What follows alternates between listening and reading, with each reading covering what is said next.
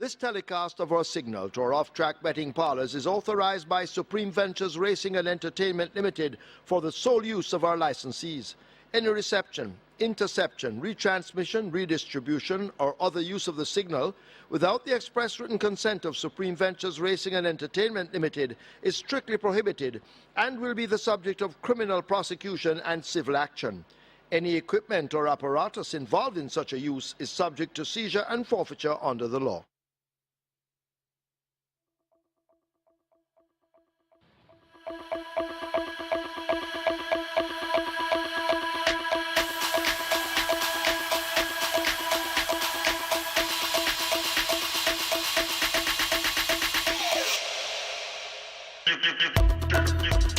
They're off. Money Must just misses it along with Sicario Man as they sort themselves out going down the backstretch and make their way toward the 6. Sicario Man gets a narrow lead. Xylophonic Steel is moving fluently on the rail as they pass the 6 furlongs and make their way down the backstretch. Xylophonic Steel under a snug wrap leads up by a length and a long tail. Clowning around is 2 lengths back, drawn by Storm Boy out wide. Blitz Strike is the one racing closest to them in the green and white. Money Must in the yellow races in behind them. The Love of God is second from the back, and Sicario Man trails the field. They're about to arrive at the half mile and go spinning into that turn, and it is a Xylophonic Steel in the hands of Jerome Innes who lead them. Here's Waterman John now pressing home the attack on the outside. 3 parts of a length separates them. A gap of some 3 or 4 to Clowning Around. Storm Boy left back a bit. Blitz Strike making ground along with the grey Money Must. A gap, a huge one, to Sicario Man, and the Love of God left struggling at the back of the field as they come thundering into the top of the lane. A quarter of a mile to run. Waterman John on the outside. Xylophonic Steel in the yellow sleeves down against the rail, coming with a charge against it as they race down toward the final furlong, and Xylophonic Steel puts the nose in front. Waterman John not done yet. Here is Clowning Around and Blitz Strike. These are the main contenders as they drive toward the 16th pole on the rail and holding on to that lead. Xylophonic Steel Clowning Around now coming with a kick late. They race inside the final yardage. Blitz Strike is also finishing well. They've gone by together. Xylophonic Steel on the rail, Clowning Around. Blitz Strike is third. Waterman John is fourth.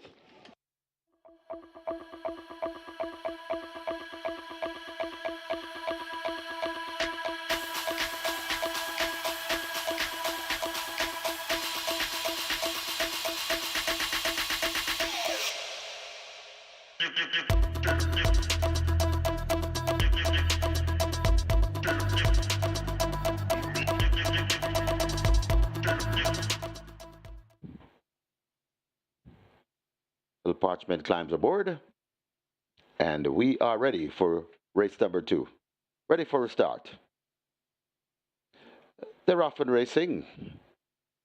Uncle Harry gets a good start. Right on the inside, that is Khaleesi. So Uncle Harry and Khaleesi.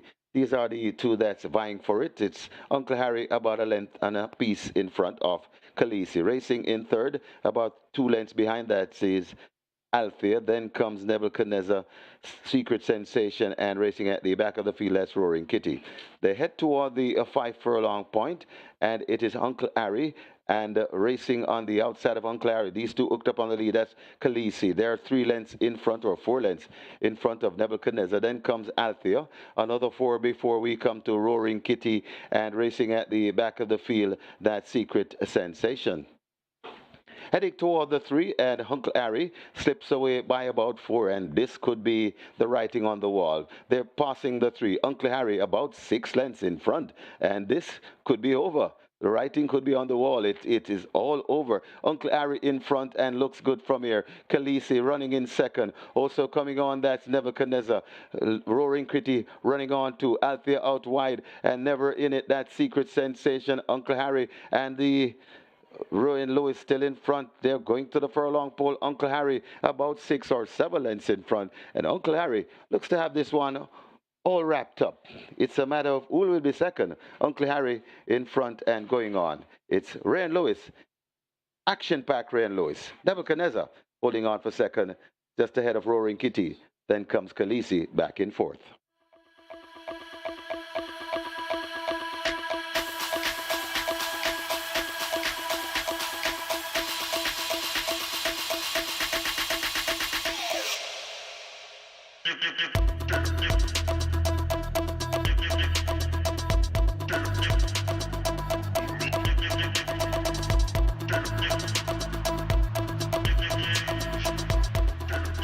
They're off.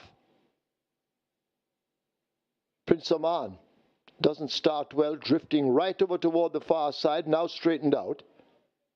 As they come racing up toward us, Miss Moneypenny shows good early speed, Warsaw Racing adjusting behind. Supernatural Power has some more running to do.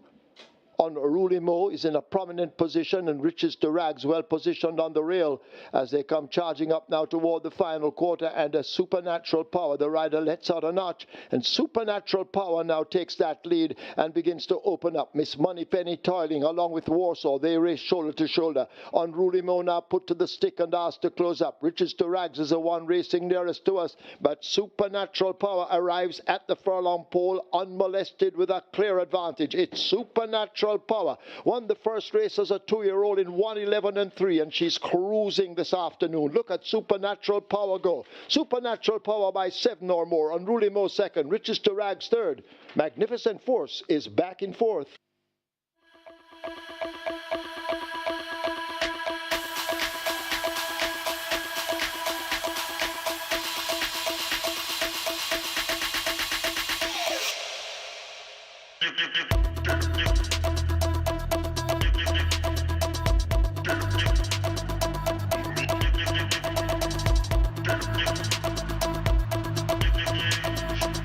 Sir John goes in, and we're ready for a start. They're off and racing.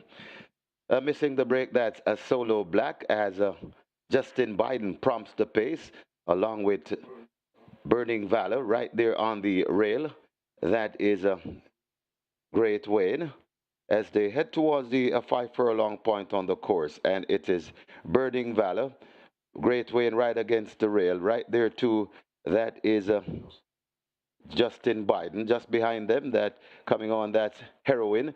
Just beside Heroin, that coming on, that's Green Gold Rush. Behind Green Gold Rush, Sir John, and left out of it as they pass the 4, that's Solo Black. They head toward the 3 and making the runnings. It is Justin Biden, just the leader from right there to, that's Burning Valor. Justin Biden's Burning Valor. Sir John watches them from third. Justin Biden and Burning Valor right there too. Sir John. Justin Biden comes into the lane with that lead. Sir John coming on the outside. Justin Biden in front of Sir John coming on. Justin Biden. Sir John looks to the front. Here comes Green Gold Rush on the outside. It's Sir John in front. Justin Biden still fighting on. Also coming on, that's Green Gold Rush and Burning Valor. It's still in front and making the running. It's Sir John. Here comes Green Gold Rush. It's Sir John in front. Green Gold Rush trying to get Sir John, but Sir John beats Green Gold Rush. Then comes Justin Biden and Burning Valor back and forth.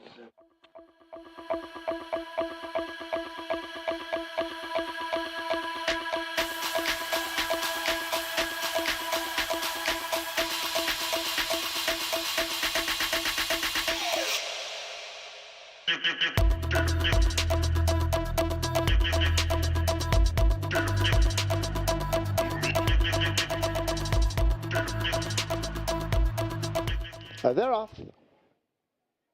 Galway Bay breaks well along with Estelita nearest to us.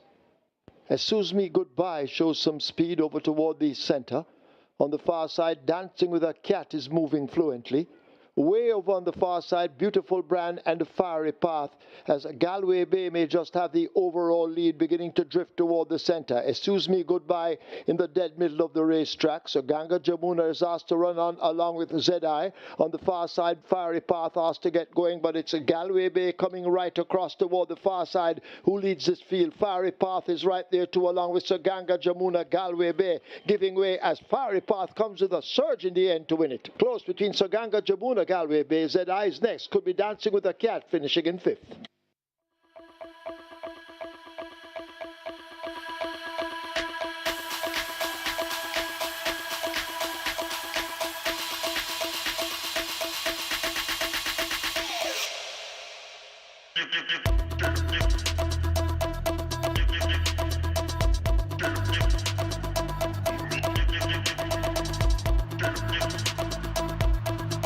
We have a line, and we are ready for a start. They're off and racing.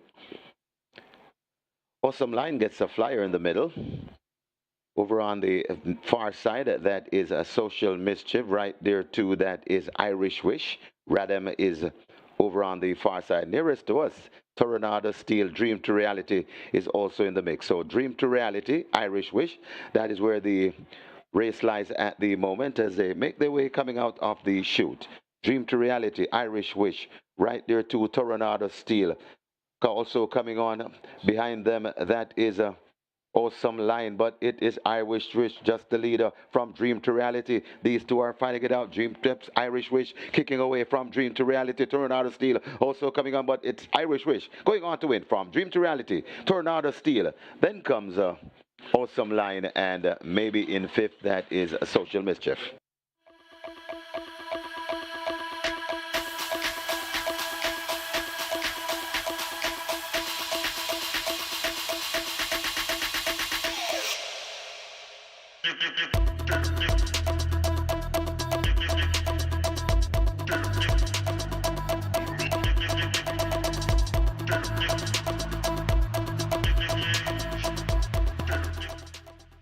They're off. Exotic Light misses it, left at the back early. Little Grovey Thing and Regnant match strides. There goes the favorite Generation now with a rush toward the outside as they arrive at the half mile and go spinning into that turn. And Generational now surges through and takes charge, opening up some 3 or more lengths. Regnant chasing back in second, 2 lengths away to Stormer Come. A break of 4 to Little Grovey Thing, overtaken now by Brinks, who goes a-hunting, and Exotic Light yet to shine. 5/16 to run. They're coming toward the top of the lane, and the favorite Generational is in command at the moment at the top of it. Regnant is in hot pursuit, but left 2 or 3 lengths back. Stormer Come is making some progress with Brinks in the purple on the outside, but Generational has left them all for dead. Generational roaring away from them. A furlong to catch Generational. It doesn't seem possible. A 16th remaining, and it is a Generational out in front, the third win on the card. Obvious. As Radish Roman cruises in, easing down in the end. They win by double digits over Brinks. Then Stormer Come, Exotic Light.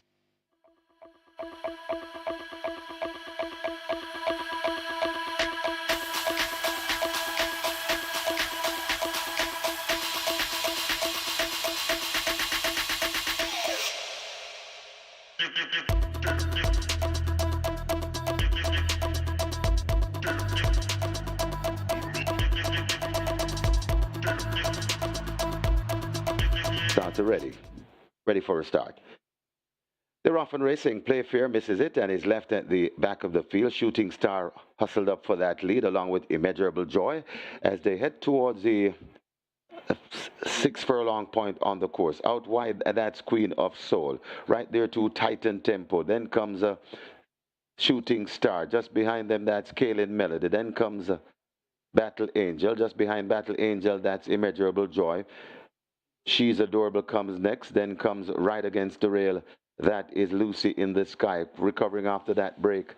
That's Playfair also coming up. That's Blood Moon out wide, Indestructible, and racing at the back of the field. That is Wicked Cassidy. Head toward the 3, and on that lead, a Titan Tempo. About a length or 2 just in front of Mick. Running in second, that's Queen of Soul. Hustled up and asked for more. That's Shooting Star. Also coming on, Immeasurable Joy. Kaylin Melody comes next. Then comes Battle Angel. They're at the top of the lane, and it is Titan Tempo with that lead. Shooting Star coming for a shot at him. It's Titan Tempo in front. Shooting Star. Immeasurable Joy left back against the rail. It's Titan Tempo still in front. Immeasurable Joy against the rail.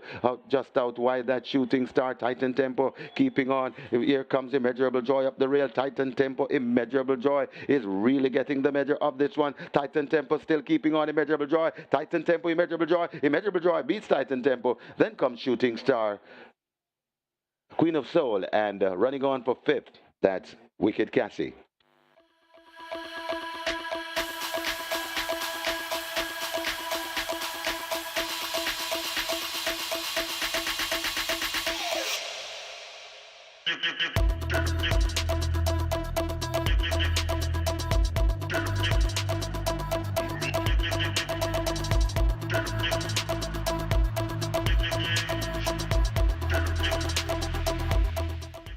They're off for the Mabruk. Commander Z in the white cap gets away in the center and is running pretty quickly. Also showing some good early dash. That is Talona beginning to drift toward the center of the course.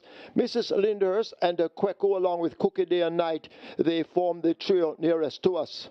Sugar Daddy is also prominent and running fast more toward the center and beginning to tack across a bit toward us as they've covered now the first 2 furlongs. They race toward the quarter pole. Sugar Daddy is right up there on the front end. Mudshaft just in behind in between horses. Commander Z, that's where the top 3 are at the moment. Mrs. Linders is running fast in the orange cap under the stand fence. The dart away now toward the final furlong. Sugar Daddy beginning to drift a bit to the left and under a tremendous drive. It is Sugar Daddy, Commander Z, and on the far side, Champion Bubbler now coming into it. They're inside the final 16th, and Champion Bubbler sweeps by them all. This is the Mabruk Sprint Trophy. They won't catch Champion Bubbler, winning it by maybe 4. Close, Cookie Day and Night, maybe just second over Commander Z. Then California Gold and the Sugar Daddy.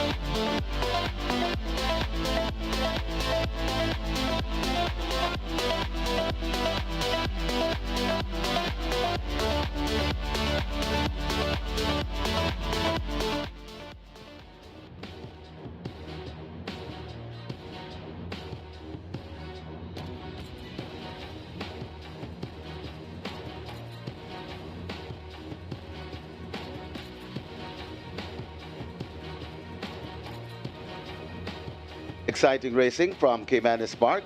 It's brought to you by Supreme Ventures Racing and Entertainment Limited. In a moment, we'll go through the changes on today's card, but first, please stand for the national anthem.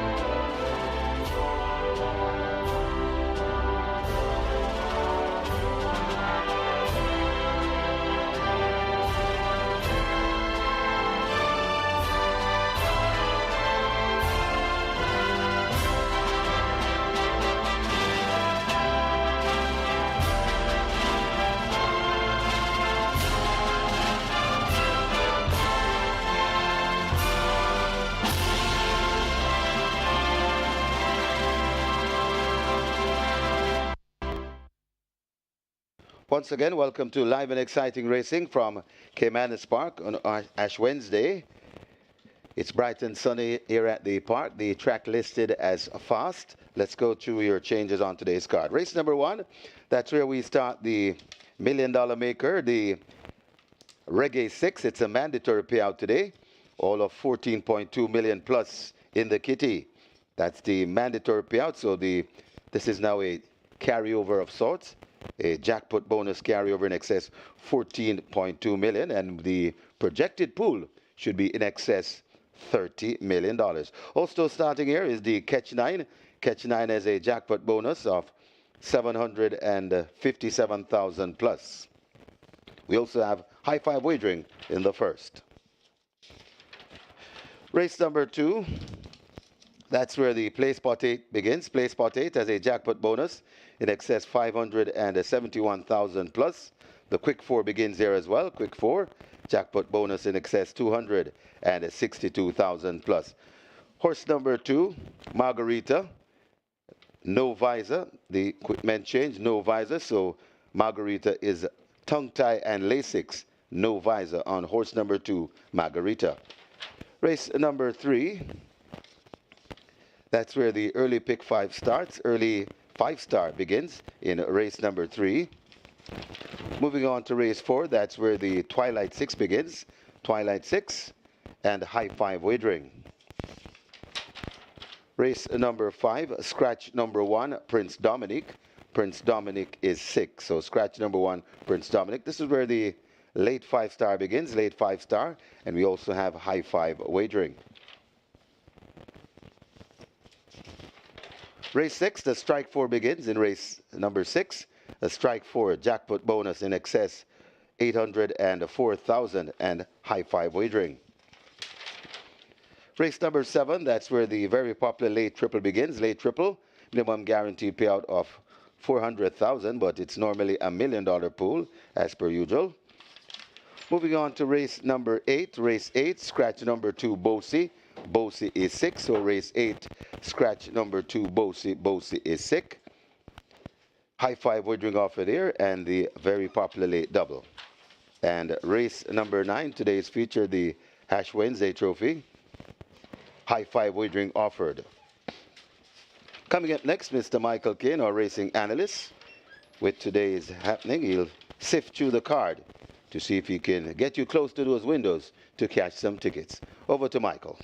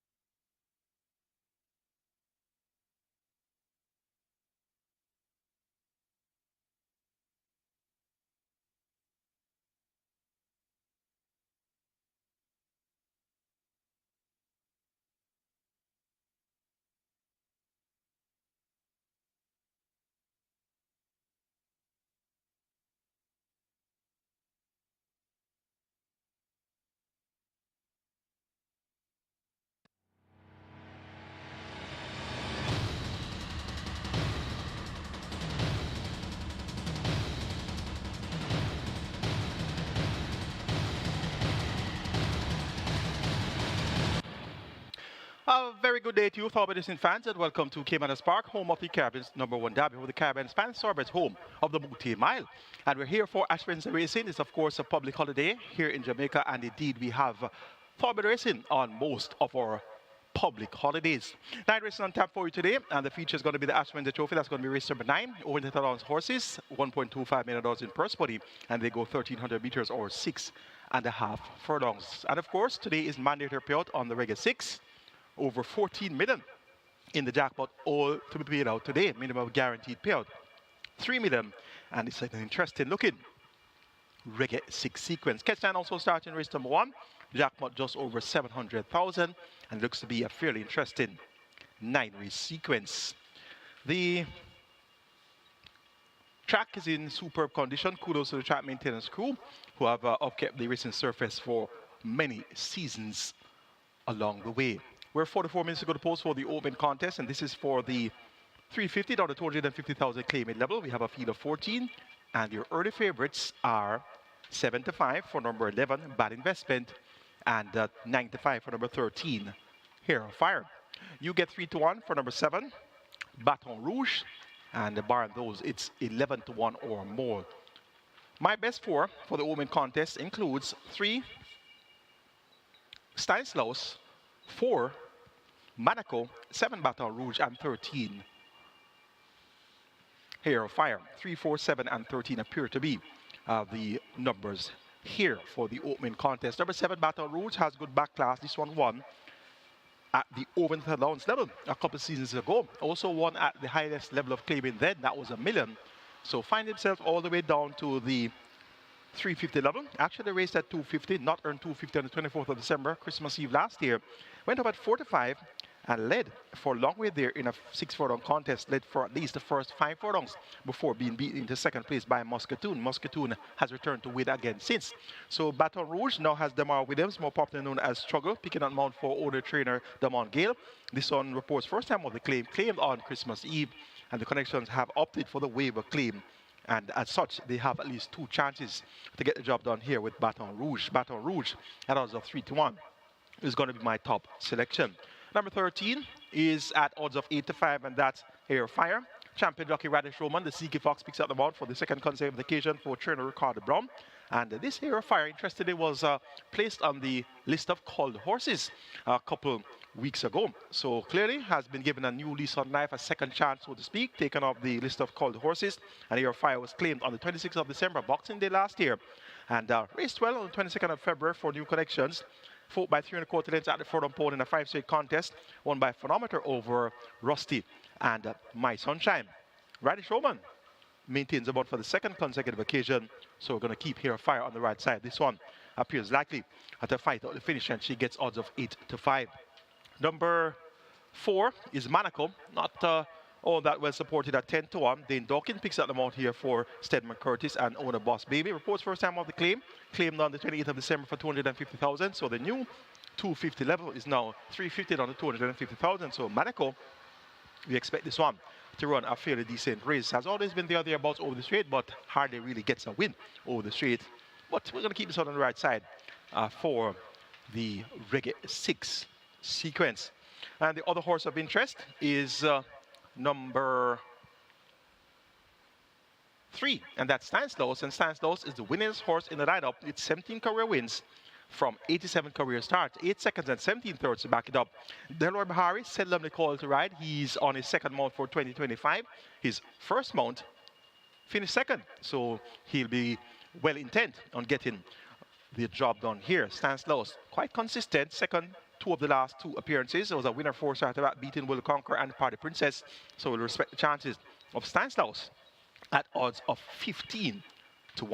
And my charge is number 6, the Gifted One, currently at odds of 26-1. Christopher Manning picks up the mount for owner Master Bates. And this one gets a class relief somewhat. Raced at the numbers of 3 level, 9 of the last 10 races. Raced at the 500,000 level without a tag, of course. 2 starts back. So get some class relief now. Has top weight to tote 57 kilos. Allowing weight all round. And that could very well prove to be his undoing. Well, actually, he's joined top weight with Morse code. So they're both allowing weight all around here. Morse code is John Post 14 at odds of 99-1. Morse code did not run in 2024, so makes a return from a lengthy break. 26-1, now 25-1 for my charge, the Gifted One. Multiple winners. That's going to be the task here for the Gifted One, the likes of Stanislaus, Baton Rouge, as well as Hero Fire. So I'm taking number 7, Baton Rouge, to get the better of number 13, Hero Fire, then 4, Monaco, and 3, Stanislaus. Reggae 6 on mandatory payout day kicks off, of course, in race 1, and so does our catch time. And remember, over $14 million is in the jackpot for the Reggae 6, automatically converted to a carryover, and we have just under 800,000 in the jackpot for the catch 9. Let's now take a look at my Reggae 6 and catch 9 tickets for the Ashwin's card. Starting off in race number 1, we're going to go wide on the first leg of the Reggae 6. 3, 4, 6, 7, 9, 11, and 13. So in addition to that quartet I mentioned of 3, 4, 7, and 13, we're throwing in number 6, my charge, that's the Gifted One. Also throwing in number 11, Bad Investment, the current joint favorite at 8-5. So 3, 4, 6, 7, 9, 11, and 13. Stanislaus, Monaco, the Gifted One, Baton Rouge, Will the Conqueror, Bad Investment, and Air of Fire. Race number 2, banking number 5, Linguist. Race number 3, going for match race here, 1 and 5, I Dream Again, and Brompton Boy. Race number 4, that's going to be numbers 1, 3, and 5. That's 1, 3, and 5. Pineapple, So Beautiful, and Adira. Race number 5, the penultimate leg of the Reggae 6 on mandatory period day. Make it 2, 4, 6, and 8. Expeditious, Big Argument, Let Him Fly, and Turn on the Light. And race number 6, the cash out leg of the Reggae 6 on mandatory period day. Here's where you want to get with 5 of 5 and at the edge of your seat and looking at the net pool, looking at the live ticket count and doing your calculations. Should you be one of the winners with 6 of 6. Going wide on the cash out leg 2, 4, 5, 7, 8, 9, and 10. Namely, Valley of Love, Lucky Papa, Successful Man, Yorkist, Girl of the Butcher, Ruby's Night, and Hail the Queen. 2, 4, 5, 7, 8, 9, and 10. 11,760. A good investment going after at least 30 million. That's what I'm expecting for this net pool today. Robert Darby's Reggae 6 kicks off with 7, 9, 10, and 13 in race number 1. Race 2, a single number 5, Linguist. Race 3, 1 and 5, the match race, I Dream Again and Brompton Boy. Race number 4, 1, 5, 6, 7, and 10. Race 5, 2, 6, and 8, and race number 6, the catch-out leg of the Reggae 6. Robert goes 2 and 4. 2,400 will get you Robert Darby's Reggae 6. Best of luck wagering or Reggae 6 on mandatory payout day. Catch 9, kicking off the catch 9 with a wide leg as well, maintaining those 7 horses, 3, 4, 6, 7, 9, 11, and 13. Stanislaus, Monaco, the Gifted One, Baton Rouge, Will the Conqueror, Bad Investment, and Air of Fire. Race 2, banking number 5, Linguist. Race number 3, taking the match race, I Dream Again and Brompton Boy, 1 and 5. Race number 4, making 1, 3, and 5, Pineapple, So Beautiful, and Adira. Race number 5, banking number 6, Let Him Fly. Race number 6, 2, 4, 5, and 10. Valley of Love, Lucky Papa, Successful Man, Hail the Queen. Race number 7, make it 2 and 4. Medal Award and She Who Has No Name. Race 8, the penultimate, going to go for number 3 is a banker, Bulletproof Coffee. And race number 9, the cash out leg of the catch 9. The feature, the Ash Wednesday Trophy, make it 3, 8, and 12. Wall Street Trader, Unspun, and Sensational Move. 5,040 will get you my catch 9 ticket on Ash Wednesday. Robert Darby's catch 9 kicks off in race 1 at 7, 9, 10, and 13. Race 2, Robert Banks number 5, Linguist. Race 3, 1 and 5. The match race there, I Dream Again versus Brompton Boy. Race number 4, make it 5, 6, and 7 for Robert. Adira Sheer de Jour, and that's She's Dallas Love. Race number 5, Robert goes 2, 6, 8. Race 6, 2 and 8. Race number 7, 2 and 4. Race 8, 3 and 9. And race number 9, the catch out leg of the catch 9. Robert Darby's selections are 3 and 8. 5,760 will get you Robert Darby's Ash Wednesday catch 9 ticket. Best of luck wagering or catch 9 as well as our Reggae 6. And remember, it's a mandatory payout to the Reggae 6. Already 7.5 million in new money wagered. And we have 36 minutes now, 35 minutes to post for the race. And indeed, I'm expecting well over $30 million to be in this net pool today.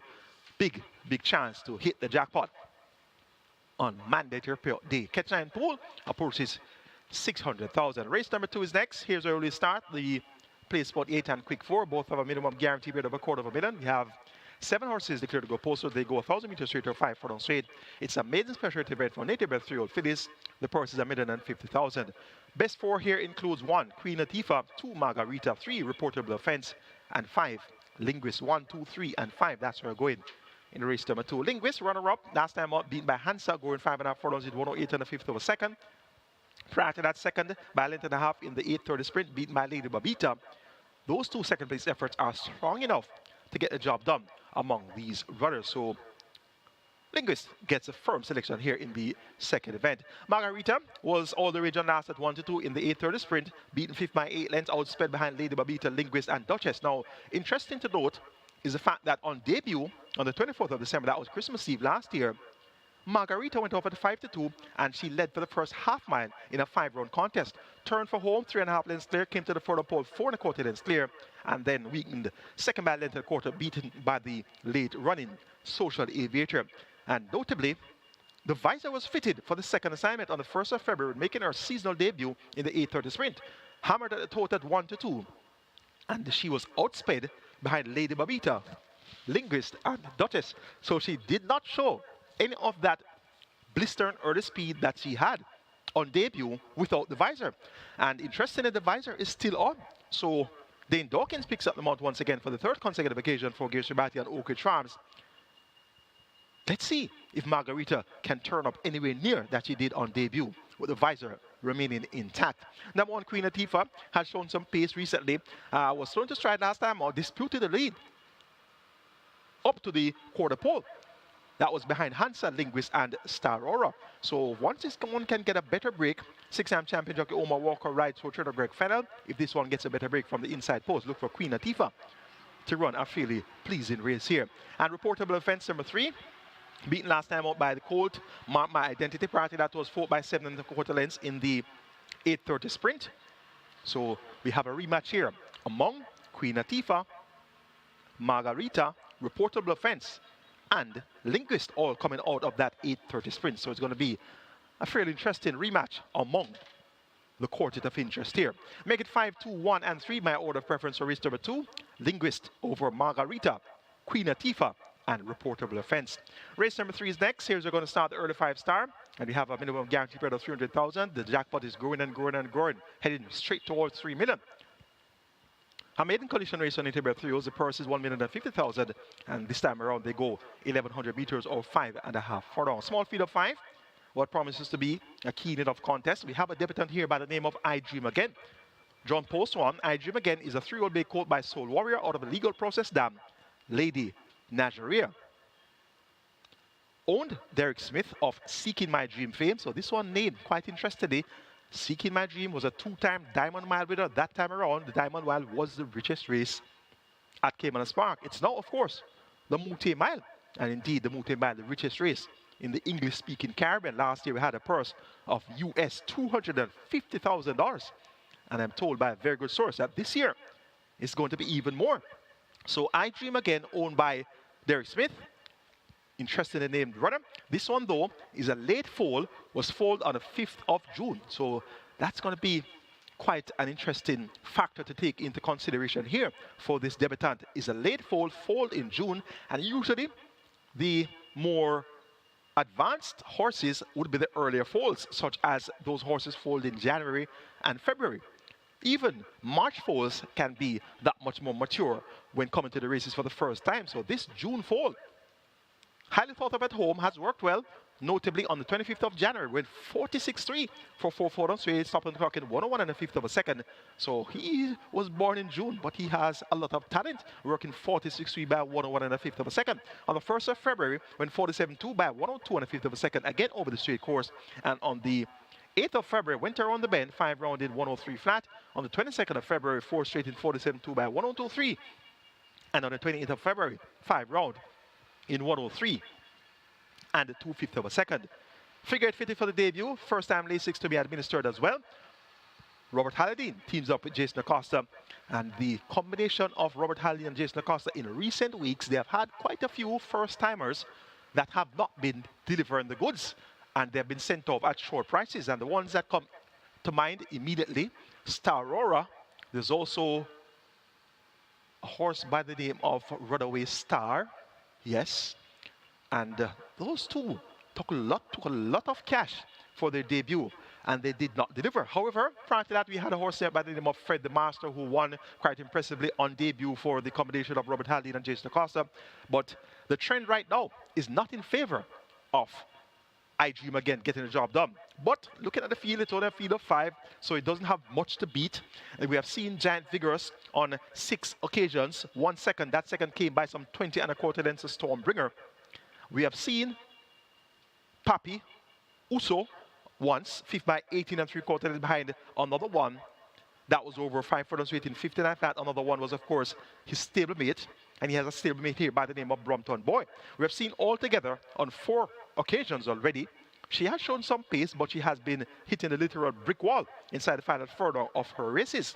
So looking at Giant Vigorous, Papi Uso, and altogether, not much in terms of opposition for the newcomer, the late foal, I Dream Again. And number 5 is Brompton Boy. He's going to be the likely danger to I Dream Again. This Brompton Boy foaled on the 10th of April, so he is foaled 2 months before I Dream Again. And he has a race under his belt, fought by 3 lengths behind stablemates, Easy Money, and Brahma Bull. Never Despair was third. Brompton Boy has come back to work well on the 26th of February, 5.5 furlongs is 109.4 by 102 and 4/5 of a second alongside Brahma Bull. Comes down 1.5 kilos lighter from 57 kilos to 55.5 kilos. Ray and Lewis maintains the mount for Antel Baba Nunez and Onan Nadon. Brompton Boy can definitely get the job done given his experience over the newcomer. But this newcomer, I Dream Again, appears to be quite talented. That 46-3 work, that's where I'm going to hinge my bets on and make this one my top choice. So number 1, I Dream Again. To put it across, number 5, Brompton Boy. For third, make it number 4, All Together. And for fourth, it's a guess. Papi Uso. 1, 5, 4, and 3. Looks to be a match race. I Dream Again versus Brompton Boy. Race number 4 is next. It's a Twilight 6. Minimum guarantee pay of $3 million. And we have a field of 10. It's a restricted adult 5 for native bred folios and nuns of 2. And importees 4 years adult maidens, fillies and mares only. The purse 750,000. Of the field of 10 declared to go posters, I've narrowed it down to numbers 1, 3, 5, and 10. Namely, Pineapple, So Beautiful, Adira, and Rack Them 1, 3, 5, and 10. And incidentally, that's going to be my order of preference as well. Pineapple has been there or thereabouts, has been second on all of 4 of her last 8 races. Third, 3 of her last 8. So she has been knocking on the door, but just not getting that door to winning open. Figure It Moved by trainer Patrick Lynch. The Wild County Cardinals picks at the mount, and they have teamed up for notable wins recently. Wicked Cassie comes to mind immediately at 26-1, as well as First Grandson. So Pineapple will benefit from the synergy of the combination between her trainer and her rider. So I'm making this one my top selection, hoping that Pineapple can finally deliver the goods. So Beautiful led for a long way last time out at 23-1 in that same event won by Wicked Cassie. Went over 23-1 that day, and having exposed her well-being with such a brave effort, she's going to be a live contender for top honors here. Ray Lewis maintains a mount for Anthony Nunes. They'll be teaming up in race number 3 with Brompton Boy, and they team up in race number 4 with So Beautiful, so they could have their eyes set on a quick double, given that Brompton Boy gets a win in race number 3. So Beautiful most definitely will be one of the top contenders here. Adira number 5, she went very close to winning at this Nuns of 2 level twice. On the 17th of November, second by length and a half beaten by Francis after leading for the first 5 furlongs in a 6 furlong contest. Came back on the 14th of December, second by short head beaten by Sipping on Sunshine, going 5.5 furlongs with 108.3, just beaten on the wire. Any of those 2 efforts to reproduce here will see Adira fighting on the finish and possibly getting the job done. Has been disappointing the last 3 outings, 95, 3-2, and 2-1. 4 by 6 and a quarter to J Speed, Smart Trick, and Happy Force. Those are Colts. 3rd by 6 cents to Katina the Princess and Pineapple. That was among fillies only. Last time out, once again amongst fillies only, was 5th by 8 lengths behind Wicked Cassie, So Beautiful, and Awesome Land. Went out the favorite at 95 in that event, won by Wicked Cassie at 26-1 over So Beautiful at 23-1. So Beautiful was at 23-1 that day, while Adira was the favorite at 95. Ridden that day by Romaine Gordon. It's now champion jockey rider Sneak Box Roman. That picks up the mount aboard Adira.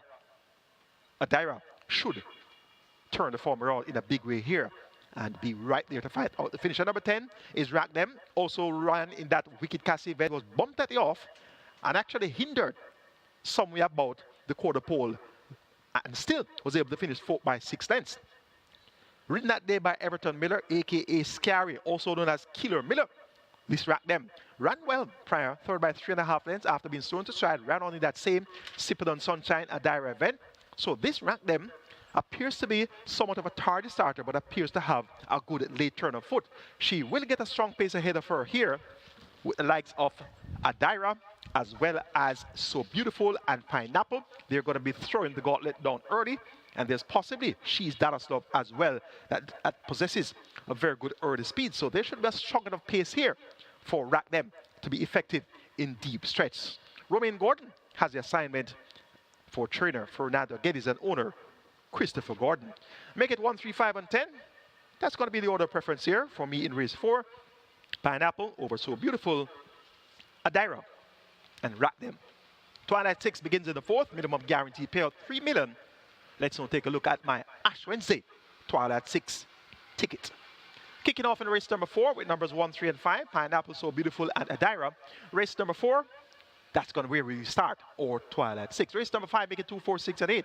Expeditious, Big Argument, Let Him Fly, and Turn on the Light. Race number 6, the cash out leg of the Regular 6, and the start of the Strike 4. 2, 4, 5, 7, 8, 9, and 10. Going wide on the 3rd leg of the Twilight 6. Valley of Love, Lucky Papa, Successful Man, Yorkist, Girl of the Butcher, Ruby's Light, and Hail the Queen. Race number 7, make it 2, 3, and 4. Method Award, Prince Daniel, and She Who Has No Name. Race number 8, the penultimate, banking number 3, Bulletproof Coffee. And race number 9, the Casual Devil Twilight 6. The Astra wins the trophy, going to go 3, 8, and 12. Wall Street Trader, Unspun, and Sensational Move. 7,560 will get you my Twilight 6. A good investment going after minimum guaranteed of $3 million. Robert Darby's Twilight 6, he kicks off in race 4 with 1, 2, and 3. Race number 5, Robert goes 1, 2, 6, and 7. Race 6, 1, 2, 6, and 8. Race number 7, Robert goes 2 and 4. Race 8, 3, and 9. And race number 9, 3, and 8. 3,840 will get you Robert Darby's Twilight 6. Best of luck, wagering, or Twilight 6. Reggae 6 pool now approaching 10 million with 22 minutes on the board. Remember, the jackpot is 14 million plus, and new money wager approaching 10 million, and we have 22 minutes on the board, plus a little bit more time on the way to the starting gate. So this net pool is likely to be hitting that $30 million mark on Ash Wednesday. Race number 5 is next. We'll start the late 5-star here. It's for 500,000 out of 400,000 claimers. Native bred 6 years and up, nuns of 3 can run without a tag, and so can importees 6 years and up, non-winners of 2. The purse is 790,000. Scratch number 1, Prince Dominic, we're down to a field of 9. Top selection is going to be number 6, Let Him Fly. Ran at the 700,000 level on the 23rd of February. Fought by 4 and 3 continent, beaten by Tigray Express, Rose of the War, and No More Deals. Steps back down to 500,000. Last time at 500,000, he was a 4.5 length winner, going 7.5 furlongs, beating Casual Peach and Maya. Sneaky Fox, champion jockey Radis Roman picks up the mount for trader Greg Fennell. Let Him Fly, back down to 500,000, cutting back the distance to 6.5 furlongs. He's going to take an awful lot of beating. He'll be in front from the word go. And catching him is going to be a humongous task for his 8 rivals. Number 2, Expeditious, will be coming on from off the pace, void of early speed, but packed a good late turn of foot. Ran on to be second, 2.5 lengths behind Sensational Gold at last, going 7 furlongs. The distance reduced to 6.5 furlongs. Won't do him any favors, but he should be finishing effectively from off the pace. At number 8 is Turn on the Light. Ran 4th last time out by just a length and a half, turning the poor form around. Prior to that was 8 by 39, 11 by 23, 10 by 39, 10 by 31, 5th by 66. So his prior 5, or his previous 6 outings, his previous 5 outings were quite lackluster. So that last run on the 8th of February is an indicator that she's on her way back to tip-top shape now. Everti Clunis picks up the mount for Orville Johnson, and Everti Clunis is one of the apprentices that have not gotten their first winners yet. So gonna watch out for these apprentices who are looking to get off the mark. And this Turn on the Light with Everti Clunis looks likely to run a brave race here. 69-1 was the price last time out, written that day by Everti Clunis. So look for Turn on the Light to possibly be shining bright here in race number 5. And number 4, Big Argument, an interesting entry given the fact that this one had been pitted against overnight allowance horses for 9 consecutive races. Beaten by the likes of Funky and Dunn, Get a Pepsi, Fred the Great, Madeline Sunshine, Digital One, Perfect Brew, Digital One, Benson, Inspire Force, Banadura, Money Market, Press Conference, Sensational Move, Thalita. I can go on and on and on and on and on and tell you about the horses that beat Big Argument. So Big Argument now finally pointed to where she can be effective. Her last visit to the claiming ranks was on the 24th of March, where she won. And coincidentally, that's the first record here on the past performances in her last 10 races. Won by 3 lengths, beating Don Almighty and Traditional Boy. So if Big Argument can turn up not too bewildered, having been pitted against horses that she just can't manage for so many months, dating back to April last year, if she can report refocused, it's going to be a totally different ball game here for Big Argument. So Tyrese Anderson picks up the mount for Edward Stanbury and owner David Graham. This Big Argument is going to be one to respect in race number 5. An interesting contest. Going for the big favorite here, Let Him Fly. hope he keeps on flying today to get the better of number 2, Expeditious. Then 8, Turn on the Light. And 4, Big Argument. Race number 6 is next. Try for start here. And we have a field of 12 maidens. They go 1,000 meters round. It's a maiden condition race. So native bred 4 years old. The purse is 730,000 as the regular 6 pool has now surpassed the $10 million mark. It's now at 10.5 million and climbing. My best 4 for race number 6 to start strike 4, 2, 4, 5, and 10. Namely, Valley of Love, Lucky Papa, Successful Man, and Hail the Queen. 2, 4, 5, and 10. Of that quartet, we've seen Valley of Love 18 times, 2 seconds and 4 thirds. She has been striking up a sequence of consistency, having finished on the frame in her last 6 races, but she continues to get beaten by several lengths, but she continues to give off her best. So she's quite consistent by the standards of being consistent right now. Go picks up the mount for trainer Philip Elliott. Valley of Love should earn her keep once again. Number 4, Lucky Papa. Richard Henry maintains the mount for the 6th consecutive occasion. Every time that Lucky Papa has been to the races, Richard Henry has been aboard. Last time out had first time day 6, 4 by 4 and a quarter lengths. In the end, to Big Pop in a slow 50 flat for 4 furlong straight. Sprague was second, Yorkis was third. Prior to that, third by 5 3/4, Sir Gelroy and Noble Sovereign. So has been beaten by some average horses, but he could have some scope to improve now with second time lane 6. He has only raced 5 times. Successful Man has only raced twice. His debut came on the 18th of January, went off at 9-2. Very strong market signals there, going 6.5 furlongs. And as I always tell you, average thoroughbreds do not win over distances such as 6.5 furlongs on debut. So it was a fairly steep task for the 4-year-old debutant Successful Man with 57 kilos. Trailed and finished 6th by 17 3/4 lengths out of 7 horses. Came back on the 8th of February for his second appearance and was even stronger at the tote, coming down from 9-2 to 4-1, going 7 furlongs with the blinkers fitted for the first time. Prominent up to the half mile, second by 3/4 of a length, chasing Papillon, past the quarter pole, 4 by 6.5 lengths, past the furlong pole, 4 by 7.5 before weakening to finish 5th by 11 lengths. Papillon won, Monster Vigorous was second, Valley of Love was third.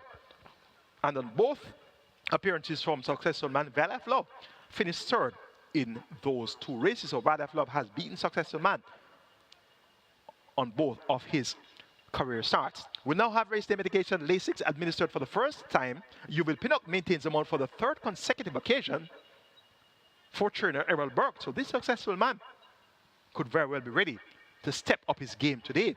Worked fairly well on the 26th of February, a half mile in 52.3 by 39 flat for the last 3 furlongs. So that's an average of 13 flat for each of the last 3 furlongs. So he is getting his groove on, so to speak. So we're going to keep Successful Man on the right side. And number 10, Hail the Queen, also has a lot of scope to improve. She has only raced once. Her only career start came on the 14th of December, making her debut going 5 furlongs straight in a maiden condition race, ridden by Yuval Pinnock with 55 kilos.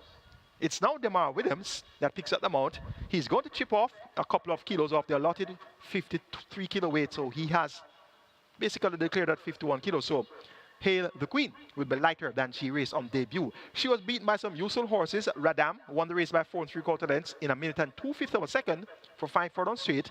Lady Sarasota was second, and Military Light was third. Military Light has come back to win since. So this Hail the Queen will report improved. She has race day medication Lasix administered for the first time, and she's getting somewhat of a class relief here. Was beaten by much better horses, 3-year-old maidens last time out. And in comparison to the likes of Valley of Love, who has raced several times before, 18 times, beat by several 3-year-olds last year, beat by quite a few 4-year-olds this year. Lucky Papa, he had 1 outing last year, 4 outings so far this year. So quite a few of these horses have raced many times. Ruby's Light has been here 25 times already with 3 seconds and 4 thirds. So by and large, the other horses in this race are far more exposed than Hail the Queen. And as such, I've made Hail the Queen my top selection here. Demar Williams, a.k.a. Struggle, picks up the mount for owner trainer Ian Roberts. And this is where I'm going to go in race number 6. I'm not a looking event. And I'm trying with the horses that have had the least exposure here. Separate and apart from the debutant, Noble Monarch. He's John Post 1, a 4-year-old chestnut colt. He's by Shackerville out of the Stormcraft and Stormaway. Bred, Finn Loves and owned and trained, Donovan Clark, a.k.a. DC. And he's been ridden by Jerome Stewart, a.k.a. Oh God. Not quite sure about the capabilities of Noble Monarch, but the others that are most infrequently raced, Successful Man, only 2 runs, and Hail the Queen, only 1 run. That's what I'm leaning towards here, given their scope for improvement and given the fact that they both get first-time late 6 today. So number 10, Hail the Queen, gets the job, gets a vote here. Hopefully, we'll get the job done. Over number 5, Successful Man. Then number 4, Lucky Papa, and 2, and that's Valley of Love. Race number 7 is next. Late triple begins here. Minimum guarantee pay at 400,000. We have a field of 7. They go 1,000 meter straight. It's a maiden condition race, so 500 up. And if you thought the 6th race for 4-year and up maidens was naughty, have a look at the 7th race. Though we have a horse here by the name of Medal Award, who has been a mother of consistency barring his last outing, which was quite lackluster. You can give him an excuse for that. Draw a line through that last poor effort by Medal Award. Medal Award went up at 4 to 5 and was 7 by 9 lengths with 57 kilos. Demar Williams, a.k.a. Struggle, picks up the mount for trainer David Powell. And notably, the customary blinkers, which were on for the previous 9 starts, the blinkers were removed and the visor was fitted for the first time. And that experiment proved to be unsuccessful. And rightfully, the blinkers have now been returned. So it's visor off, blinkers on, and prior to that poor run with the blinkers, rather with the visor replacing the blinkers, this Medal Award was third by 3 lengths, going 4 furlong straight behind Yulu Koke and Empress of the Breeze. Prior to that, second by 3/4 of a length, going 6 furlong behind Sikari Men. And in turn was 13 lengths clear of Double the Catch, who was third. Double the Catch came back to front the form with a win. 2 starts after. Second by half a length, 4 started at the Clown Round. We saw Clown Round win again recently. So this Medal Award reverts to the straight and will get a 4-kilo pull here, compliments of Demar Williams' claim. And that should see him Medal Award at 53 kilos, which makes him 4 kilos lighter than the last 2 times he raced with 57 kilos. And as a matter of fact, his last 5 races, he has carried 57 kilos 3 times, and he has carried 56 kilos on the other 2 occasions. So it's going to be a feather to tote here for Medal Award. And I'm going to give him the vote once again. If he doesn't win today, I won't be tipping him the next time he comes around, because I've been tipping Medal Award for quite a few times now, but he has not been getting the job done. So I'm back on Medal Award today, hoping that the win medal will be around his neck when this race is over. Number 4, She Who Has No Name. Exposure well be last time out at 42 to 1. Led for 5 furlongs in a 6 furlong contest, won by Double the Cash. Drifted inside the final 4.5 there, and Double the Cash got the inside run and got the advantage in deep stretch. So She Who Has No Name has Omar Simpson aboard once again for trainer Michael Marlowe and owner Breeder Nubu Limited. That was only her 3rd start, so she has clearly showed that she's headed in the right direction, and as such will give her a serious look in here. Prince Daniel number 3 came off a near 2-year break last time out on the 23rd of February and was promptly issued 4 by 6.5 mile in a 6 furlong contest, won by Double the Catch over She Who Has No Name and last round. Came to the quarter pole third by 2 1/4, past the furlong pole third by length and 3/4 before fading rapidly to finish 8th by 10 lengths. Should report fitter, and you know the principle of the bounce in thoroughbred racing that I always tell you about. And the bounce in thoroughbred racing means that when a horse runs a big race coming off a lengthy break, such as 2 years, that horse may not necessarily perform as well when coming back next time around. So there's always room for the bounce with thoroughbreds. You run so big coming off that long break, muscles might be still sore, you might come back feeling a little bit exhausted, you know, and the horse may take some time to recover soon after that big effort coming off the lengthy break. So therein lies the tale with the bouncing of horses. And as such, Prince Daniel raced on the 23rd of February, almost 2 years off the program, and he's back here now from the 23rd of February to now the 5th of March. That's going to be a quick turnaround. So if Prince Daniel's muscles aren't feeling so ripe after that big run, he could very well bounce. And at the same time, he could possibly improve on his effort coming off that near 2-year break. So that's going to be angles to look at the chances of Prince Daniel a little bit later on. Samantha Fetcher picks up the mount for trainer Colin Ferguson and owner breeder Mark Perry. Will keep Prince Daniel on the right side. Lady Katgara, number 1. Paul Francis, notably, is aboard again. He'll be aboard for the 5th occasion out of now her last 6 races. This is going to be her 6th race, with Paul Francis has been aboard on 4 of the last 5. So he has been sticking to this one. And as such, we're going to keep her on the right side as well. Not to look in 7th event to start the late triple. The other horses here: Blinded Light number 5, Battered on COVID number 6, Security Code number 7. An argument can be put forward for all 7 runners here. I'm going for number 2, Medal Award, hoping that today will be finally the day that he gets the win. Ash Wednesday. Must be a Wednesday that Medal Award is going to win. So Medal Award number 2. To get the better of number 4, She Who Has No Name. Then 3, Prince Daniel, and 1, Lady Katgara.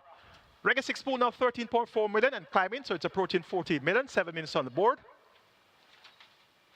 Next event is race number 8, start of the late double. We have a field of 9 declared to go. Posted they go. 1,000 meters straight or 5 furlong straight. It's a restricted allowance 3 for native bred 5 year to nuns of 4 and importees 5 year to nuns of 3. The purse 800,000.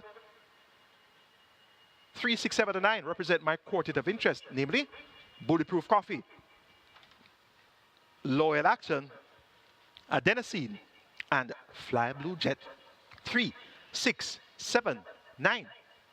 That's where I'm going in race number 8. It appears to be a match race though, between Bulletproof Coffee number 3 and Fly Blue Jet number 9.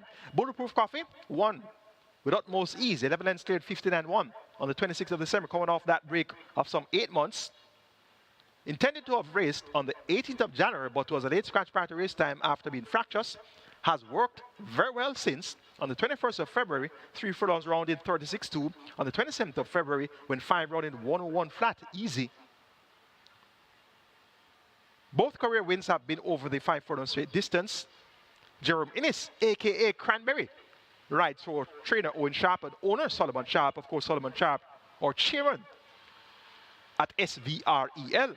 And he just loved to lead in Bulletproof Coffee on Ash Wednesday. The main danger is going to be number 9, Fly Blue Jet. This one has been second 3 of her last 4 races, and she has changed barns at least twice in those last 4 races. Gear Sobriety has this one well prepared once again for owner Donald Plummer, and Fly Blue Jet will now have Javanil Patterson picking up the mount after being a runner-up the last 2 out. In second by 10.5, hindered at the furlong pole to Lady Abimala going 5 furlong straight. Last time out, interestingly, was checked sharply soon after the start. And there's a lot of cash that came in for a horse by the name of Bosie that day. And I said to myself, wow, where did so much cash come from on Bosie? Well, Bosie didn't look so Bosie at all. 6 by 20.5 lengths in that same Huntsman Fly Blue Jet Loyal Action event. Well, Fly Blue Jet is back here, so is Loyal Action, and so is Bosie. But actually, Bosie is not here. Bosie is now a scratch, so take out Bosie out of race number 8. So we don't have to worry about any mystery money coming in for Bosie this time around. And we're going to see Fly Blue Jet really flying like a jet towards the stand side. But even when he fly like a jet later on, the Bulletproof Coffee looks tough as nails. So this is going to be an ice cold exacta for me today on Ash Wednesday. My Ash Wednesday exacta, Bulletproof Coffee, to get the better of Fly Blue Jet. 3 from 9 in race number 8. Of the others, Adenosine is going to have speed, but it's going to be outsped by the likes of Bulletproof Coffee, but could hold on for a minor share. And we have Loyal Action, who doesn't have as good early speed as Bulletproof Coffee, Adenosine, or Fly Blue Jet, but he has some late pace, and he could arrive in time to make the frame here, or possibly the trifectas, but there should be no separating Bulletproof Coffee and Flyable Jet for the top 2 spots here in race number 8. The 9th and final is going to be the Ash Wednesday Trophy, as our Regular 6 pool now approaches 15 million, 14.6 million wagered. Catch 9 being outdone in no uncertain manner with only 550,000 wagered. But don't ignore the Catch 9. The Catch 9 quietly has made multi-millionaires more often than the Regular 6. And recently we had one winner of the Catch 9 on mandatory payout day. Tis Talk at 1 to 5, 5.45 million. One person walked away with that one after 3 persons went into the last leg with a live ticket. So 2 persons ignored Tis Talk and threw away their chances to share 5.45 million. So that win by that Catch 9 player speaks to the fact that the Catch 9 has continued to make much more multi-millionaires on average than the Regular 6. When last had we had a Regular 6 that paid 5.4 million? I don't remember. So while the Regular 6 is, yes, the big bet, it's worth wagering the Catch 9 as well. So don't ignore the Catch 9. Don't scoff at the Catch 9. Over 700,000 in that jackpot. Minimum guarantee paid 500,000, and you have already 550,000 wagered. So even if one person hits the Catch 9 alone today, they're sure to get $1 million or more. So wager the Catch 9 as well, as the Regular 6 pool now approaches 16 million. The 9th and final, the Ash Wednesday Trophy. Overnight allowance 1.25 million in purse, a field of 13, 3, 6, 8, and 12. That's where I'm going here. Wall Street Trader, Banadura, Unspun, and Sensational Move. Wall Street Trader, runner-up at the open announced level last time out, beat by Pack Plays in 118.2. Make that 118.1 for 6.5 furlongs, making some late gain. Prior to that race in the Moutier Mile, prior to that race in the Port Royal Sprint, second behind Desert of Malibu. And earlier in the non-stop sprint was second behind Desert of Malibu again. So nothing of the caliber of Pack Plays, Fun Can Done, Desert of Malibu present here. And as such, Wall Street Trader with champion apprentice Shane Richardson, a.k.a. Andy, in the side of a trainer Ron Matthew and Oda Vincent Main. They get the vote here to get the job done in the Ash Wednesday Trophy. Sensational Move, drawn post 12. Not necessarily best suited to 6.5 furlong, but has very good early pace and speed. And you know, pace makes a race. So with 54.5 kilos, gets a 2.5 kilo pull at the scale. Dane Dawkins maintains the mount for the 4th consecutive occasion for trainer Gerson Bratty and Una Basher. I'm expecting Sensational Move to keep all and sundry completely honest throughout. Number 6, Banadura, showed a new dimension in running last time out when running on. After losing her position from the half mile, she was second by the quarter, lost her position 4 by 5 at the quarter pole, but then came back to finish second by 2 1/4 to inspire force. And in turn, she was a length and a half in front of Sensational Move. So she's in a rematch with Sensational Move. Sensational Move now 2.5 kilos lighter, and she goes just a half a kilo up. So a 2 kilo swing in favor of Sensational Move. That should see them being in close proximity of each other at the finish here. Robert Haldane picks up the motorboard Banadura for Jason Acosta and owner Milade Azan CD. And number 8 is Unspun, champion 2-year-old of last season, and it's been quite a while that I've seen an importee voted champion 2-year-old, so it seems as if this 2-year-old title isn't limited to native bred horses. And we had a significant influx of imported 2-year-olds the last couple of seasons, and imported yearlings that have turned out to be 2-year-olds the last couple of seasons. We have some Canadian breds, they haven't done any running as yet. We have some US breds, they have been dominating the scene. So this is a US bred that has been voted champion 2-year-old. And rightfully so, he had significant wins. Won by 8 3/4 lengths over Burning Hedge. Burning Hedge eventually won the Jamaica 2-year Stakes. Won by 2 lengths, again beating Burning Hedge, who eventually, as I said, won the Jamaica 2-year Stakes. And usually, the horse that wins the Jamaica 2-year Stakes would be champion 2-year-old. But this time around, Unspun, the importee who beat the local bred Burning Hedge, he got the vote for champion 2-year-old. Won by a short head, getting a better of ride all day. Another importee on Rudy Moore was third, a fellow importee as well. The champion 2-year-old Unspun, interestingly, reports from a change of barn. Now trained by Norman Smith. still owned by Colin Elcock, and Christopher Grandin is still aboard. So we have a change of trainer, but the owner and the jockey remain the same. Unspun makes his seasonal debut, taking on overnight allowance horses, older horses at that. And that's going to be not such a good spot for Unspun. But he has talent, he has scope to improve,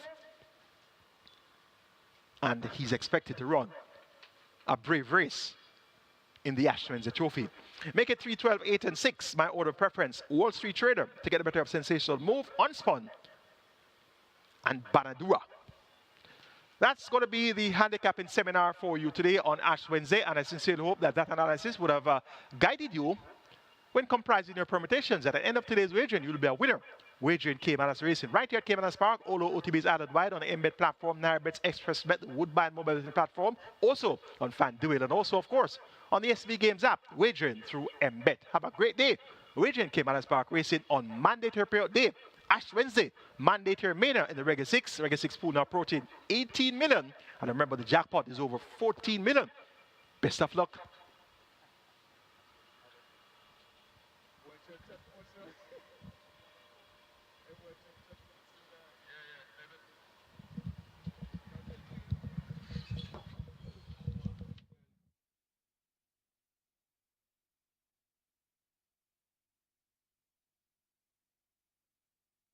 May I have your attention, please? We have a jockey change here in the first to announce. Jockey change in the first. Number 14, Morse Code. Make the rider Javanil Patterson. Javanil Patterson will ride number 14, Morse Code, in the first. And Roger Hewitt, jockey Roger Hewitt, down for the day. Roger Hewitt down for the day. So trainer who had booked the services of jockey Roger Hewitt, please make other arrangements and contact these stewards.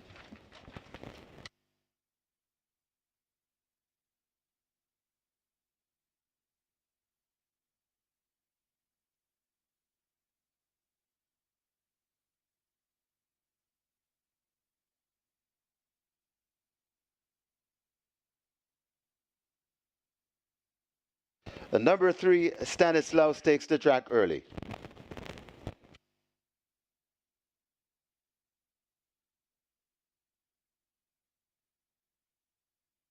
Also taking the track early, number 1, Party Princess. So numbers 3 and 1. Number 3, Party Prince, make that Stanislaus, and number 1, Party Princess, on the track early.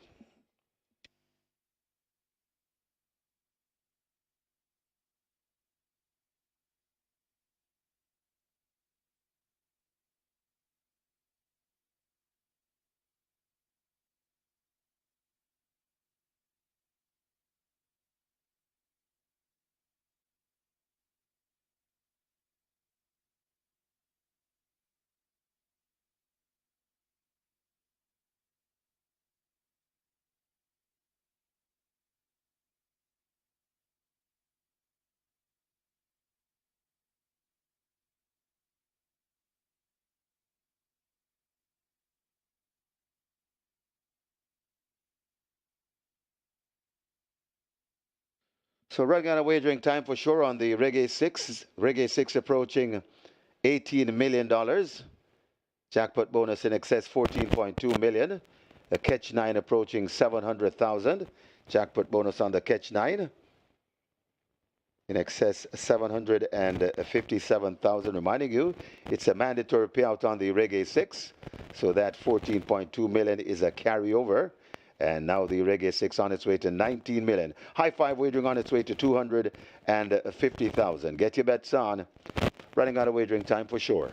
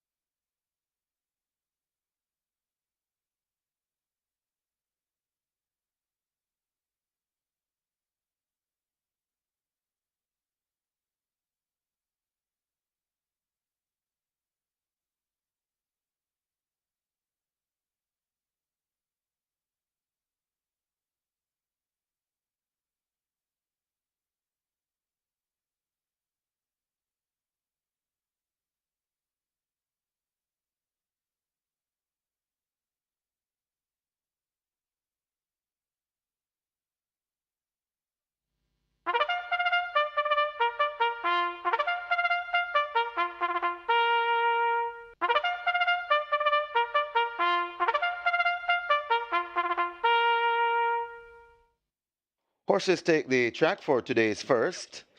It's for 4-year-old and up. Optional claimers, the claiming tag 350,000 to 250,000.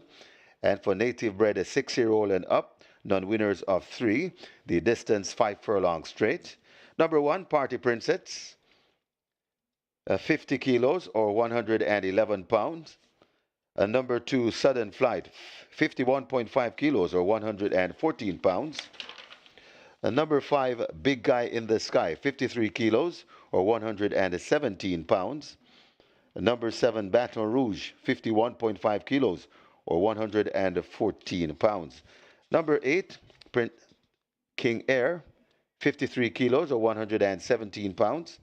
Number 9, Will the Conqueror, 53 kilos or 117 pounds. Number 10, Timekeeper, 53 kilos or 117 pounds.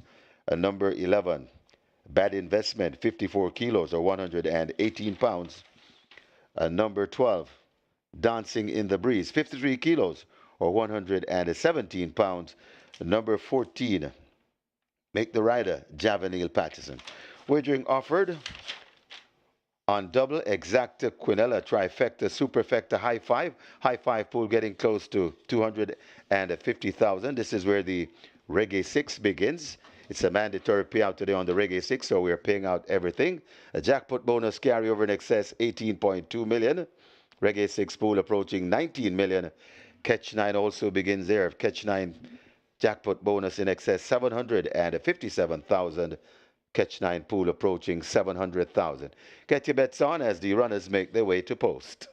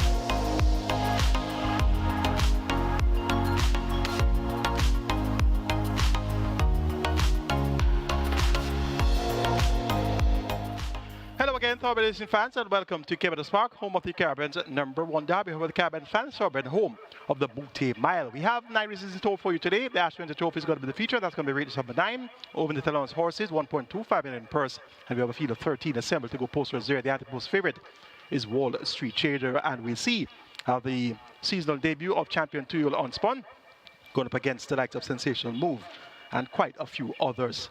Reggae 6 mandatory payout is on today, finally here.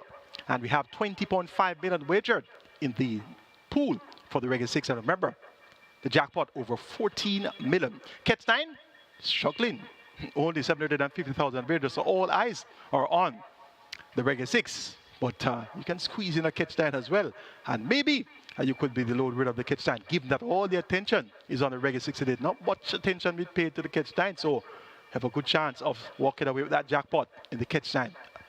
Let's now take a look at the opening contest. Top selection goes to number 7, Baton Rouge. 7-2, has good back class. Demar Williams, a.k.a. Struggle, rides for trader Damon Gale. This one reports first time off the claim. Last race, December 24th. Looked fairly well at 7-2, and he gets a vote here. For second, make the number 13, Air of Fire. Radish Roman, the champion jockey rider Ricardo Brown. And this one steps down from 500,000 last time out, 8 by 11 and a quarter lengths. Phenometer Rusty and My Sunshine. Now down to 350. Has good speed and Jordan outside. 9 to 5. Your favorite, Air Fire. The one to catch. Number 4, Monaco gets 6 to 1. Dean Dawkins rides for Stedman Curtis. This one also reports first time of the claim, so that very important variable that helps to determine the outcome of claiming races. The change of barn. Monaco now 6 to 1 in a new flash in the betting. And Sandstorms has the distinction of being the winningest horse in the lineup. That's the winningest horse in the lineup with 17 wins from 87 career start, 8 seconds and 17 thirds. Delroy Bahari asked the ride by trainer Dale Murphy, 6 to 1. Strong market signals there for the very capable 11-year-old Stanislaus. Make it 7-13, 4-3 in race number 1. Baton Rouge over Air Fire Monaco and Stanislaus. Best of luck. Reggae 6 pool now approaching 21 million. Catch 9 now approaching 800,000.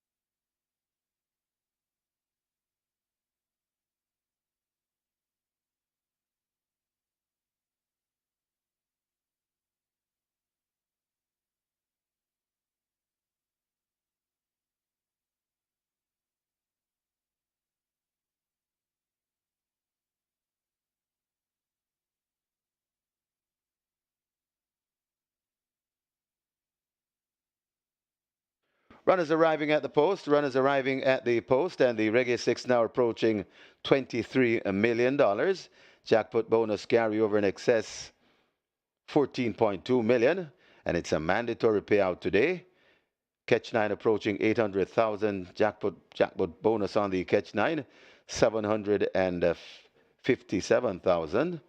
And we also have high five wagering. That's approaching 300,000. Get your bets on. Runners arriving at the post, so hurry and make your wagers. Wagering time dwindling for sure. Hurry and make your wagers.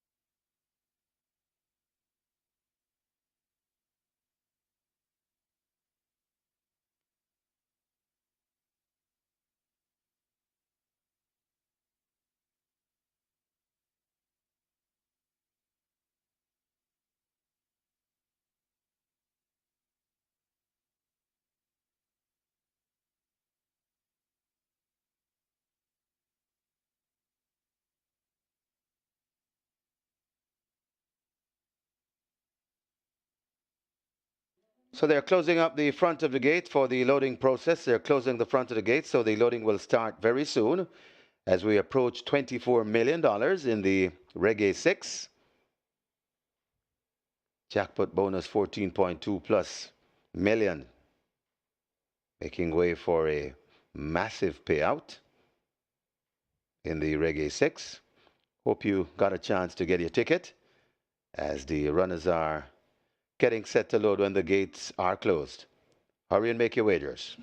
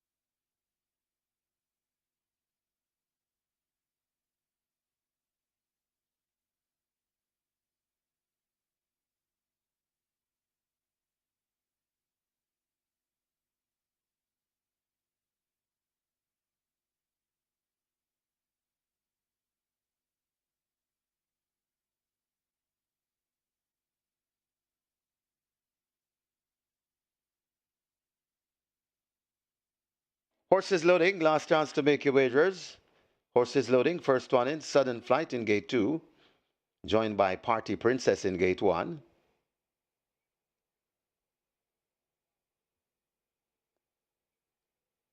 The Gifted One, gate number 6, that's filled. King Air is in at 8. So loading up has started. A slim chance you'll get a Reggae 6 ticket if you hadn't already bought it. But nevertheless, hurry and try.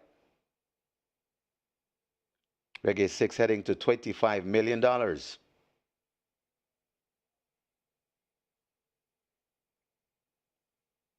Monaco is in at 4. Big Man in the Sky in at 6.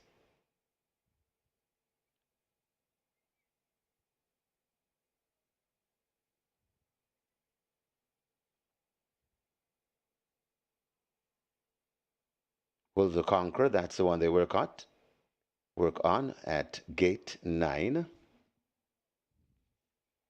in the shocking pink.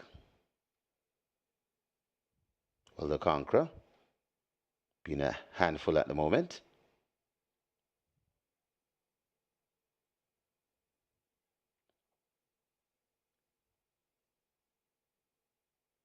Still working on Will the Conqueror.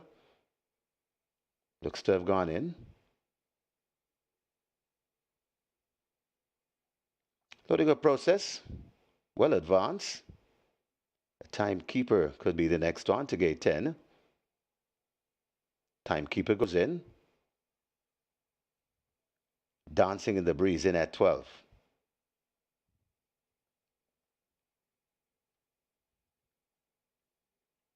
Air of Fire in at 13. Morse Code in at 14. Not many left to load. Stanislaus is out. Baton Rouge out as well. And a Bad Investment. Those are the ones we wait on. 5 furlongs straight the trip. And we want to wish the Reggae 6 players all the best. And all other wagers as well.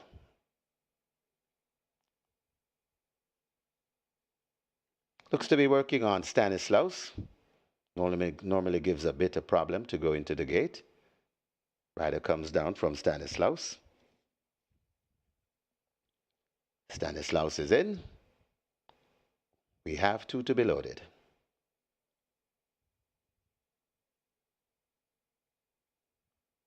Waiting on Baton Rouge and Bad Investment.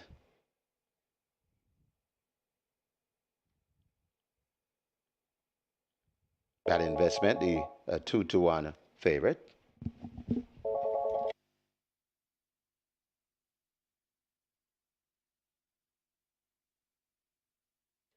Some information coming in on Bad Investment. We'll round it out the tongue tie. That one, it came loose. And we seem to have a line ready for a start. They're off and racing. Getting a good break in the center and tacking across. That's a timekeeper. Stanislaus is also coming across too. So Stanislaus racing prominently along with Will the Conqueror. Also there on the near side, that's here. That's Hera Fire. Over on the far side, Manico traveling nicely. Also in the mix, that's Big Guy in the Sky right there too. And traveling well, that is a Timekeeper right in the middle, dead center in the middle. That is a King Air. They're spread right across the track, but King Air looks to be doing the better work coming to the half a furlong and a half pole. It's King Air, just the leader, being followed by a wall of horses right there too. It's Hair of Fire in front. Hair of Fire in front from King Air trying to get the Hair of Fire, but it's Hair of Fire beginning to get out of these. Hair of Fire goes on to win the first. King Air could be second, then comes Dancing in the Breeze. It got tied for fourth between a Timekeeper and the Gifted One.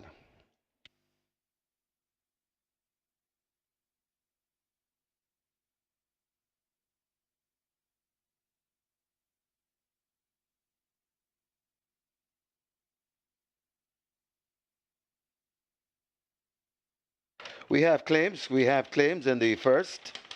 Number 4, Manico. One claim submitted. That claim void. So void the claim on Manico.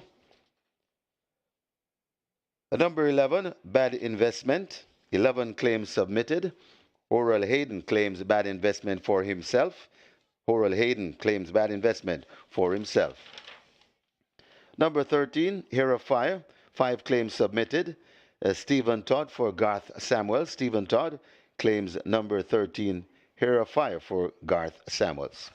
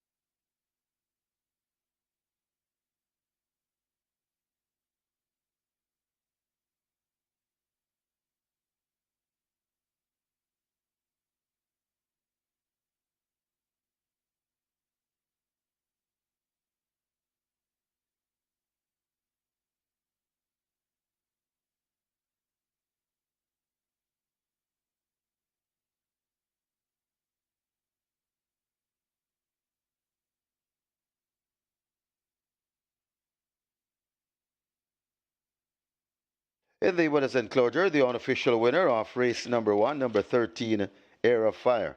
A 9-year-old bay mare by Stormcraft. This Girl's on Fire by Home in Instinct. Bred Richard Lake. owned and trained Ricardo Brown. The winning rider, the champion jockey, the Sneaky Fox, Radish Roman. The groom, Lucian Morgan. Second, number 8, King Air. A third, number 12, Dancing in the Breeze. Fourth, number 11, Bad Investment. And fifth, number 6, The Gifted One. Final time for a 5 furlong straight, 1 minute and 4/5.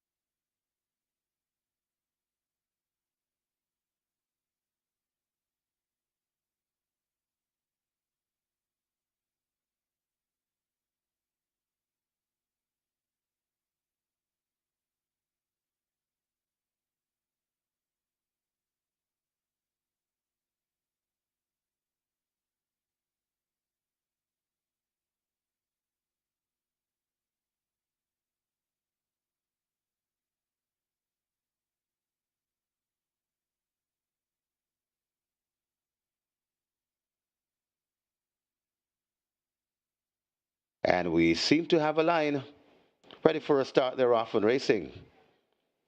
Getting a good break in the center and tacking across. That's a timekeeper. Stanislaus is also coming across too. So Stanislaus racing prominently along with Will the Conqueror. Also there on the near side, that's here. That's Hera Fire. Over on the far side, Manica traveling nicely. Also in the mix, that's Big Guy in the Sky right there too. And traveling well, that is a Timekeeper right in the middle, dead center in the middle. That is a King Air. They're spread right across the track, but King Air looks to be doing the better work coming to the half a furlong and a half pole. It's King Air, just the leader, being followed by a wall of horses right there too. It's Hair of Fire in front. Hair of Fire in front from King Air trying to get the Hair of Fire, but it's Hair of Fire beginning to get out of these. Hair of Fire goes on to win the first. King Air could be second. Then comes Dancing in the Breeze. It got tied for fourth between a Timekeeper and the Gifted One.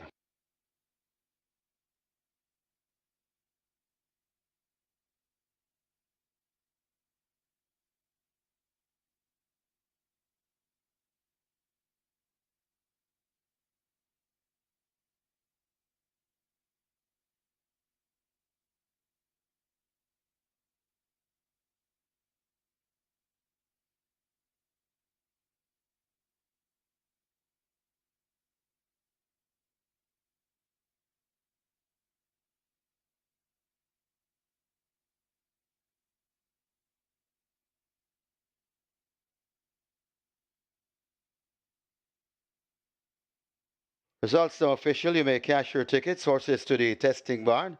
Number 8, King Air, and number 13, Air of Fire to the testing barn. The splits, 24-2, 48-2. Final time, 102 and 4. The margins 4 lengths by a neck. Cash your tickets, race number 1.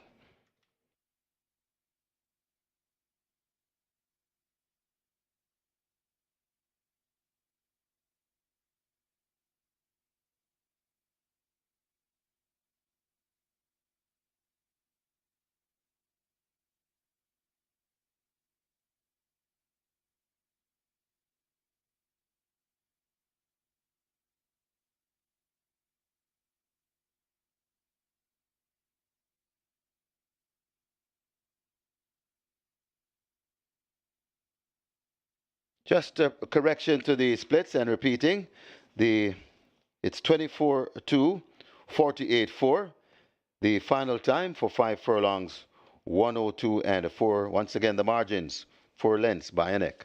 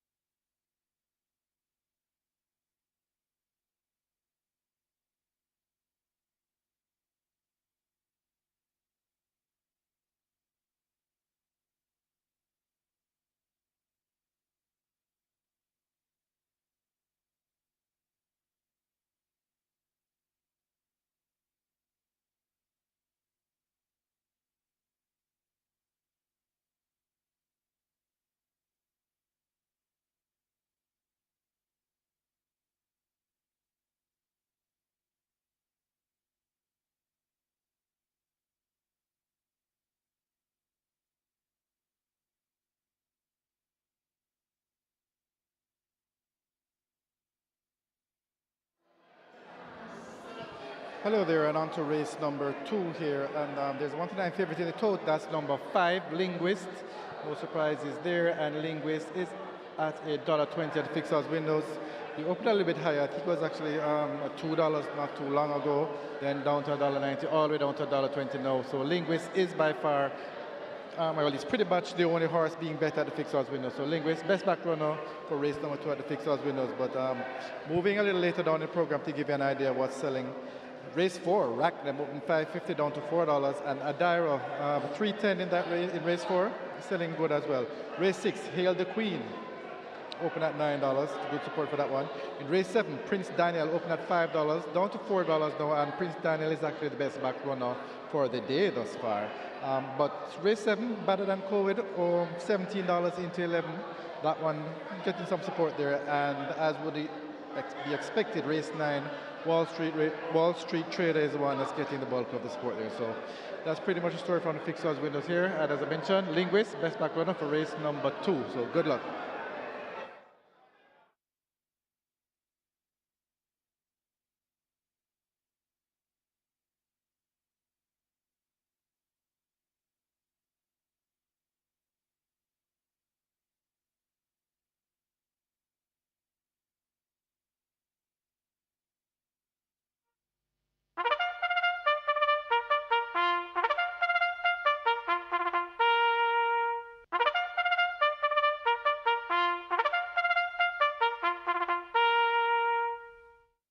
Horses take the track for race number 2.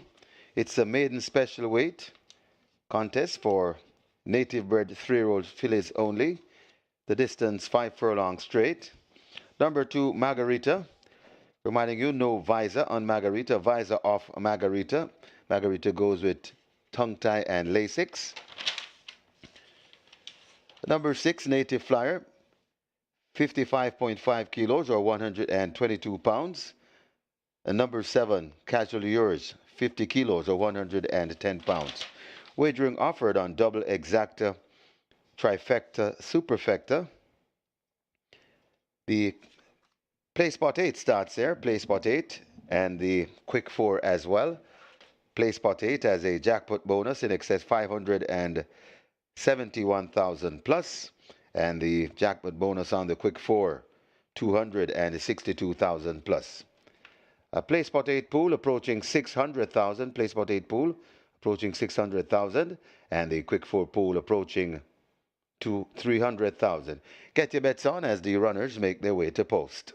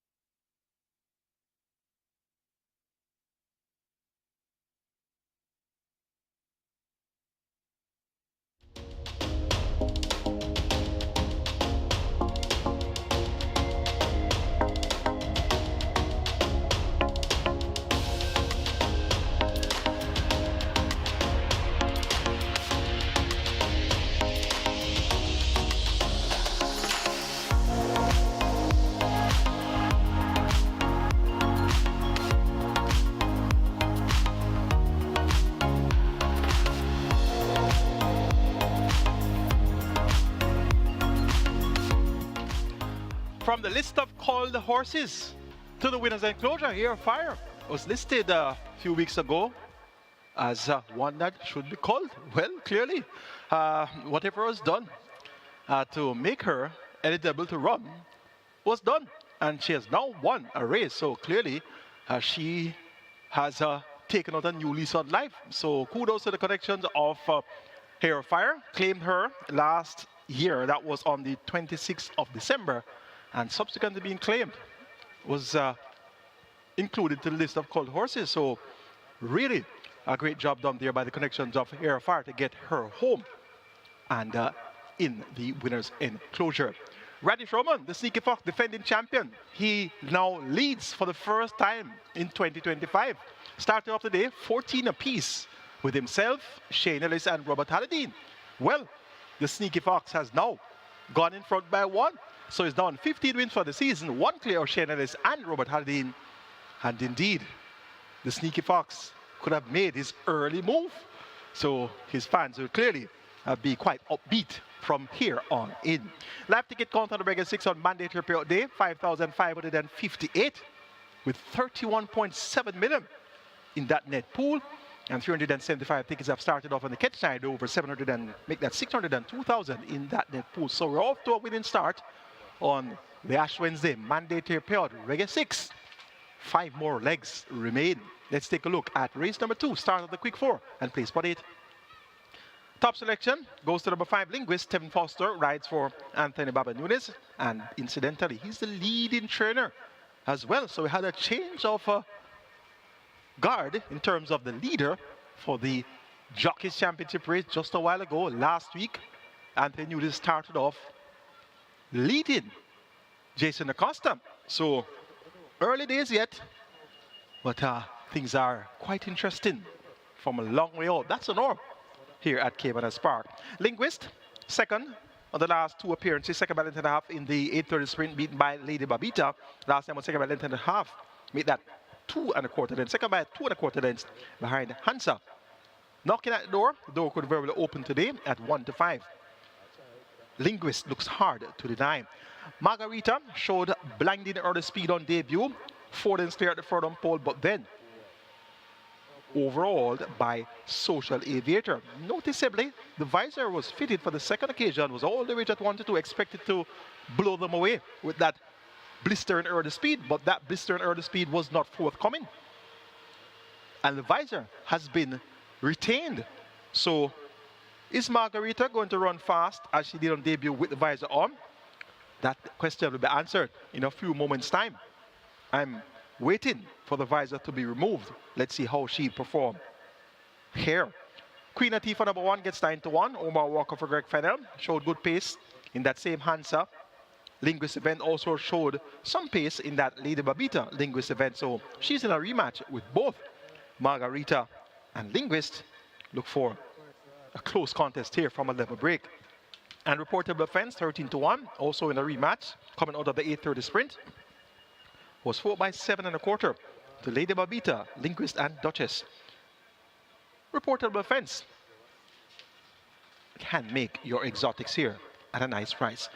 Make it 5-2, 1 and 3 in race number 2. Linguist to get the better of Margarita, Lady that Queen Latifah, and reportable offense. Quick 4 pool approaching 400,000, place for 8 pool approaching 700,000. Best of luck.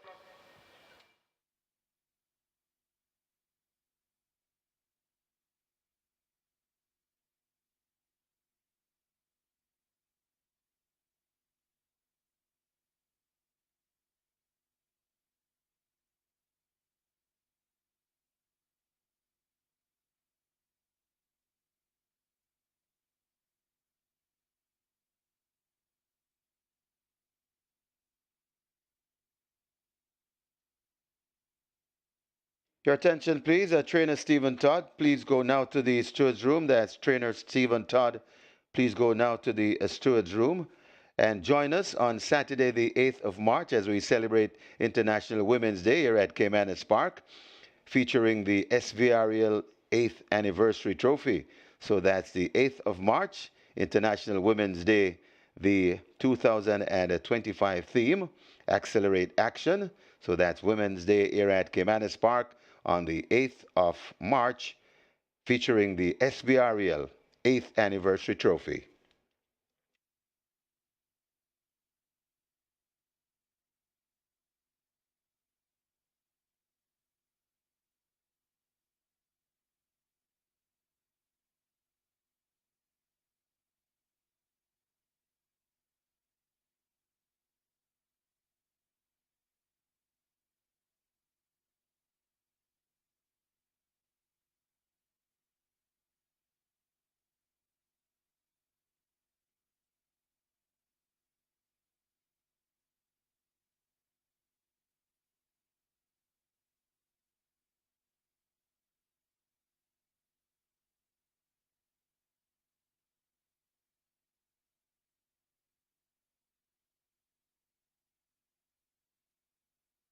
They've closed up the front of the gate for the start of race 2. Play spot 8 now approaching 700,000. Catch quick 4 approaching 400,000. Get your bets on. The front of the gates are closed as Queen Latifah enters gate number 1. So horses loading. Last chance to make your wagers. Queen Latifah is in.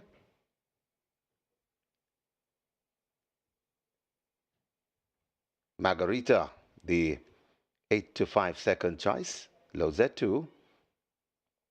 Reportable offense at 3. Suzy Q heads to 4.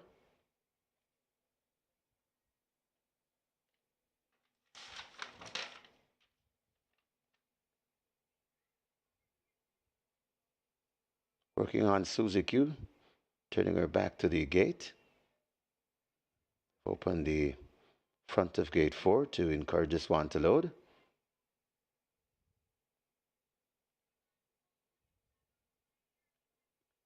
And it works. Suzy Q is in.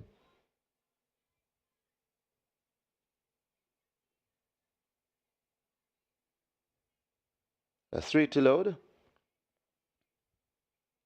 Native Flyer could be next at gate 6. Native Flyer comes up to 6. Up and in.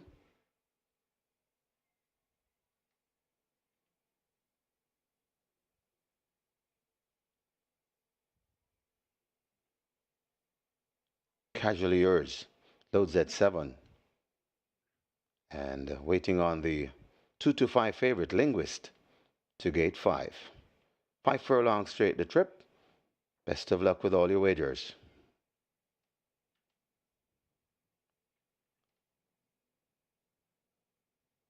Ready for a start. Linguist a bit fidgety in gate 5. Ooh, Linguist. And Margarita as well. They've settled once again. Rider comes off Linguist. So they've backed out Linguist from gate 5. So the vet will be having a look at Linguist.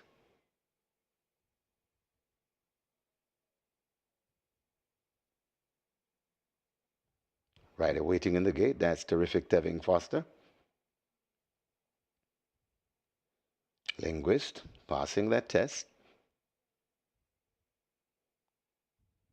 Looks to be heading to the gate, but if Foster goes on board, so Linguist, once again, that's the one we wait on.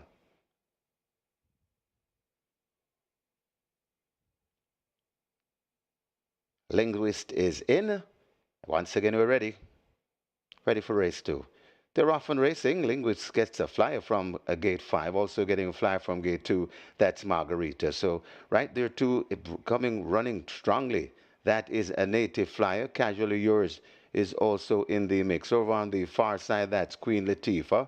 So they're spread right across the track. Queen Latifah and Margarita running strongly. Linguist in the center, closest to us. That's Casually Yours and Native Flyer. So it's still wide open as they come towards the 2 furlong point, and Linguist and Margarita also running on the far side, running a big one. That's Queen Latifah. Linguist looks to have this one in the bag though, but over on the far side and running on to, that's Queen Latifah. Linguist in front of Queen Latifah, coming to the furlong pole. Linguist, Queen Latifah is bearing down on Linguist, but Linguist now kicks in it to another gear, and Linguist begins to fly out of the grasp of these. The hot combination of jockey Tevin Foster and Anthony Babanunis winning this one. Second is Queen Latifah. Looks like reportable offense is a third, just ahead of back and forth. That is a Native Flyer.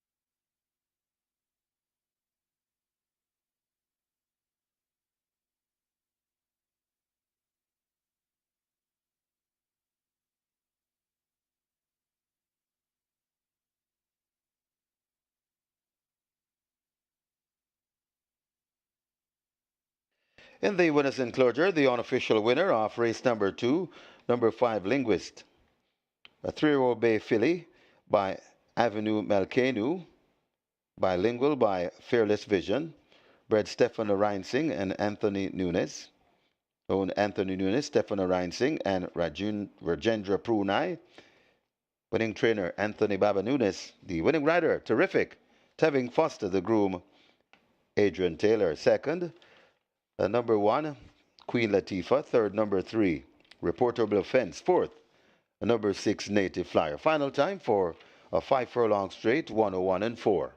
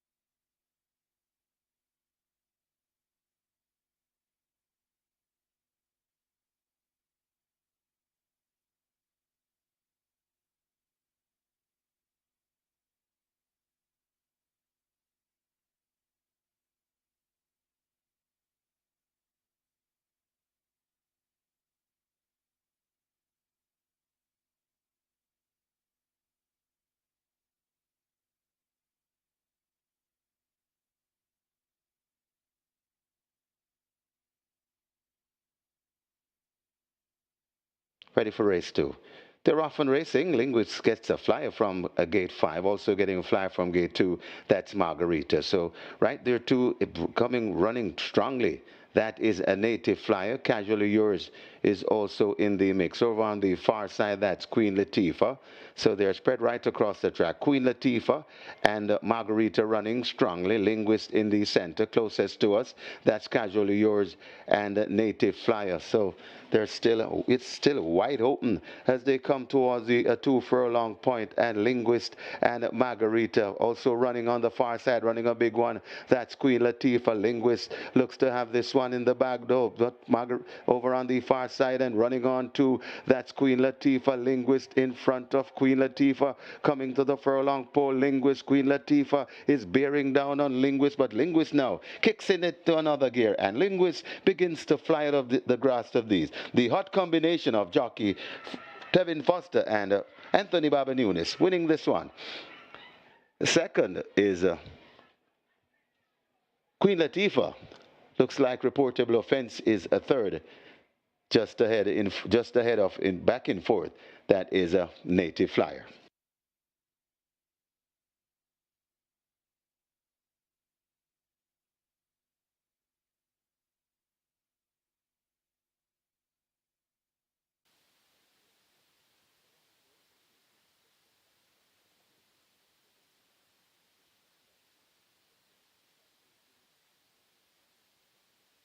Results of race number 2 now official. You may cash your tickets. Horses to the testing barn, 3 Reportable Offense, and 5 Linguist to the testing barn. The splits 24-1, 48-2, the final time, 101 and 4. The margins 5 and 3/4 by 2. Cash your tickets, race number 2.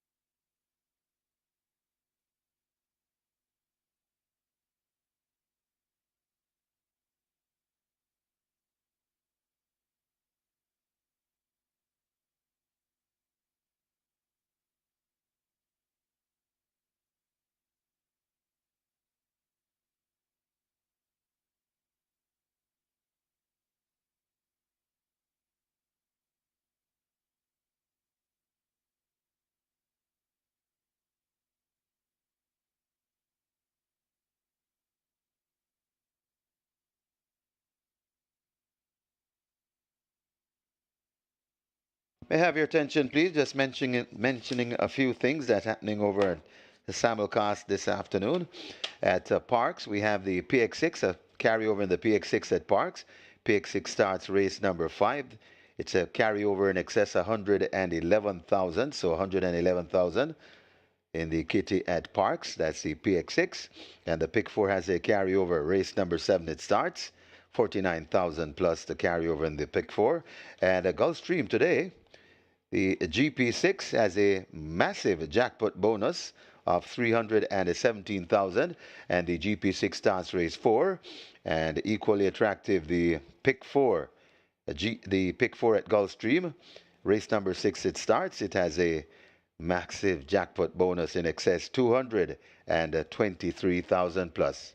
So that's what's just a fraction of the action for today at simulcast at Parks and Gulfstream Park.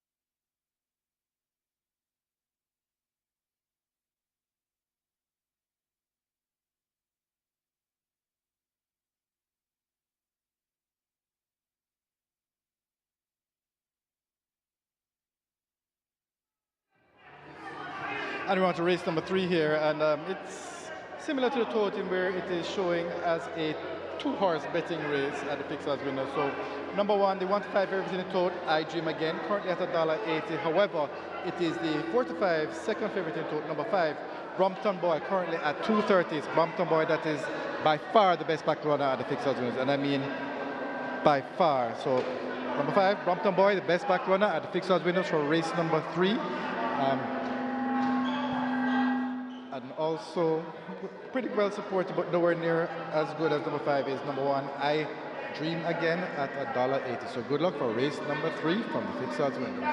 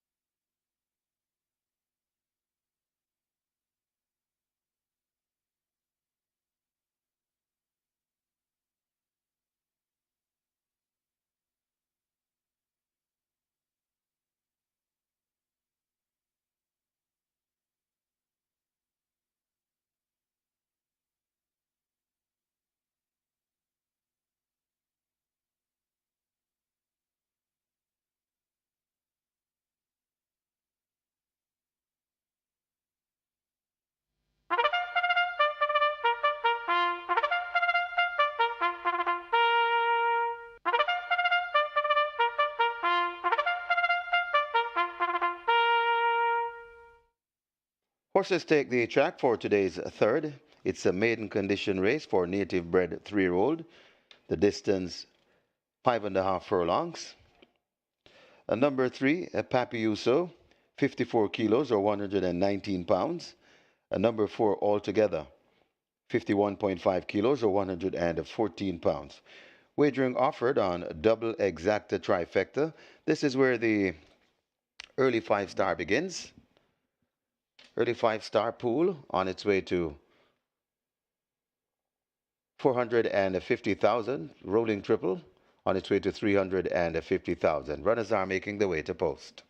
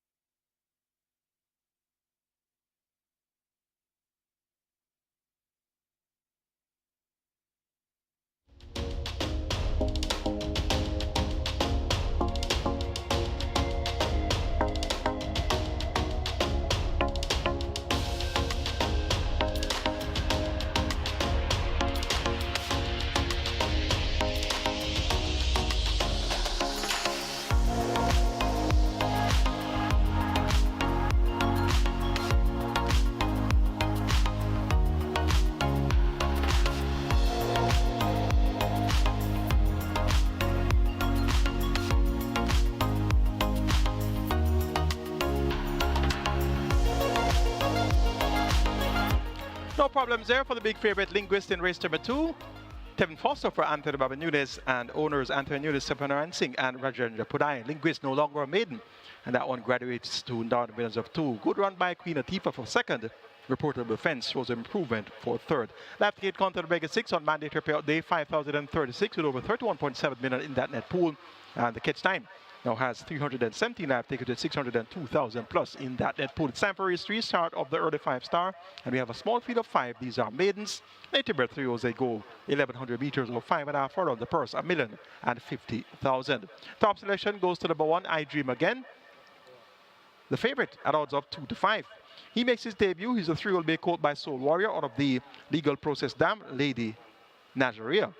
Own Derek Smith of Seeking My Dream fame. Train Jason Acosta, Robert Haldane is going to be aboard, and the groom is Garth Pennant. Has worked well. This late foal on the 5th of June, went 46-3 by 101 on the 5th of a second on the 25th of January, went 4-4 on 47-2 by 102 on the 5th on the 1st of February. Had a close look at him coming out on the track on the small side, small framed, and that's understandable for late foal all the way in June, but he looks to have a big heart. Small frame, the body. He appears to have quite a big heart. Has gone 46 and breeze for 4-4 or so. In the small field of 5, he's expected to get the job done. First time of asking. He'll have to contend with number 5, Brompton Boy, who had a fairly reasonable debut effort, 4x3 then behind stablemate Easy Money and Brahma Bull. Brahma Bull also a stablemate. So his stablemates were first and second on his debut effort on the 15th of February.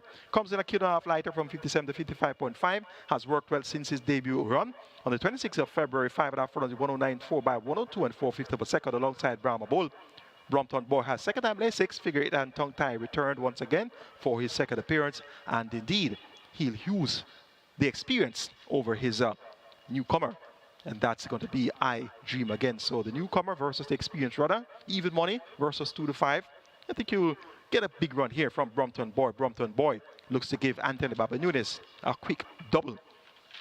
Number 4 altogether gets 13 to 1, has been there thereabouts, but weakens rapidly. She is going to earn a share here no matter what. It's on a field of 5, and Papi Uso, this one stablemate of Brompton Boy, should also make a step forward after being beaten out of sight by stablemate another one on debut. Make it 1-5-4-3 in the third. I Dream Again over Brompton Boy. Altogether, Papi Uso. Early 5-star pool approaching 600,000. Your triple is approaching 400,000. Best of luck.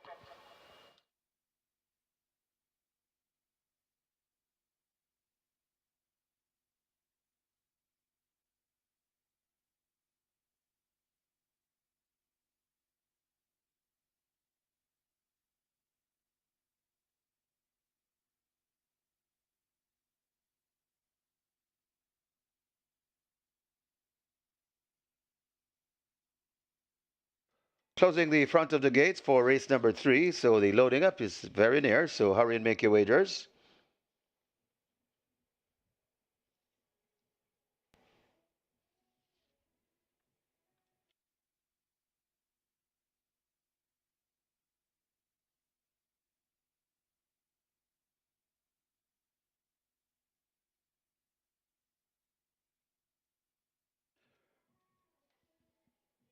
Early 5-star approaching 600,000. The early 5-star approaching 600,000.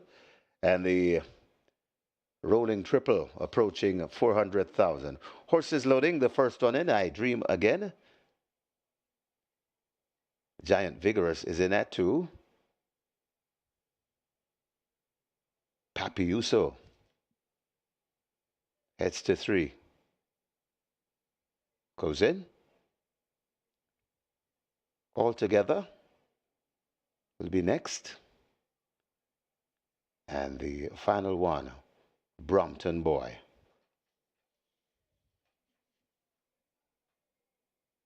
Altogether now goes in. Brompton Boy to complete the line. 5.5 furlong the trip.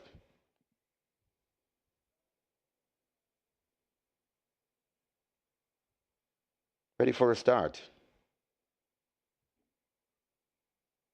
From our starter, Michael Sims.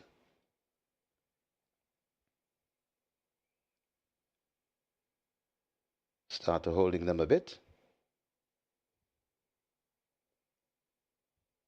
Now he's ready. They're off and racing. I Dream Again gets a sharp start and goes for that lead. And Not So Altogether racing at the back of the field. I Dream Again tackled on the outside by Giant Vigorous. Then comes Brompton Boy racing in third. About 2.5 lengths behind them. That's Papi Uso and Altogether another 3. They go toward the 4, passing the 4. And I Dream Again kicks on. About a length and a half now, 2 lengths from Brompton Boy going down into second. Left back against the rail.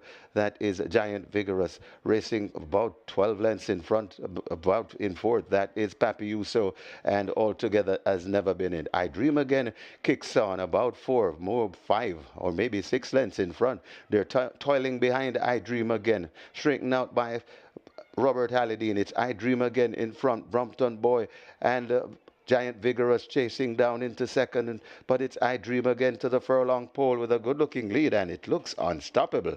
I Dream Again begins to pull away from these. I Dream Again. It's no nightmare. It's a good dream. I Dream Again. Pulling off and going on maybe by double digits. Giant Vigorous fighting on for second over Brompton Boy. Then comes all together and Papiuso at the back.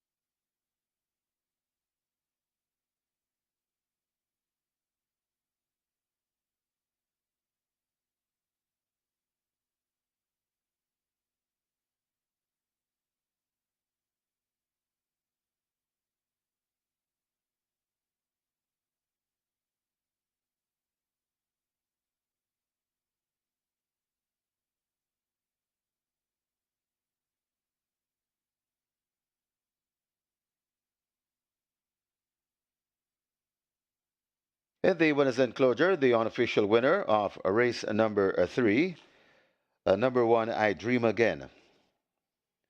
A 3-year-old Bay Colt by Soul Warrior, Lady Najaria by Legal Process, bred Henry William Jagai ODJP, own Derek Smith, the winning trainer, the champion trainer, Jason DaCosta, winning rider, Robert Hardball Hallidine, the groom, Garth Pennant, second.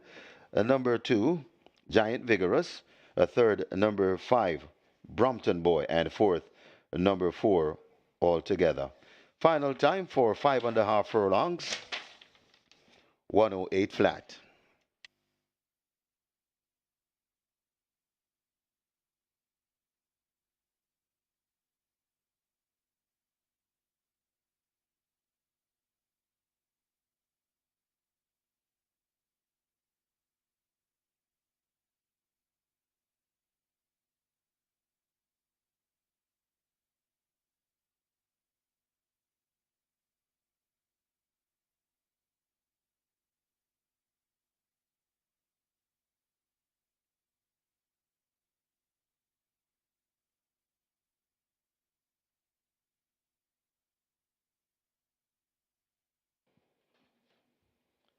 They're often racing. I Dream Again gets a sharp start and goes for that lead.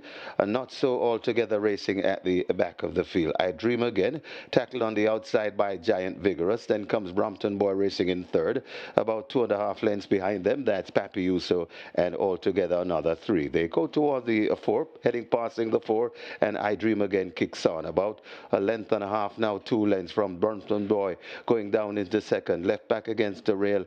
That is Giant Vigorous racing about 12 lengths in front, about in fourth. That is Papi Uso, and altogether has never been in. I Dream Again kicks on about 5 or maybe 6 lengths in front. They're toiling behind I Dream Again, shrinking out by Robert Hallidine. It's I Dream Again in front, Brompton Boy and Giant Vigorous chasing down into second, but it's I Dream Again to the furlong pole with a good-looking lead, and it looks unstoppable. I Dream Again begins to pull away from these. I Dream Again. It's no nightmare. It's a good dream. I Dream Again. Pulling off and going on maybe by double digits. Giant Vigorous fighting on for second over Brompton Boy. Then comes all together and Papi Uso at the back.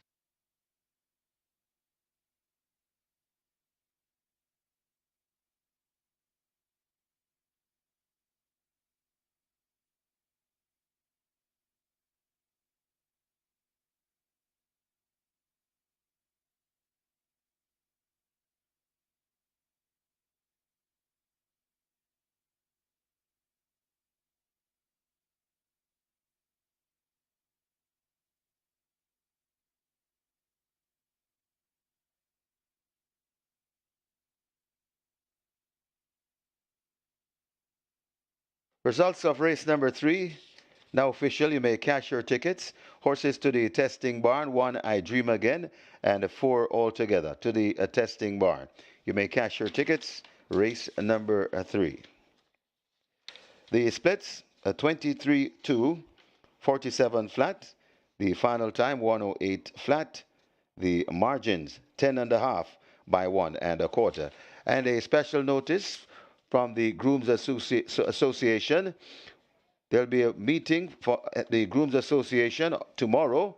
That's a Thursday, March the 6th at 12, make that 11 a.m. sharp, and it's to be held in the trainer's room, and all grooms are urged to make every effort to attend. So that's the Grooms Association meeting, Thursday, the 6th of March.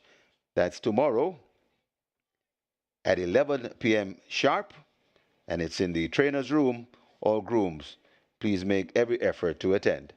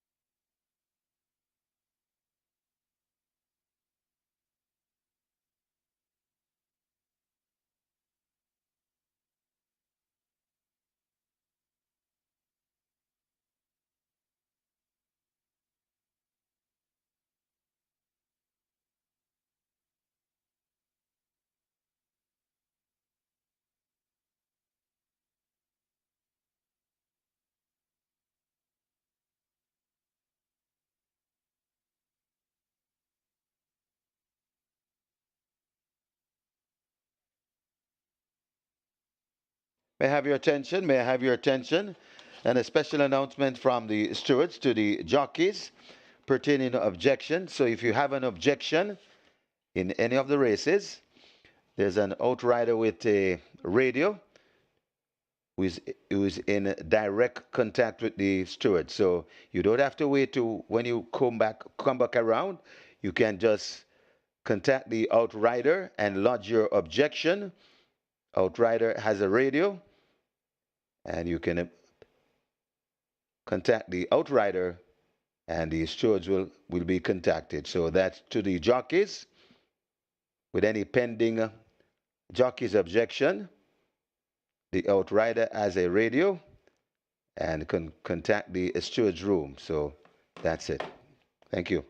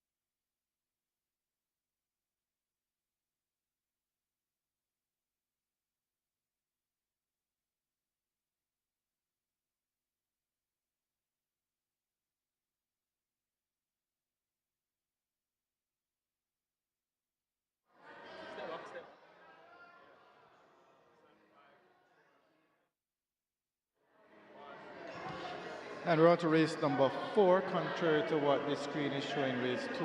So ignore that for the time being. Race number 4.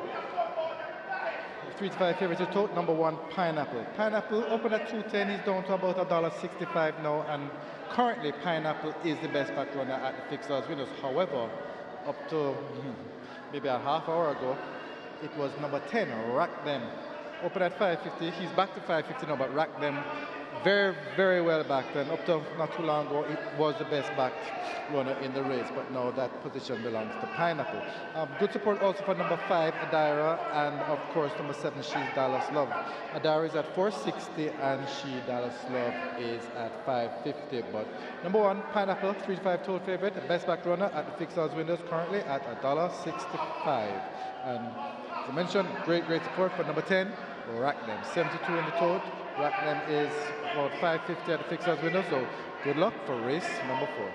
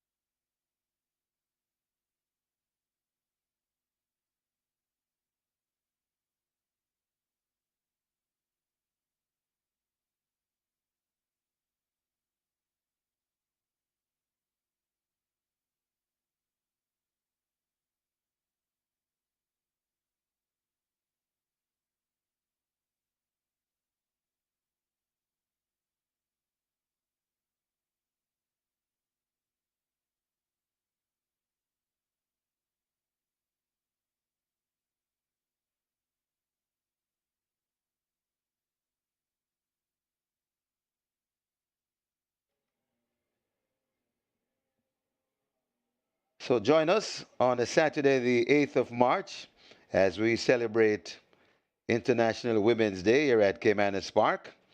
The theme, Accelerate Action, featuring the SVRL 8th Anniversary Trophy. So that's this coming Saturday, 8th of March.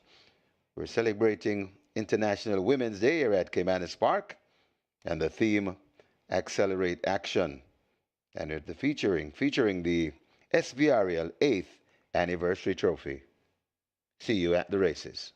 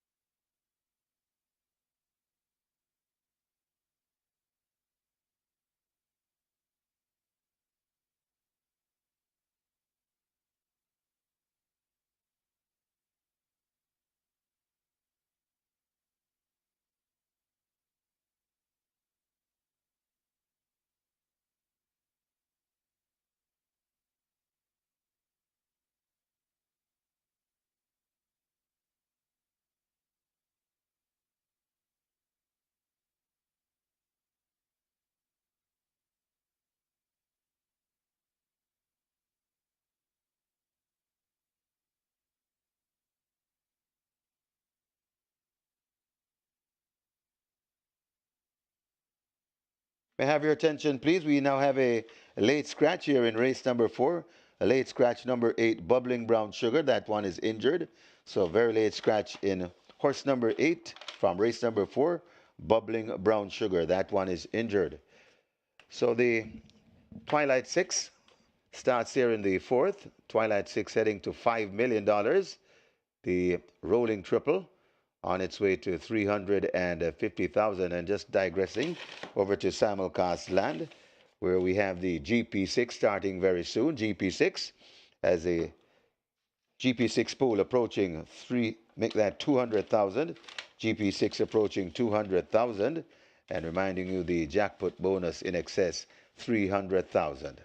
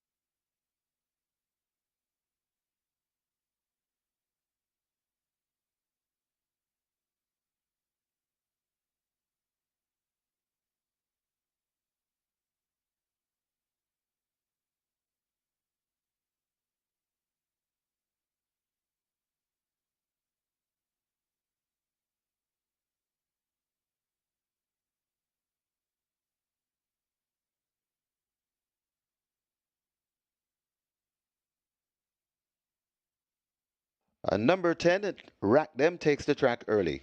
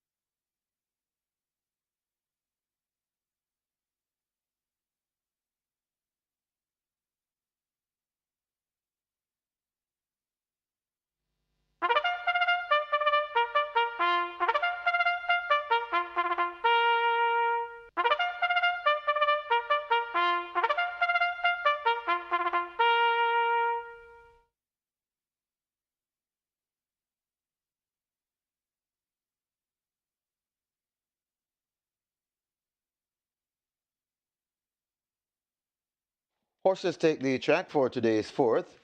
It's a restricted allowance 5 for native bred 4-year-old and up, non-winners of 2, and imported 4-year-old and up maidens. fillies and mares. The distance, 6 furlongs. Number 4, Little Maggie, 53.5 kilos or 118 pounds. Number 8, Bumbling Brown Sugar, very late scratch. Number 9, Spinal Tappet, 54.5 kilos or 120 pounds. Number 10, Rack Them, 52 kilos or 115 pounds. Wagering offered on double, exacta, quinella, trifecta, superfecta, high five. This is where the Twilight Six starts. And the Twilight Six pool on its way to $5 million, nearly $5 million. Rolling triple approaching 450,000. Get your bets on as the runners make their way to post.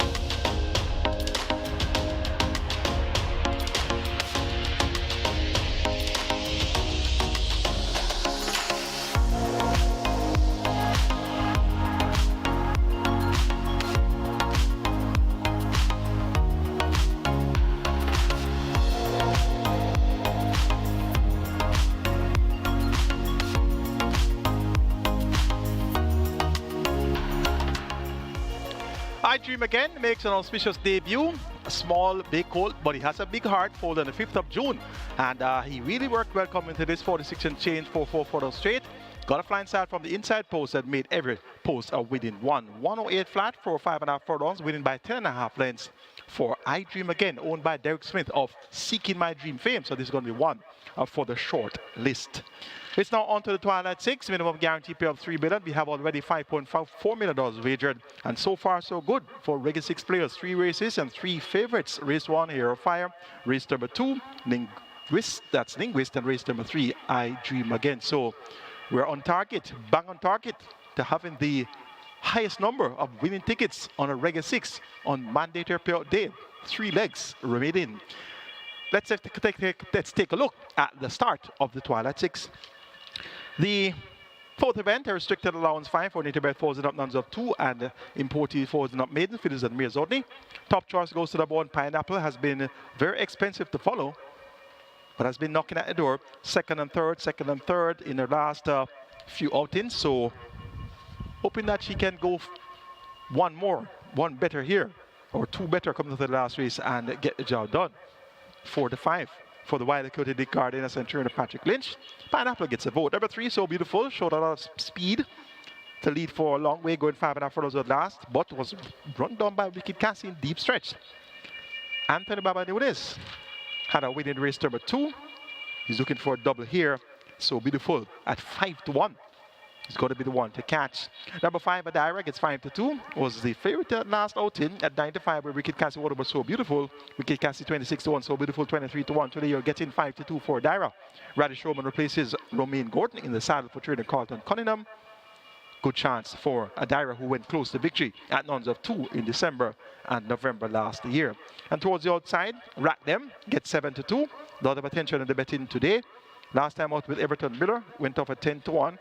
Bumped at the start, got checked midway the contest. Did fairly well to finish 4 by 6 lengths in that same Wicked Cassie. So Beautiful.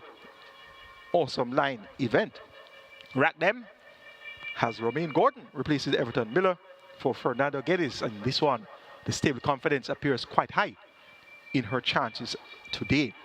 Make it 1, 3, 5, and 10 in race 4. Pineapple over So Beautiful, Adira, and Rack Them.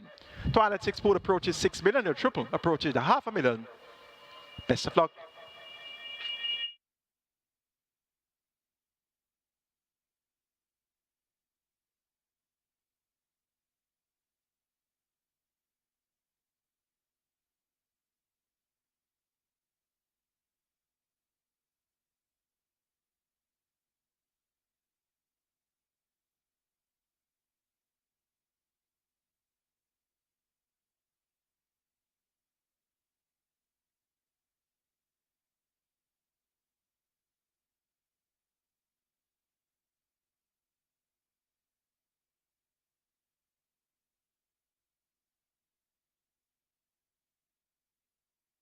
So the runners arriving at the post for race number 4. This is where the Twilight 6 begins.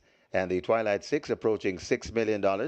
Don't forget, we have high five wagering, high five pool, approaching 350,000. That's a nice pool. And we also have the rolling triple on its way to $500,000. Nearly 500,000 in the rolling triple pool. Get your bets on. Runners arriving at the post.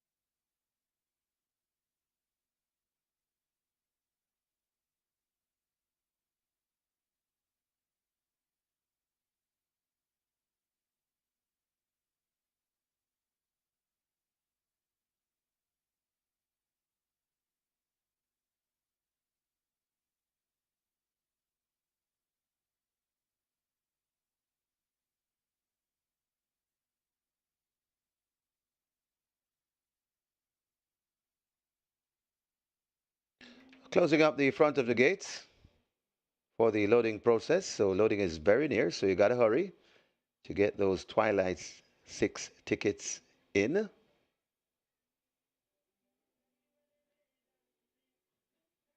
Champion jockey Sneaky Fox. Radish Romani looks for a double. He rides Adira. Trainer Anthony Baba Nunes looks for a double as well. So Beautiful. That's his charge.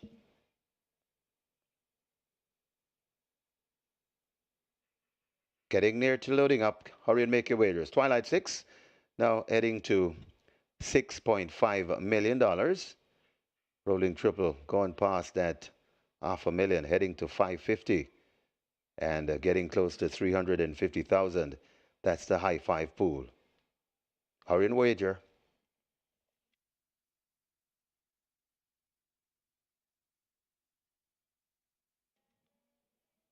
Horses loading, the first one in, a plum. Loads at 2. So Beautiful is next. In at 3. Lil Maggie follows to 4. Adira hits to 5. Adira goes in. Rider comes down from Rack Them. That's Romaine Gordon, one of the apprentices. Fancied at 7-2, this Rack Them.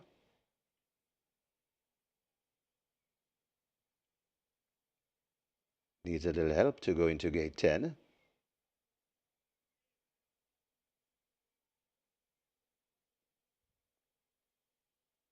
Rack Them is in.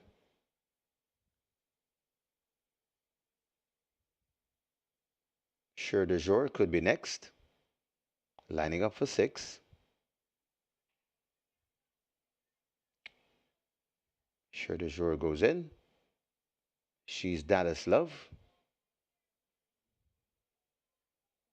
Another one fancied at 4-1 goes in.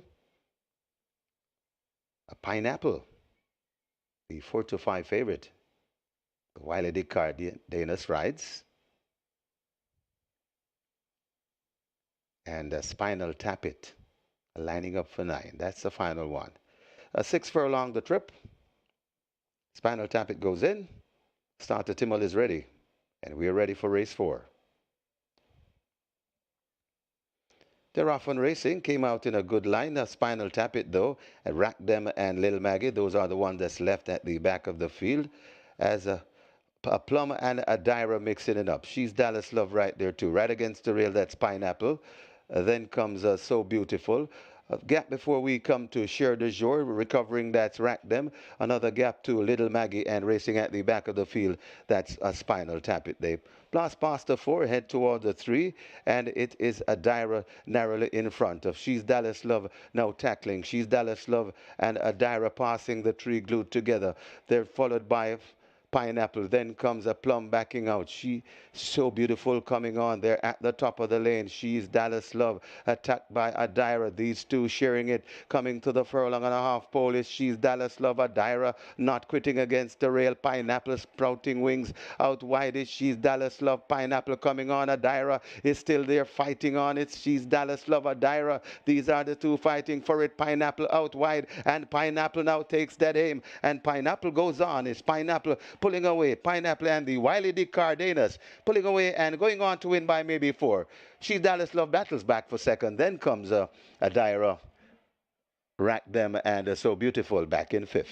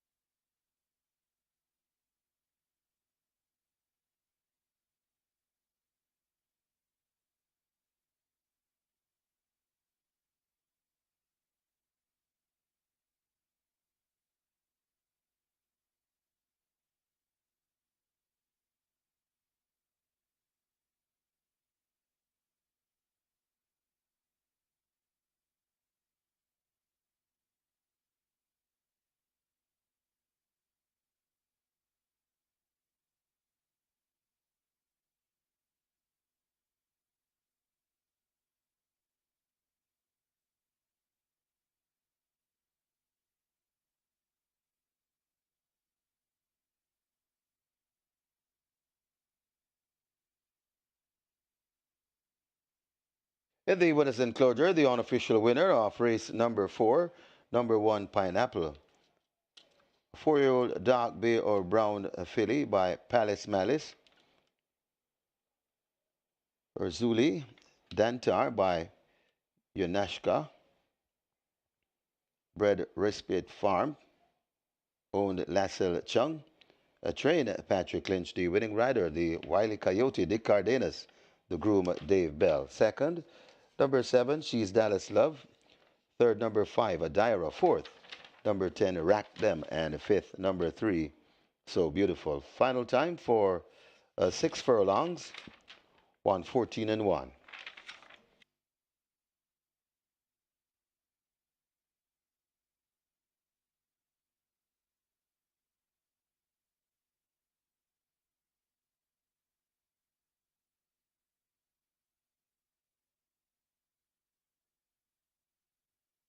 Please note, we now have a stewards inquiry. Stewards are looking at an incident leaving the 800-meter point. So stewards inquiry, hold all tickets, please.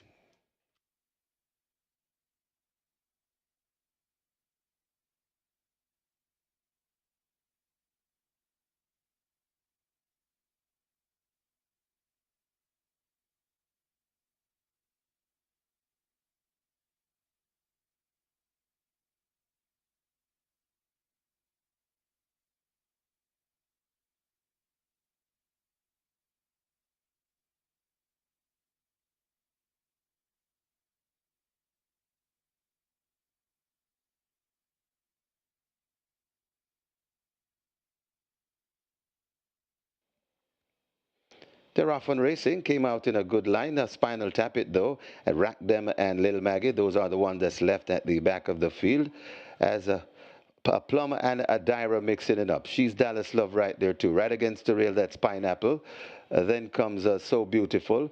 A gap before we come to Share de Jour, recovering, that's Rack Them. Another gap to Little Maggie, and racing at the back of the field, that's a Spinal Tap It. They blast past the 4, head toward the 3, and it is Adira narrowly in front of She's Dallas Love now tackling. She's Dallas Love and Adira passing the 3 glued together.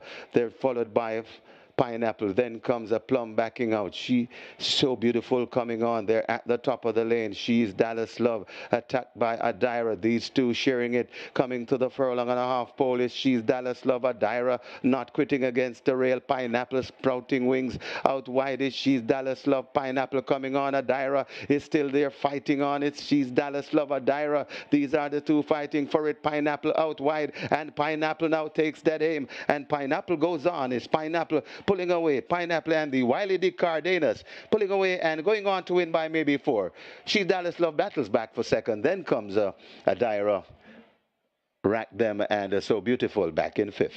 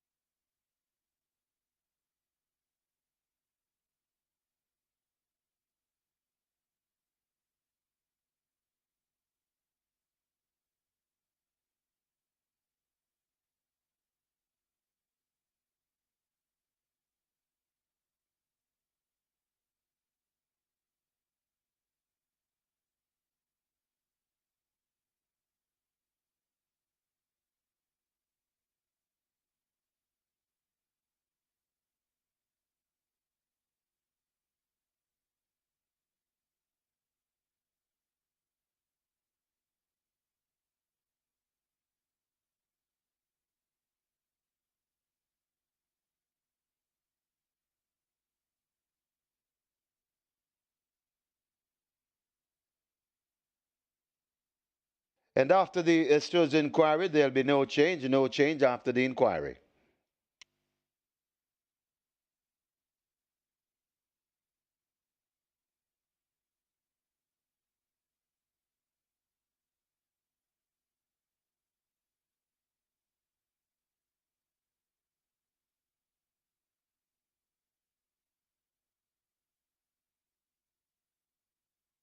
Results of race number 4. Now official, you may cash your tickets. Horses to the testing barn, 1 pineapple and 5 Adira. So 1 and 5 go to the testing barn. The splits 23-2, 47-4. The final time 114-1. The margins 4.5 by 2 1/4.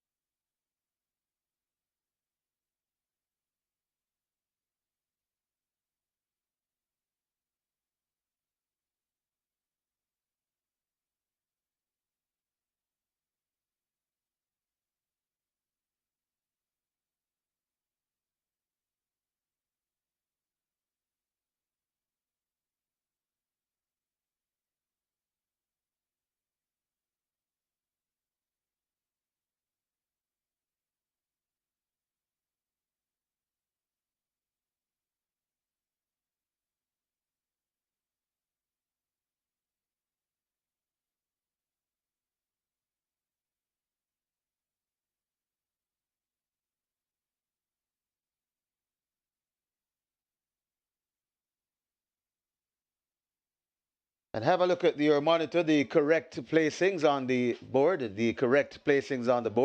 and there are your dividends. You may cash your tickets. First, number 1, Pineapple. Second, number 7, She's Dallas Love. Third, number 5, Adira. Fourth, number 10, Rack Them. And fifth, number 3, So Beautiful. So that's the correct order of finish on race number 4.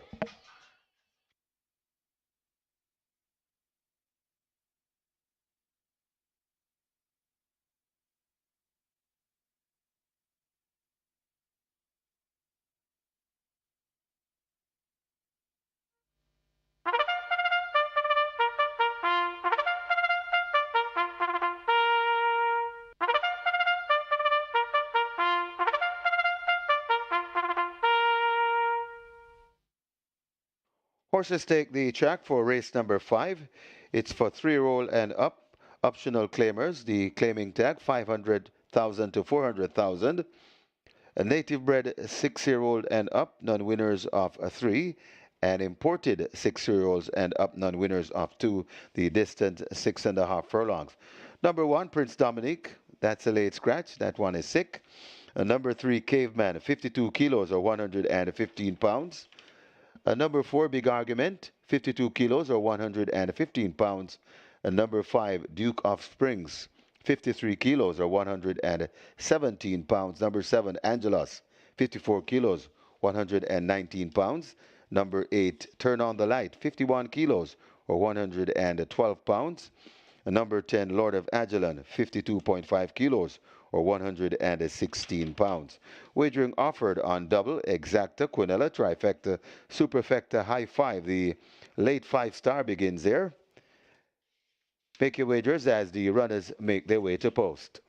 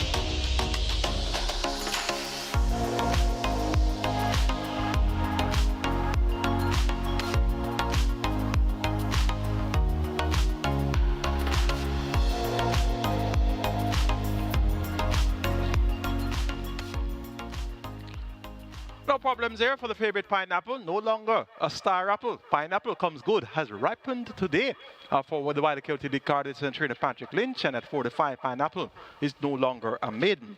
Runner-up, she's Dallas Love. Brave Effort coming off the break. And we had in third, Dyra Brave Effort as well.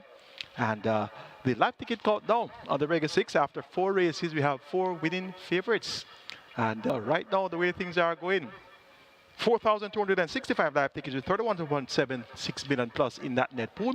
Live ticket count on the catch stand 238 with 602,000 in that net pool. And the Twilight 6 starts off with a high ticket count as well, 2,632 with 4.2 million plus in that net pool. And the way things are going right now, with my ticket that costs 11,760, 2 legs remaining. I don't see myself getting back that money. So guess what? That ticket is for sale. No reasonable offer refused. So 11,760, my regular 6 ticket cost there, and 2 legs remaining. I don't see what's going to happen to make me get back my money. So no reasonable offer refused. My ticket is for sale. My regular 6 ticket. Let's now take a look at race number 5, the start of the late 5-star. Top selection goes to the favorite, Let Him Fly. Radish Roman looks for a double. Earlier he went on by 1, but we had a reply from Robert Halladine. Robert Halladine now on 15 as well.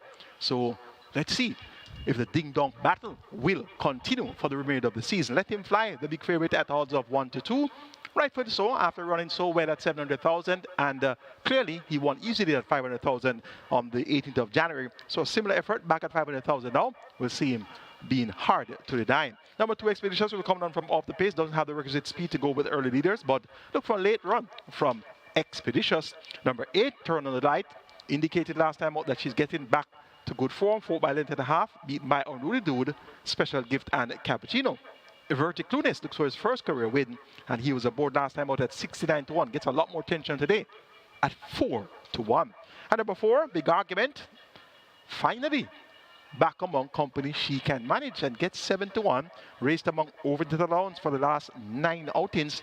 Prior to that, on the 24th of March, was a winner at 400,000, easily beating Don Almighty and the Traditional Boy. Tyrese Anderson rides for Edward Stanberry and owner David Graham. Make it 6-2, 8-4 in race number 5 to start the late 5-star. Let Him Fly over Expeditious, Turn on the Light, and a Big Argument. Late 5-star pool, 500,000 and climbing. Best of luck.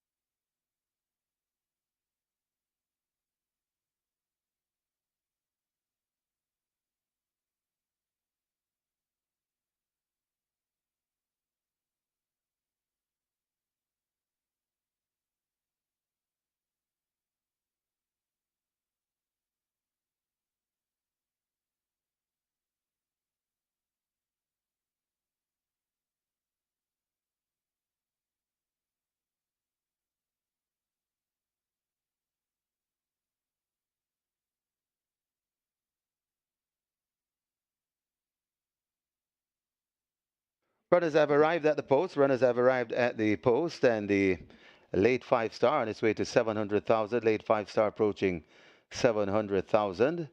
The rolling triple on its way to 300,000. Rolling triple approaching 300,000. And a high 5 just going past 200,000. So possibly heading to 250,000 as well. They're closing up the front of the gate, so the loading up should follow suit very soon. So hurry and place your bets. Hurry and make your wagers.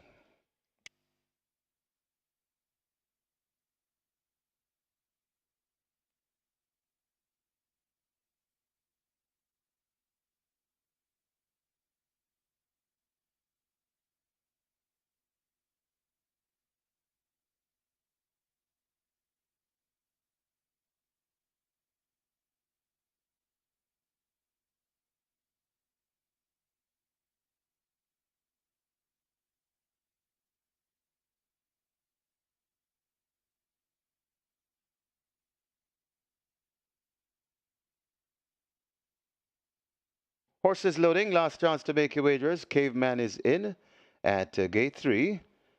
Big Argument follows in gate 4, so loading up has started as the late 5-star heads to 750,000. 750,000. Duke of Springs is next at 5.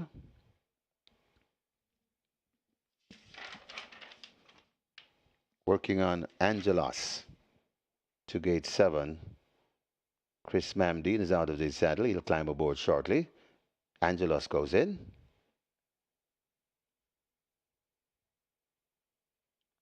Rolling triple approaching 350,000. High 5 approaching 250,000. Tequila Flight is next at 9.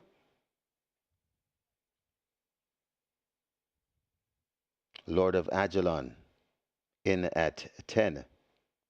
Turn on the Light goes to 8. Expeditious is in at 2, and the final one coming forward, Let Him Fly. The 3 to 5 favorite, Let Him Fly is in, and I think we're ready. Ready for race number 5. 6.5 furlong the trip. Michael Sims is ready. And they're off and racing. Caveman dwells at the start and misses it. Oh, Tequila Flight gets rid of the rider as Let Him Fly goes for that lead. Just on the outside of Let Him Fly, that's Lord of Ajalon, right against the rail. That's Big Argument. In between horses and coming on, that is a Duke of Springs. Watching them and going down neatly, now slipping down into 4th. That is a Turn on the Light. Caveman recovering. Then comes Angelos, and at the back of the field, that is Expeditious. They go past the 4, and it is Let Him Fly floating on that lead, about just up 3/4 of a length from tracking in second. That's Lord of Ajalon, 3 lengths or 4 lengths away before we come to Turn on the Light. Then comes running on, that is a Big Argument. Behind them, that is a Duke of Springs, a Caveman recovering. Also coming on, that is Expeditious, and left out of it, that is racing at the back of the field, Angelus, but it is Let Him Fly. Begins to fly, but coming on the rail and coming on fast. That is Turn on the Light. Let Him Fly in front with a good looking lead. Turn on the Light chasing out wide. That's Big Argument, but Let Him Fly is flying away with this one. It's a double for the Sneaky Fox. Let Him Fly by about 6. Turn on the Light is second. Big Argument looks to be third. Running on for 4th, that is Expeditious, and Big Argument back in 5th.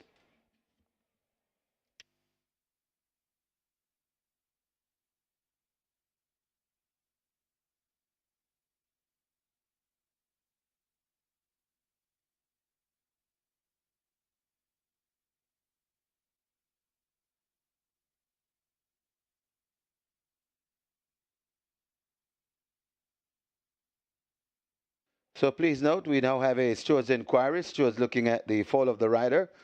Hold all tickets, a steward's inquiry.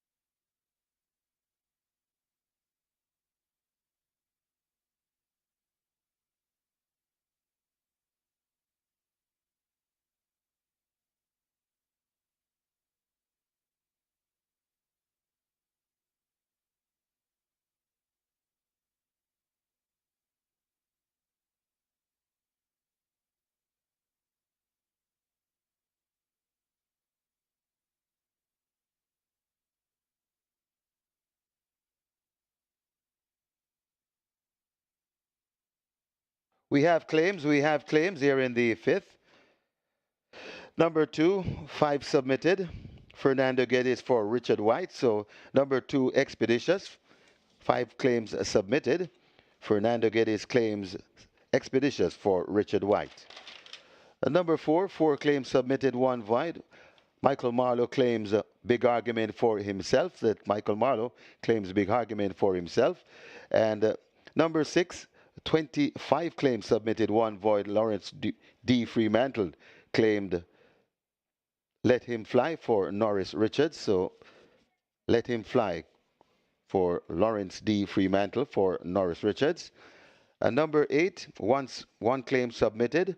Omar Williams for Michael Stennett. Omar Williams claims Turn on the Light for Michael Stennett. And number 10, 3 claims submitted. Joseph Thomas for KT Racing Stable. So number 10, Lord of Agilent, goes to Joseph Thomas for KT Racing Stables.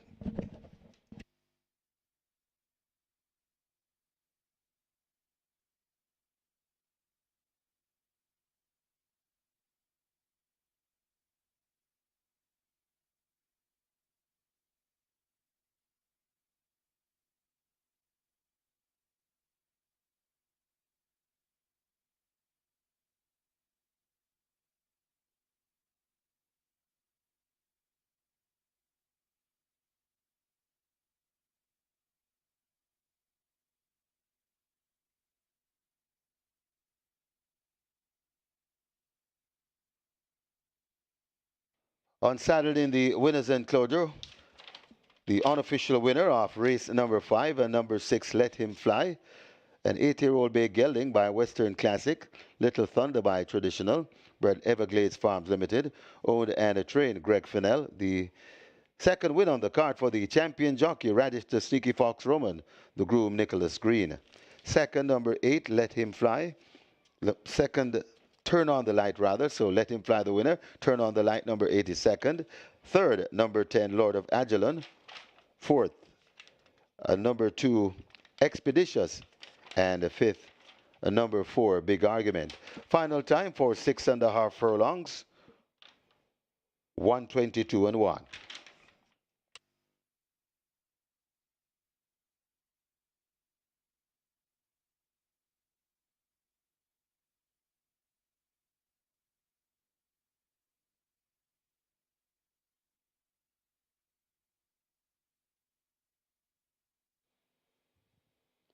And they're off on racing. Caveman dwells at the start and misses it. Oh, Tequila Flights gets rid of the rider as Let Him Fly goes for that lead. Just on the outside of Let Him Fly, that's Lord of Agilon. Right against the rail, that's Big Argument. In between horses and coming on, that is a Duke of Springs. Watching them and going down neatly, now slipping down into fourth. That is a Turn on the Light. Caveman recovering. Then comes Angelos, and at the back of the field, that is Expeditious. They go past the 4, and it is Let Him Fly, floating on that lead, about just up 3/4 of a length from tracking in second. That's Lord of Agilon, 3 lengths or 4 lengths away before we come to Turn on the Light. Then comes running on, that is a Big Argument. Behind them, that is a Duke of Springs, a Caveman recovering. Also coming on, that is Expeditious, and left out of it, that is racing at the back of the field, Angelus, but it is Let Him Fly. Begins to fly, but coming on the rail and coming on fast. That is Turn on the Light. Let Him Fly in front with a good-looking lead. Turn on the Light chasing out wide. That's Big Argument, but Let Him Fly is flying away with this one. It's a double for the Sneaky Fox. Let Him Fly by about 6. Turn on the Light is second. Big Argument looks to be third. Running on for fourth, that is Expeditious, and Big Argument back in fifth.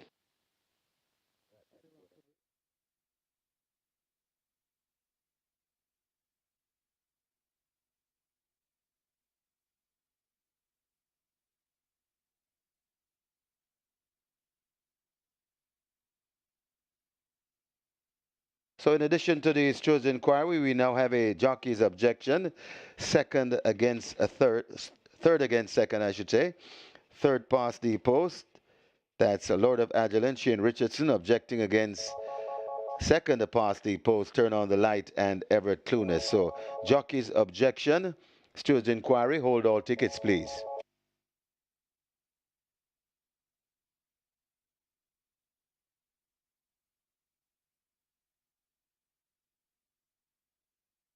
May I have your attention, please? May I have your attention, please? Jockeys Everett Clunas and Shane Richardson, please go now to the steward's room. That's Everett Clunas, Shane Richardson, wanted by the stewards.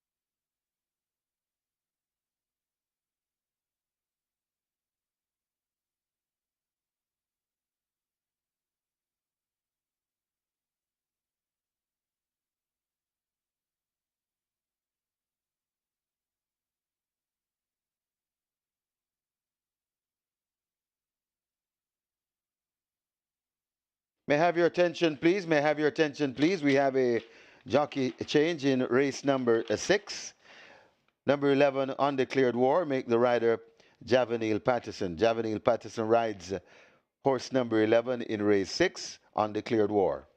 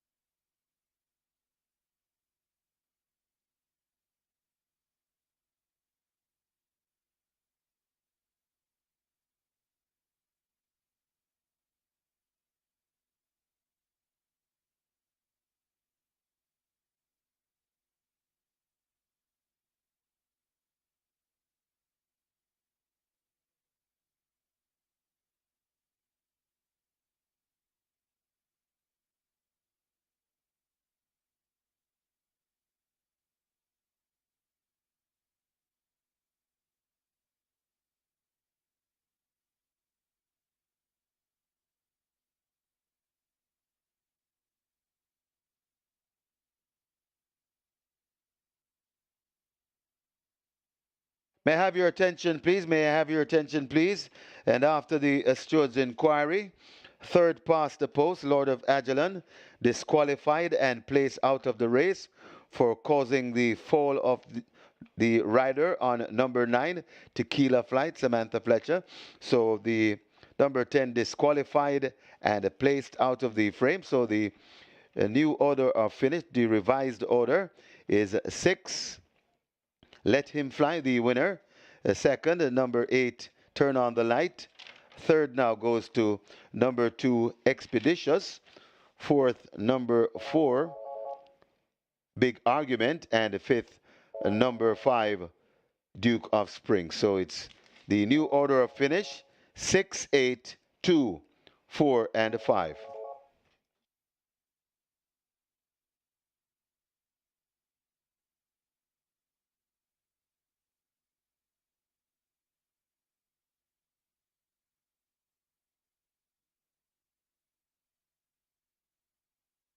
May I have your attention, please? May I have your attention, please? Jockey Samantha Fletcher, you're wanted by the stewards. So, Jockey Samantha Fletcher, please go now to the stewards' room.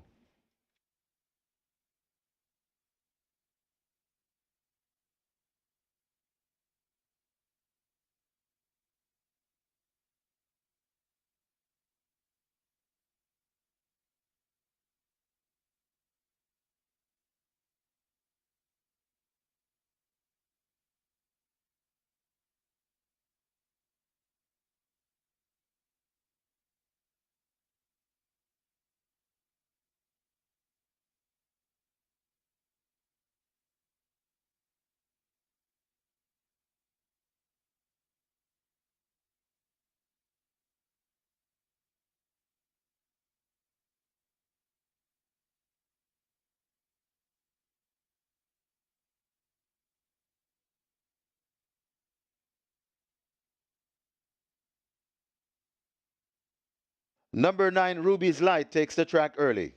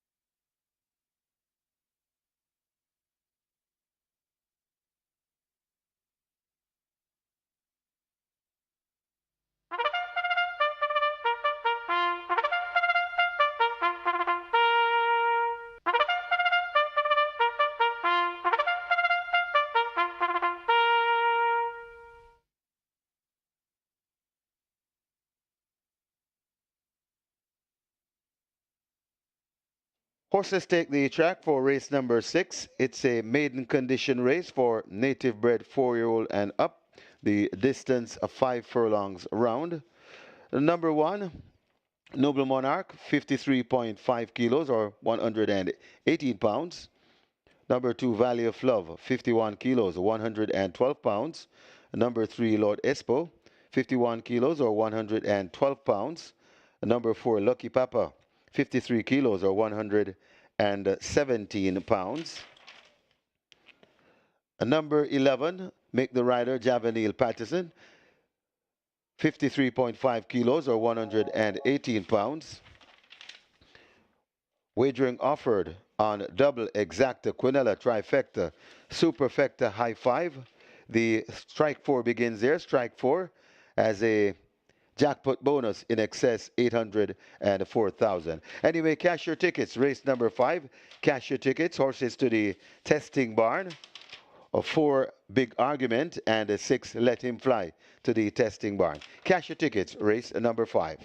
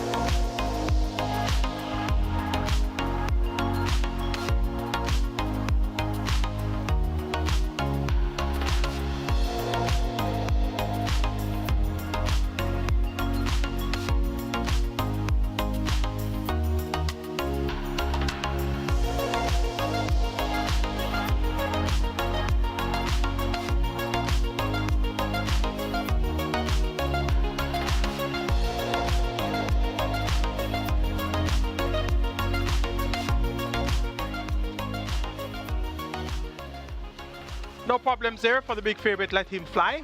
Taking them gate to wire in race number 5, the 5th leg of the Regular 6 on mandatory period day. And the way things are looking right now, it's going to be a lot of winning tickets. Right now, 3,950 tickets are live going into the cash out leg, the upcoming 6th event, 31.7 million to be shared up there. Catch 9 live ticket count 220, 602,000 plus in that, and pool in the Twilight 6 live ticket count 2,325. A double for the Sneaky Fox Radish Roman. That now puts him on 16 for the season. 1 clear of Robert Hannadine and 2 clear of Shane Elliott. It's now time for the Strike 4. Races 6 through 9 on Ash Wednesday. Let's take a look. Top choice is number 10, Hail the Queen. She's at 6-5. Damar Williams, also known as Struggle, picks up the mount for owner trainer Ian Roberts.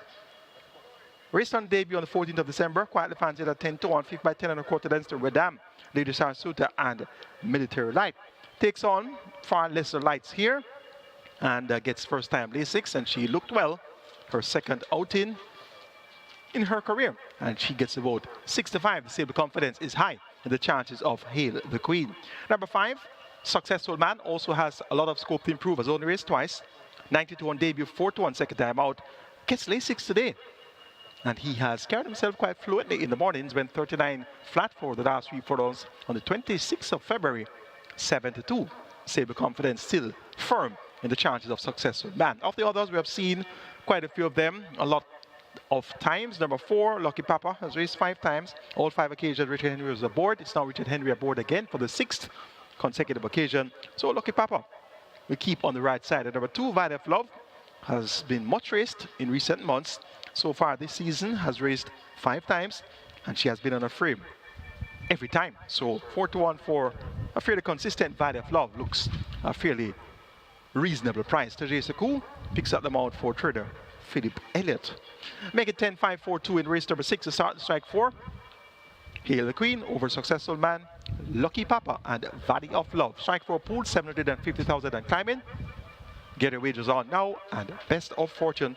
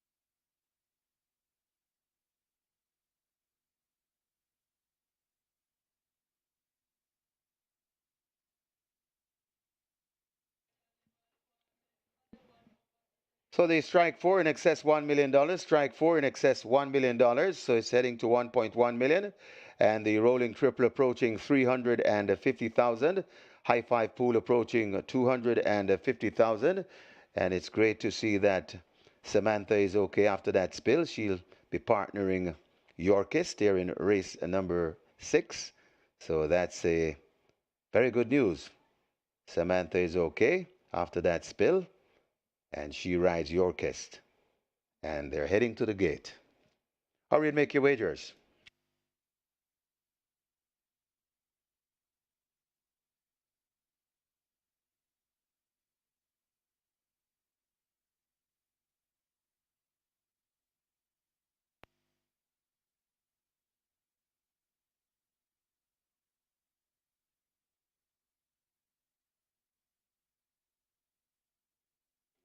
So the front of the gates are closed. So the loading up is about to start any moment now. So make sure you have a strike four ticket in hand.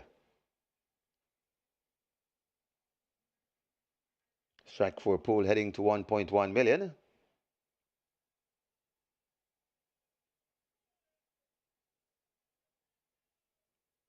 They'll start the loading process any moment now.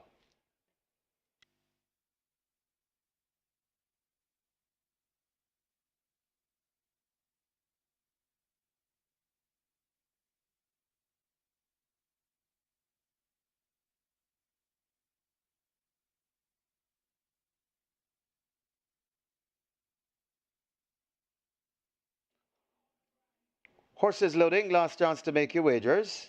Valley of Love, the first one to load. So loading up has started. Get your wagers on. Get your bets on. Lord Espo heads to gate 3. Lucky Papa to gate 4.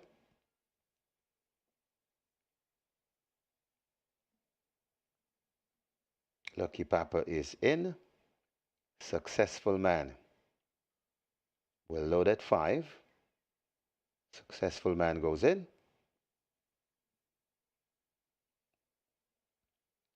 A Bossy Girl could be next.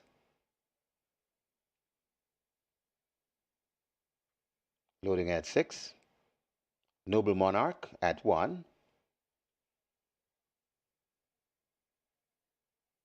Rider comes down from Girly the Butcher. That's Chris Mamdine. Girly the Butcher heads to gate 8.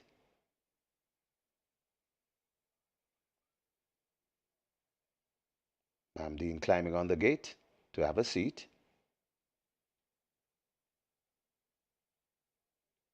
Undeclared War could be next at 11.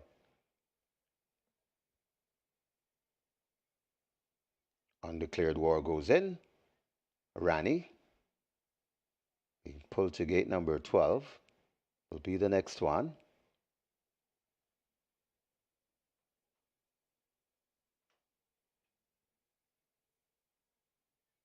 Hail the Queen, the 3-2 favorite. Yorkist to 7. And Ruby's Light to complete the line. 5 furlongs round the trip.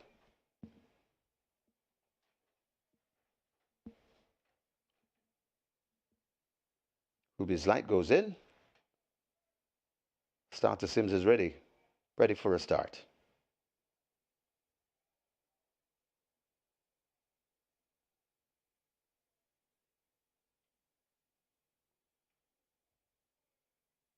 Starter holding them. Not quite satisfied with what's happening in the gate. Not able to see what's holding them. Looks to be ready.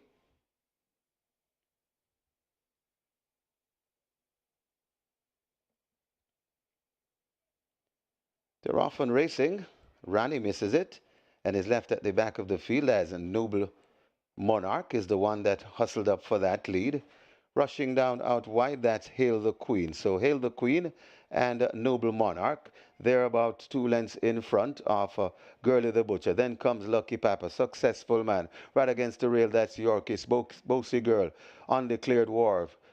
Valley of Love. Then comes Rani recovering Lord Espo and racing at the back of the field.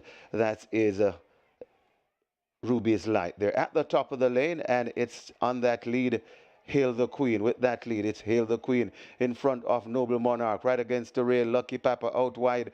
That's Girly the Butcher. It's Hail the Queen in front and with a good looking lead. Coming to the furlong pole, Hail the Queen begins to go away from these. Coming on, that's Lucky Papa. Also finishing fast is Successful Man. But Hail the Queen has flown the coop. And Hail the Queen goes on to win by 6 lengths. Got tight for second. Could be Successful Man. Just over Lucky Papa. Then comes Valley of Love and fading back into fifth. That's Girly the Butcher.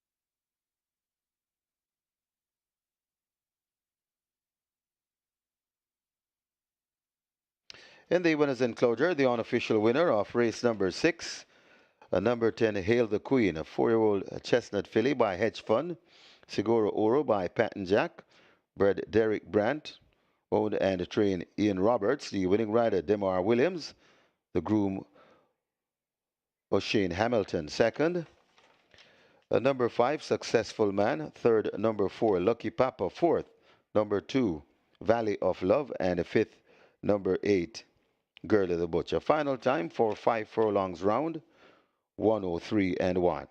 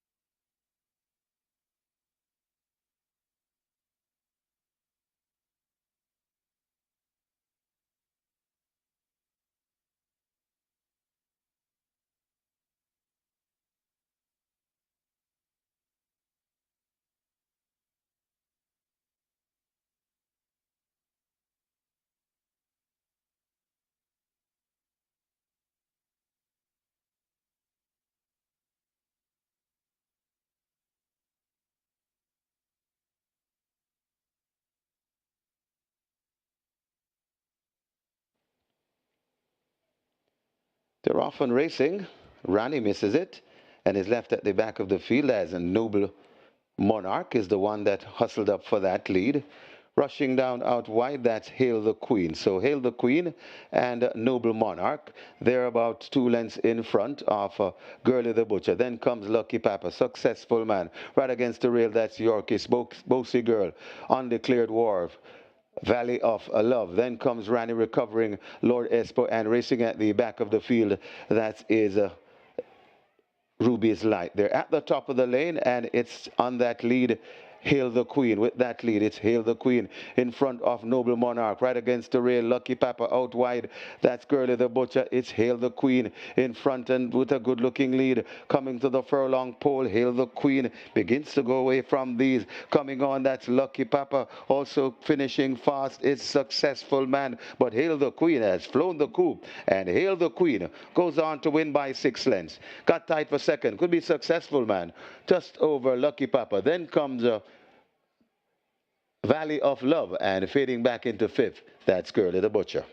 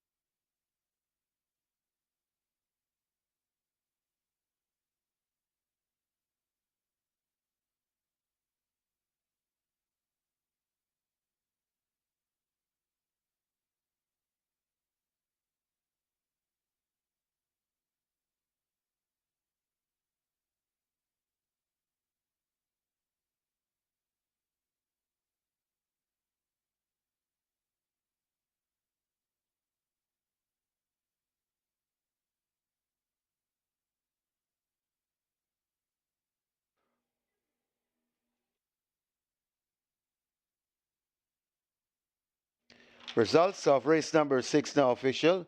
You may cash your tickets. Horses to the testing barn. Number 8, Girl of the Butcher, and 10, Hail the Queen to the testing barn.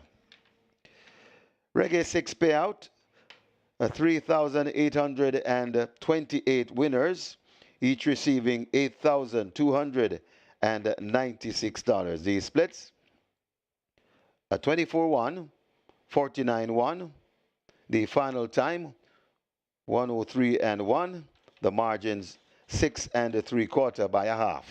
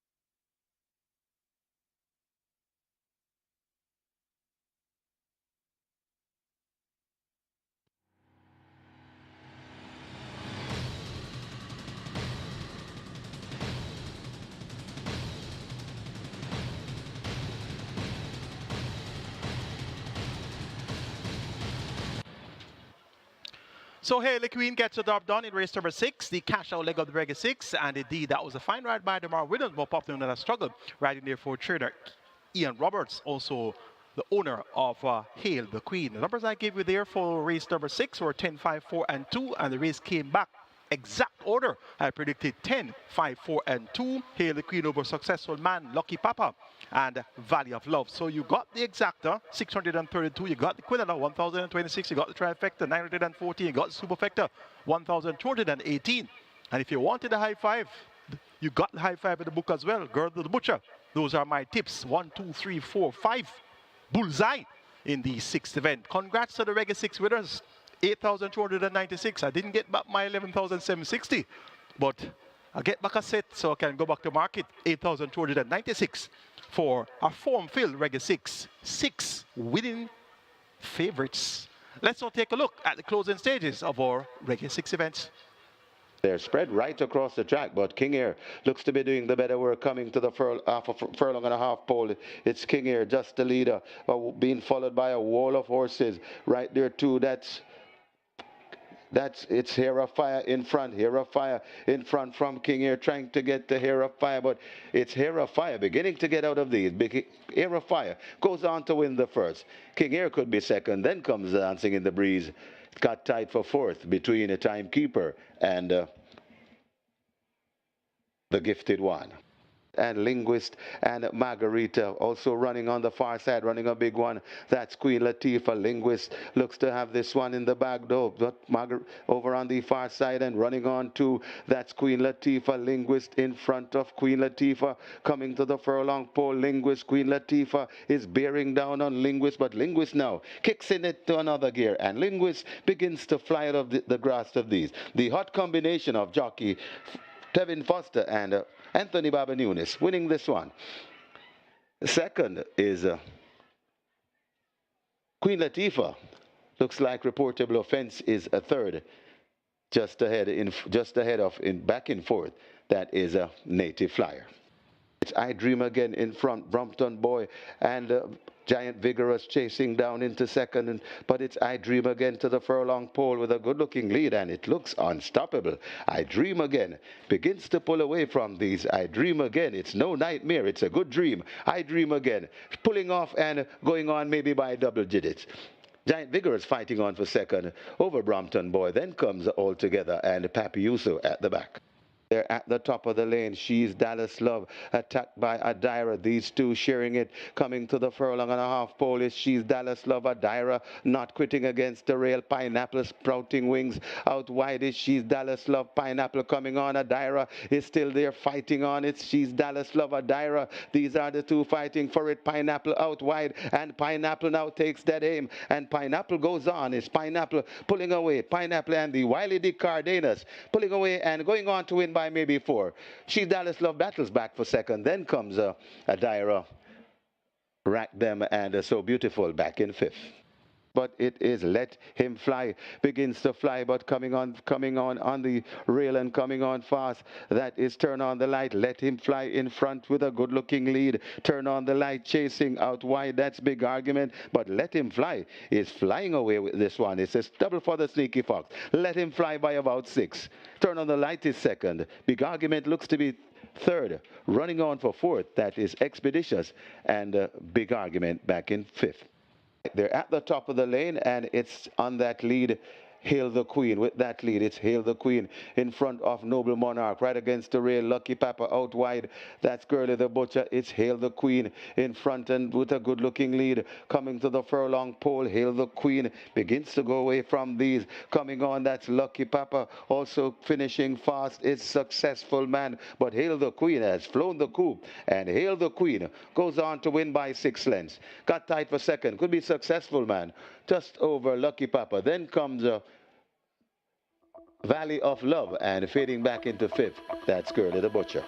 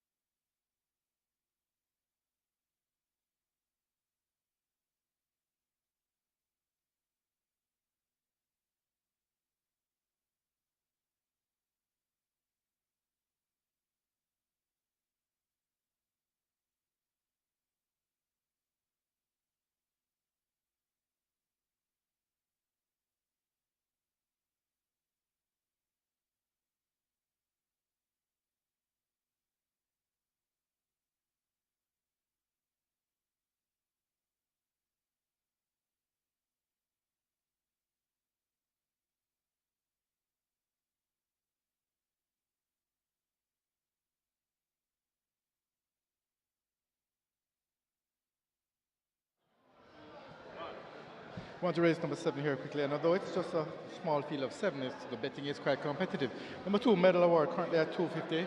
Great support for this one. But the one they've been really hammering from morning from the winners open, number 3, Prince Daniel, currently at 220. He opened at $5, so $5 down to 220. Prince Daniel is actually the best back runner at the fixed odds winners. He's also the 6-5 second favorite in the total. But definitely Prince Daniel, the best back runner at the fixed odds winners. Better than COVID at 850, good support for that one. And number 7, Security Code at $8, good support for that one as well. So those 6 and 7, two outside horses, are taking some good money. However, the bigger money, Medal Award and the best backed runner, number 3, Prince Daniel, 220. Best back runner at the fixed odds winners. Good luck for race number 7.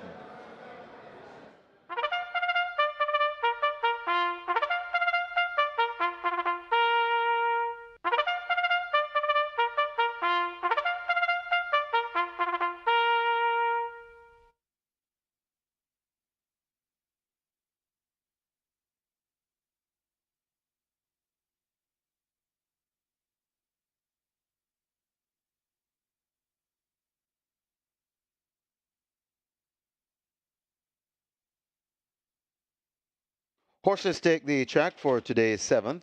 It's a maiden condition race for 5-year-old and up. The distance, 5 furlongs straight. Number 2, Medal Award, 53 kilos or 117 pounds. Number 5, Blinding Light, 51.5 kilos or 114 pounds. Number 6, Better Than COVID, 52.5 kilos or 116 pounds. Number 7, Security Code, 53.5 kilos or 118 pounds. Wagering offered on double, exacta, a trifecta, a superfecta. This is where the late triple starts, the very popular late triple. Late triple pool on its way to 700,000. It's $1 million seller, so please don't be left out as runners make their way to post.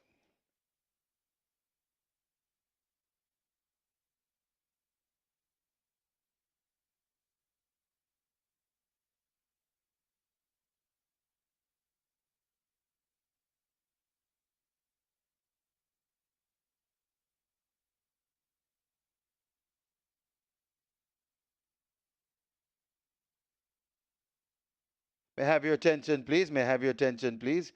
Trainers Oraldo Chin and Anthony Dixon, please go now to the steward's room. That's trainer Oraldo Chin and Anthony Dixon. Please go now to the steward's room.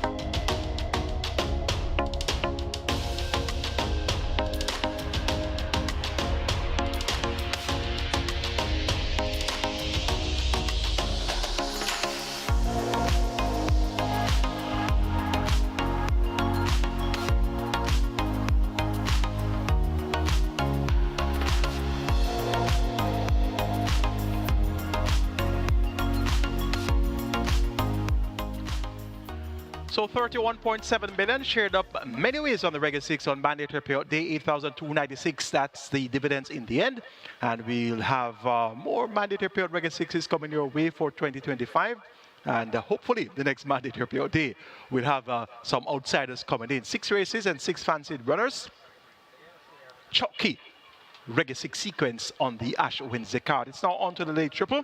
Final 3 races on the Ash Wednesday card. Races 7, 8, and 9. And we have maidens that will kick off the first leg of the triple. 7 of them go 1,000 meters straight. It's for 5 years and up. The purse is 700,000. Top selection goes to number 2. Medal award, Demar Williams. More popularly known as Struggle. He's looking for a quick double. And could he be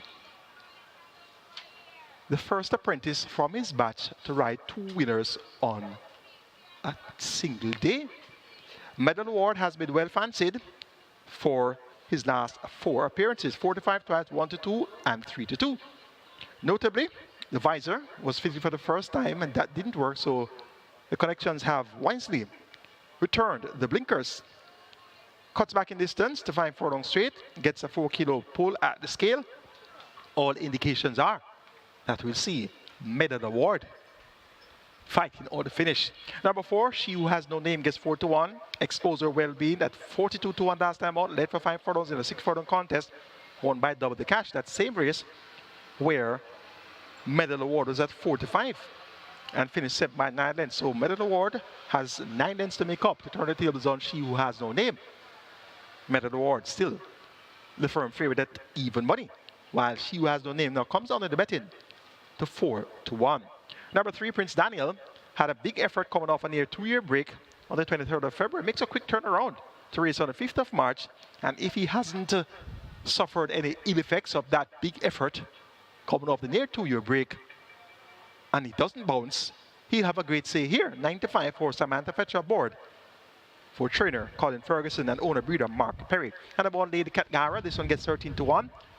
Paul Francis perseveres with the mount, has been aboard for the last 5, so it's going to be his 5th attempt aboard Lady Katgara. 13-1. She could be one to spring an upset for your exotics, such as your superfectas, trifectas, and even your exactas. Make it 2-4-3-1. Working with the inside horses here. Medal award to get the better of She Who Has No Name, then Prince Daniel and Lady Katgara. Final triple is at 1.1 million, and there have been a lot of chalk so far today. So maybe this final triple is one that you could get a mild upset winner. Best of luck.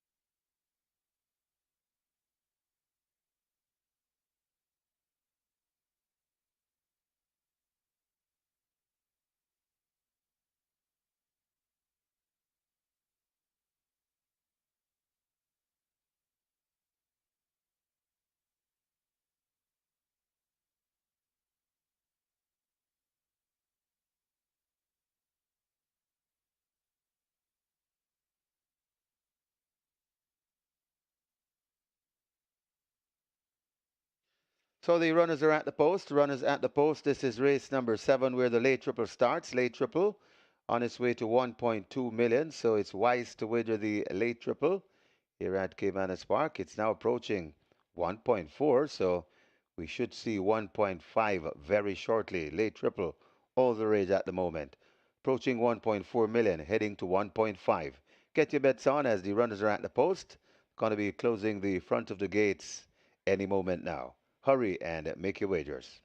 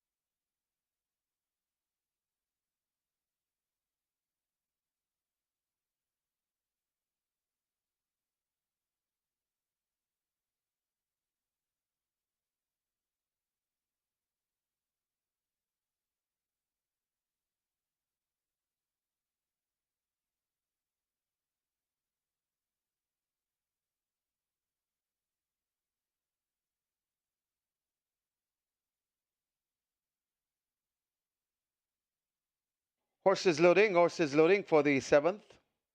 First one in, Lady Katgara. Also in, She Who Has No Name in gate 4.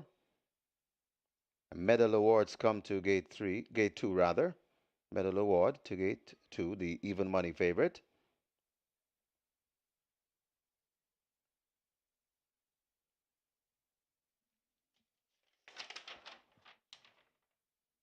Blinding light to gate 5. Better than COVID to gate 6. 2 to load. Prince Daniel heads to 3. Security code to 7.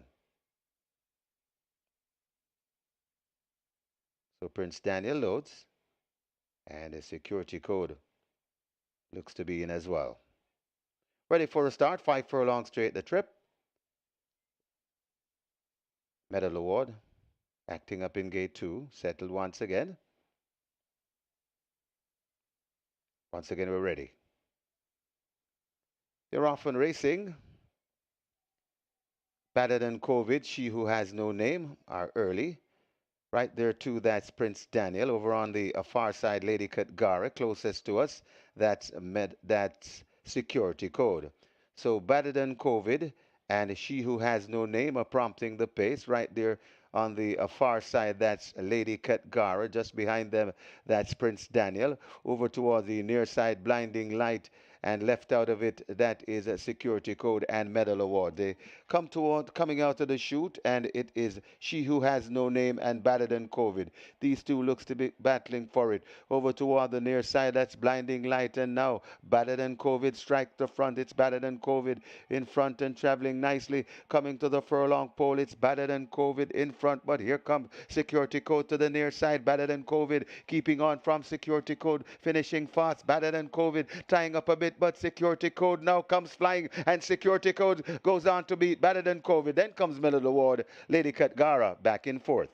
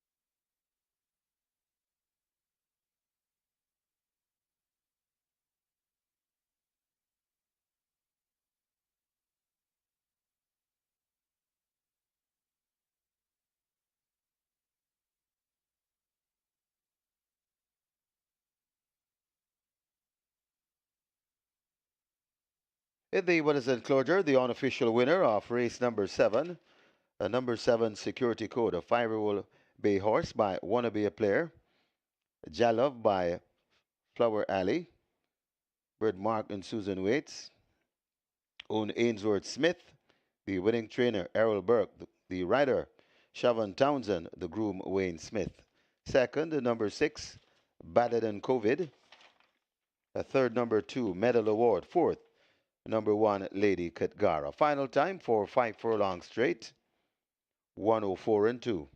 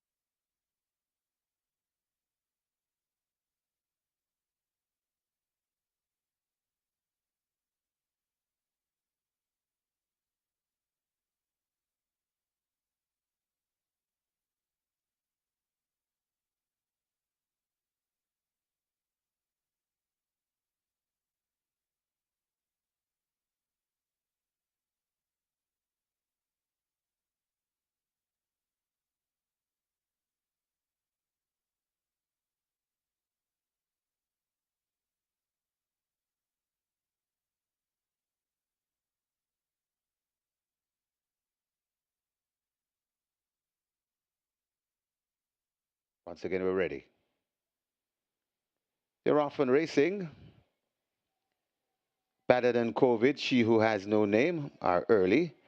Right there, too, that's Prince Daniel. Over on the far side, Lady Katgara, closest to us, that's security code.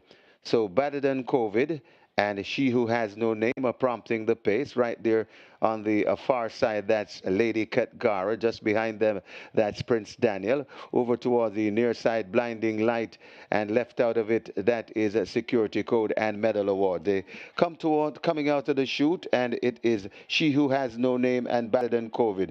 These two looks to be battling for it. Over toward the near side, that's Blinding Light, and now Better Than COVID strike the front. It's Better Than COVID in front and traveling nicely. Coming to the furlong pole, it's Better Than COVID in front, but here comes security code to the near side. Better Than COVID keeping on from security code, finishing fast. Better Than COVID tying up a bit, but security code now comes flying, and security code goes on to beat Better Than COVID. Then comes Medal Award, Lady Katgara back in fourth.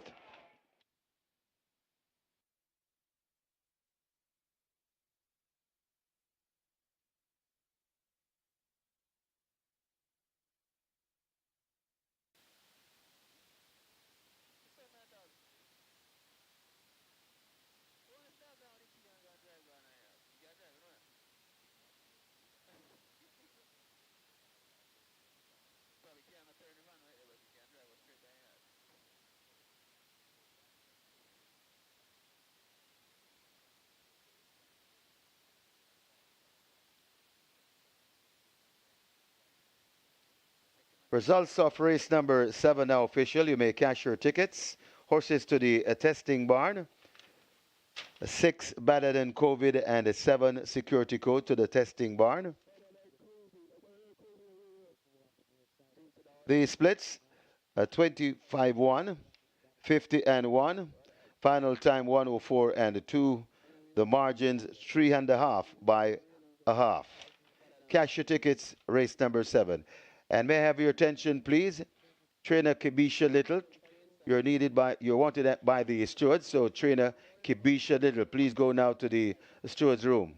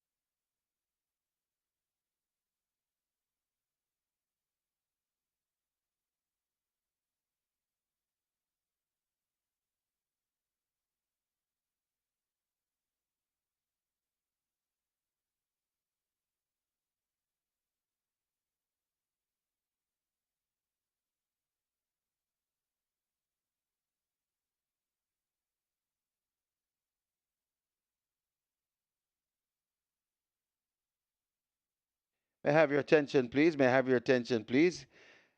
Get ready, simulcast fans. New North America tracks are coming your way. Caymanas Park will be offering the following tracks from Churchill Down Incorporated, Oakland, that's now available, Turfway Park, now available, Colonial Downs starts on the 13th of March, Presque Downs coming on the 19th of May, Fairgrounds, we're offering Fairgrounds, that's available, Keeneland comes on April the 4th, and more tracks, more ways to win. So watch, wager, watch, and win with us at SV Games at Caymanas Park and the off-track betting parlors. A lot of new tracks, and the Turfway Park will be on track today. So Turfway runs from Wednesday through Saturday. So we're offering Turfway on the new slates of tracks we have offering for you.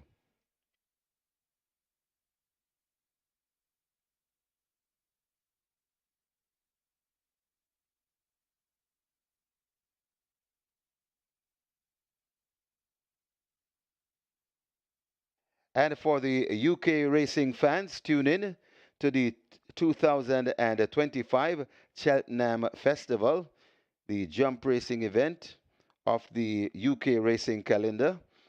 And this takes place on March the 11th through the 14th of March.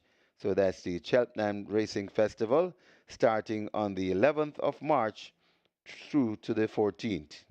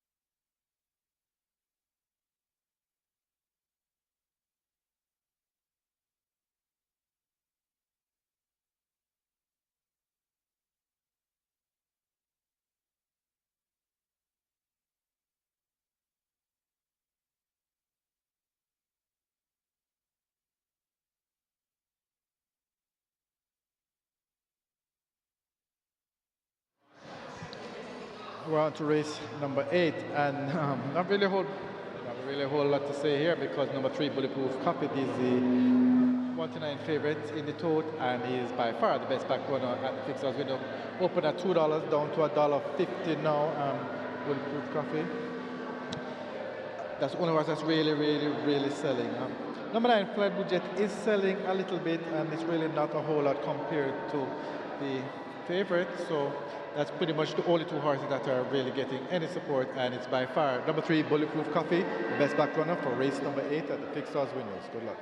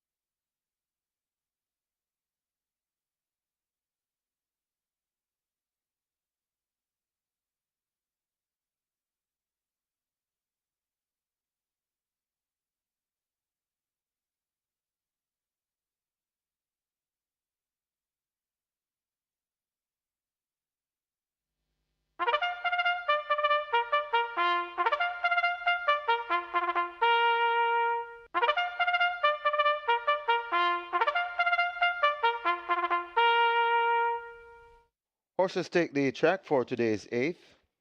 It's a restricted allowance 3 for native bred 5-year-old and up, non-winners of 4, and imported 5-year-old up, non-winners of 3. The distance 5 furlongs straight. Number 1, a man Islam, 54.5 kilos or 120 pound. Scratch number 2, Bosi. Number 4, Here Comes Doc, 54 kilos or 119 pounds. Number 5, Ella Fortunato, 53.5 kilos or 118 pounds. Number 7, Adenosine, 52 kilos or 115 pounds. Wagering offered on double, exacta, quinella, trifecta, superfecta, high five. So this is where the very popular late double starts. And we also have high five wagering. Runners are making their way to post. Get your wagers on.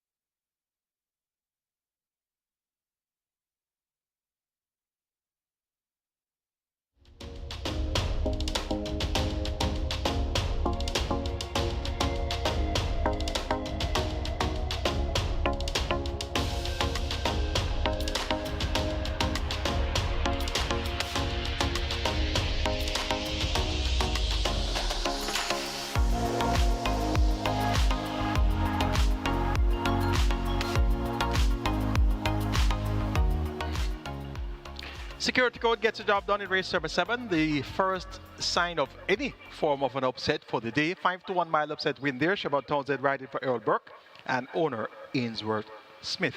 It's now on to the late double, and we have a field of 9. They go 1,000 meters straight. Actually, a field of 8. Number 2, Bosi is out, so 9 declared.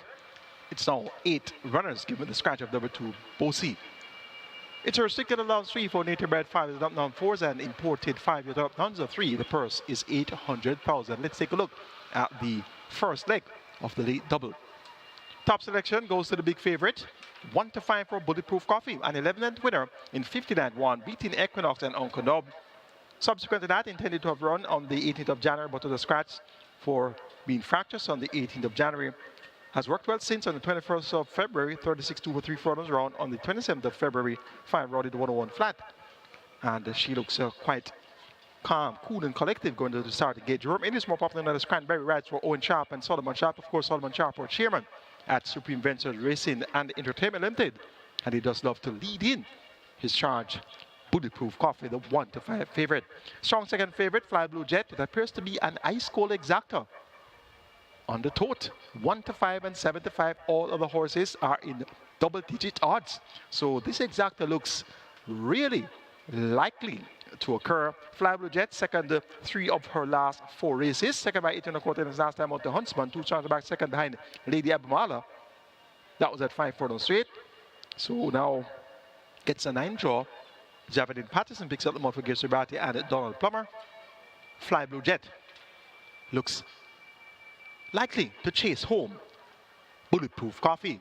Of the others, number 7, Adenosine has speed, but chances are it's going to be outsped by Bulletproof Coffee. So this one may be able to hold on for a minor share at 17 to 1. Number 6, Loyal Action, doesn't have the requisite speed of Adenosine or Bulletproof Coffee, but look for Loyal Action to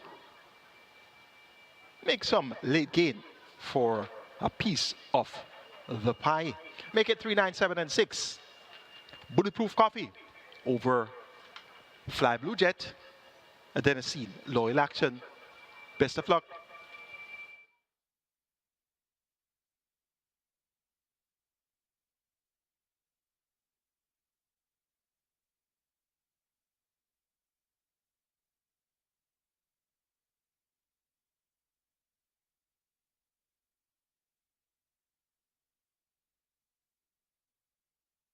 Runners arriving at the post. Runners arriving at the post for race number 8. This is where the late double starts, and the late double well on its way to 1.5 million. So we're heading to 1.5 million in the late double. That's the current trend. We're in excess of a million and climbing. I think we're about 1.2 at the moment, but we're well in scope for 1.5 million. So it's wise to wager the late double. High five wagering offered here. High five pool on its way to 350,000. Runners are nearing the gate. Hurry and make your wagers.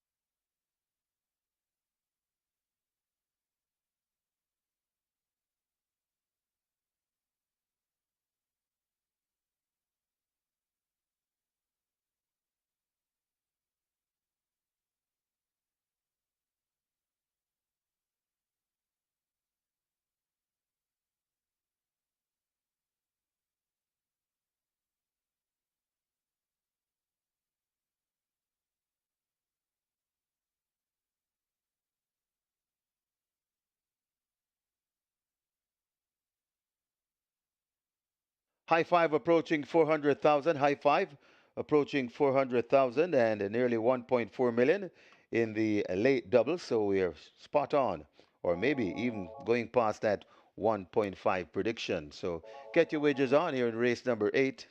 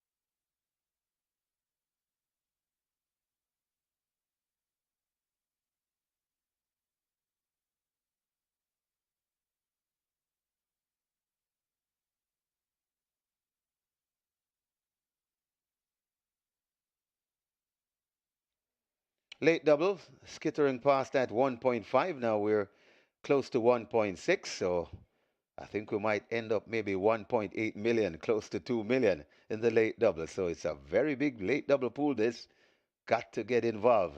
Late double on its way to 1.6, possibly 1.8 million. High five wagering on its way to 450,000. Get your bets on as the runners have arrived at the post. Remember to join us for Saturday for International Ladies Women's Day. International Women's Day. We're celebrating here at Caymanas Park, and the theme, Accelerate Action, and featuring the SVRL's 8th anniversary trophy. Closing up the front of the gate for race number 8. Looks as though the wagering time has dwindled. So hurry, gotta hurry though. Hurry and make your wagers.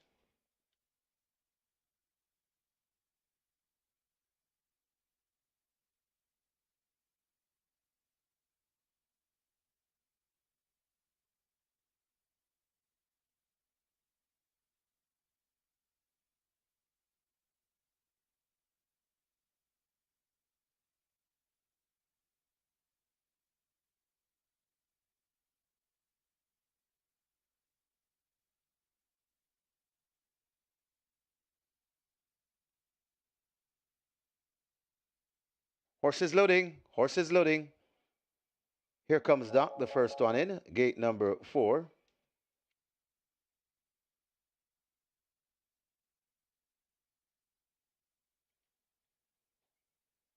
High five, going past 450,000. That's the latest flash. El Fortunato is in at 5.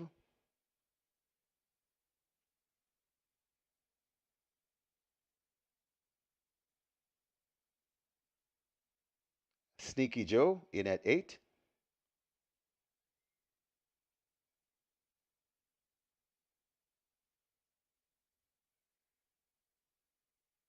So last chance to get a wager in on this late double.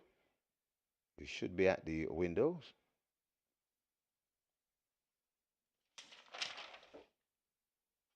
Adenosine as loaded in 7. Manny Slam heads to gate 1.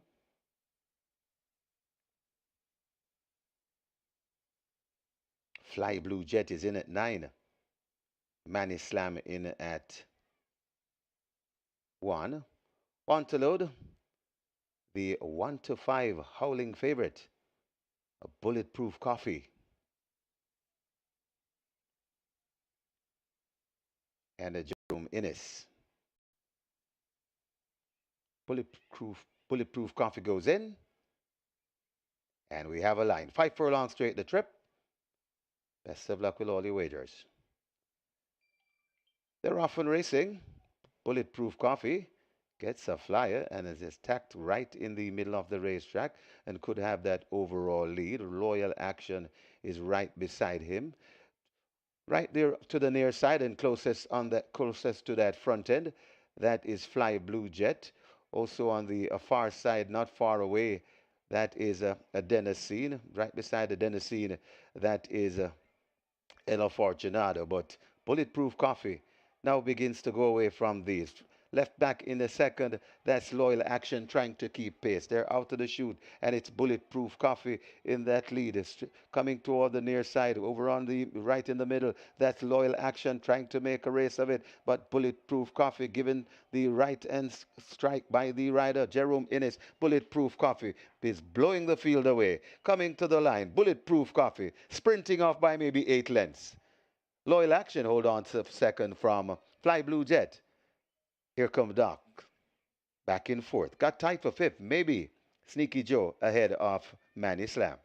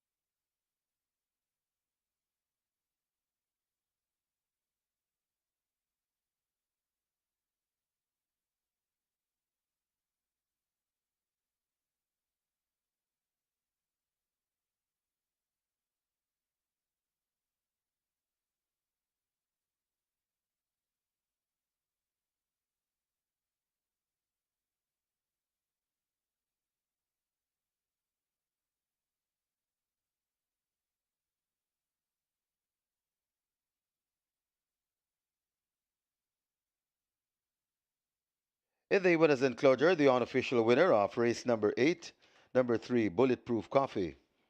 5-year-old mare by EB Fire and Ice. Plan a Surprise by Plan. Bred Ciriso Farms LLC. Owned Chairman Solomon Sharp. The winning trainer, Owen Sharp. The winning rider, Jerome Innes. The groom, Neville Butler, second. The number 9, winning the photo there. Number 9, Fly Blue Jet, getting second ahead of number 6 in third. Loyal Action, fourth. Number 4, Here Comes Doc, fifth. Number 8, Sneaky Joe. Final time for a 5 furlong straight, a zippy 58 flat.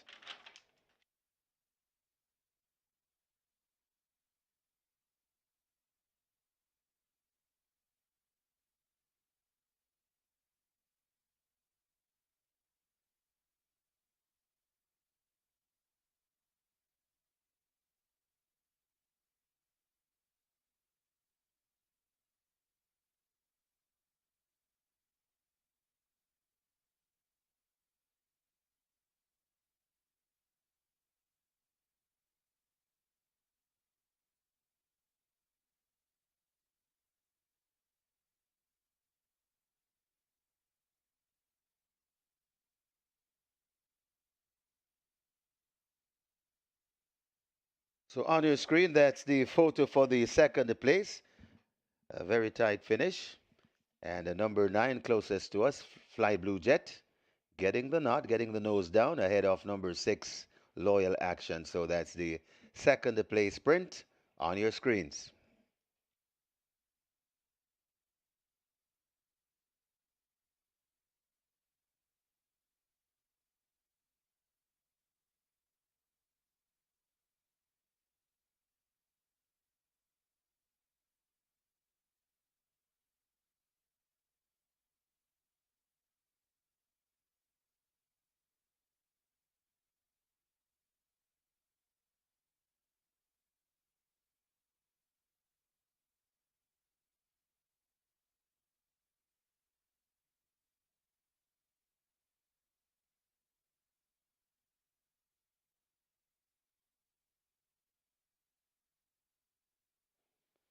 Best of luck with all your wagers.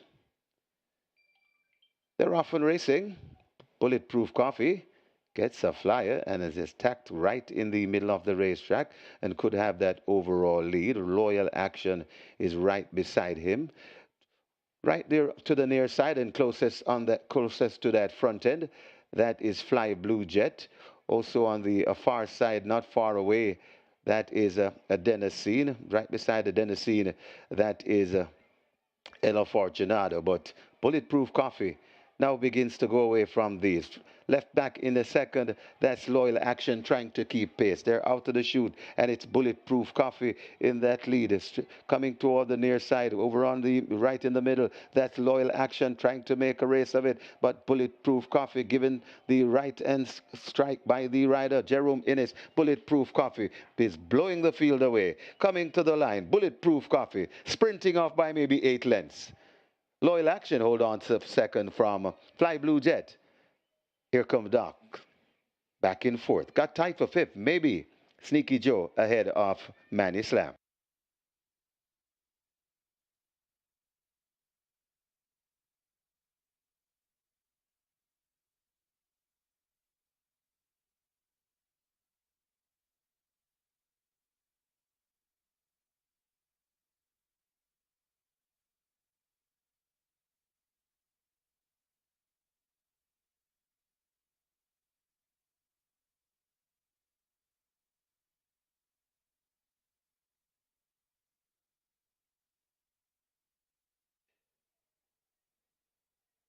Results of race number 8 now official. You may cash your tickets. Horses to the testing barn, 3 and 8.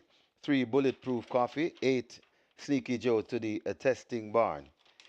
The splits, 23 flat, 45-4. Final time, 58 flat. The margins, 10 lengths by a nose.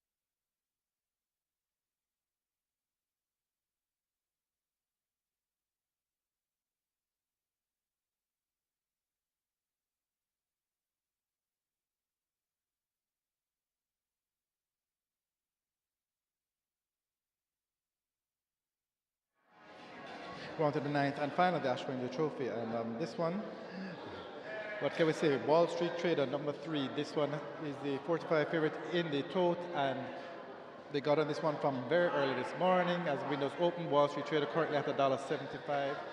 Absolutely hammer, the best back runner in the race by far, but that doesn't mean there aren't others that are getting great support, because number 8, Unspun, currently at $6. Good support for this one. Little sprinkle for sheer delight. Fearless Force at 650, good support for that one, and a little bit of support for Sensational Move at 440 as well. But without a doubt, it's Wall Street Trader, absolutely the best back runner for this race. But Unspun and Fearless Force are getting good support as well, which is similar activity to what is taking place with the toad, although there's not as much support for Sensational Move at the fixed odds windows as there is in the toad. But it's number 3, Wall Street Trader. Good luck for race number 9 from the fixed odds windows.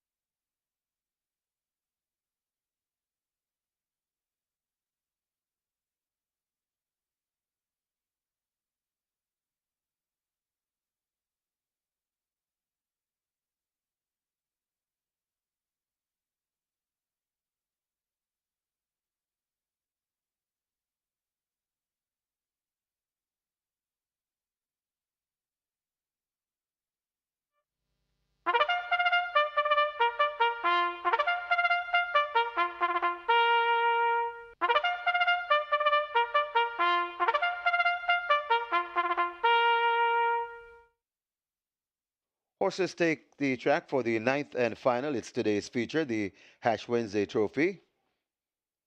Overnight allowance, a 3-year-old and up. The distance, 6.5 furlongs. Number 1, Freedom Street, 54.5 kilos or 120 pounds.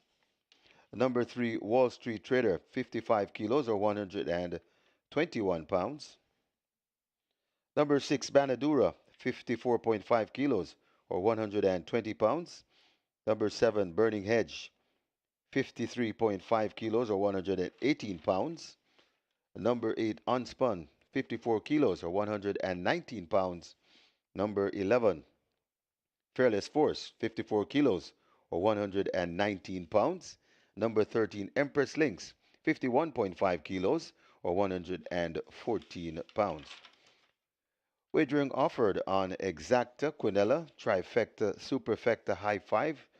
Reminding you that the late High Five is always a bet to bet. High Five wagering offer there. The runners are making their way to post. Hurry and make your wagers.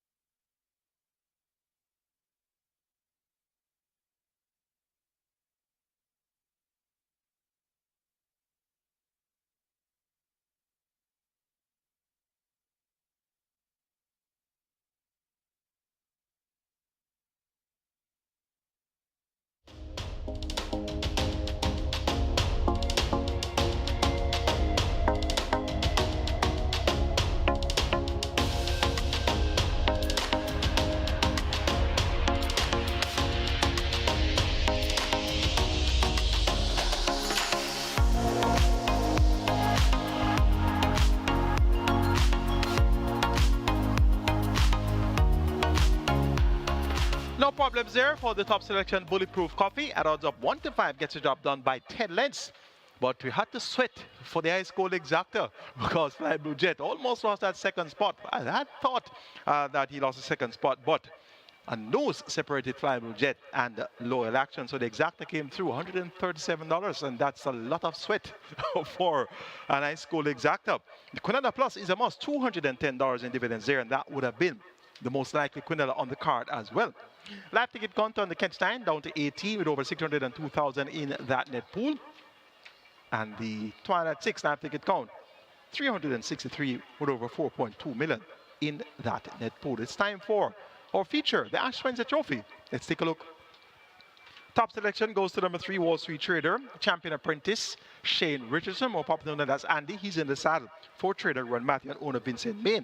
Ran second behind Pack Place, his stablemate on the 25th of January, going 6.5 furlongs with 118 and a fifth of a second. And in third was 3 lengths clear of two-time horse of the year, Atomica.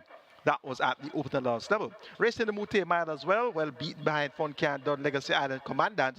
Was second in the Port Royal Sprint, going 6 furlongs behind Desert of Malibu. Came from off the pace with Shane Richardson aboard. And last time out also had Shane Richardson when finishing second behind Pack Play. Earlier in 2024 was in front at the half mile in the Gold Cup, won by Fun Can Done. And prior to that, ran second in the non-touch sprint trophy, beaten by Desert of Malibu in 1:10 and 4/5 of a second. So he has quite an attractive sequence of his recent races coming into this, and gets a class relief now down to overnet allowance.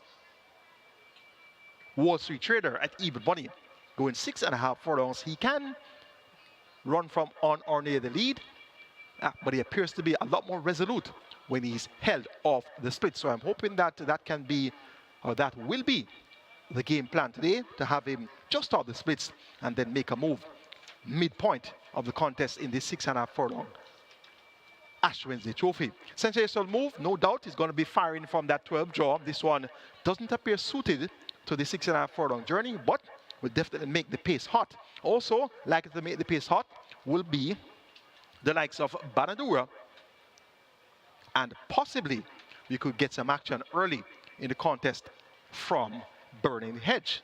So it should be a fairly decent pace here for Stalking Trip for Wall Street Trader, the even money favorite.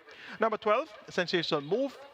I'm expecting this one to be for the place, and I'm expecting this one to be banging contention up to the furlong pole. But the last furlong of the contest, that's going to be the gray area here for sensational move. 4-1 represents fair value for the chances of sensational move stepping up in distance. Last time at 6.5 furlongs was in the Bruce on Loose, and that was on Mute Mile Day. The Bruce on the Loose, and was a leader for the first half mile, looked strong, but then threw in the towel inside the final furlong to finish 7 by 11.5 lengths behind Atlantic Convoy. So sensational move. The distance may take its toll in deep stretch. Number 8, Unspun, champion 2-year-old, making his seasonal debut, now trained by Norman Smith.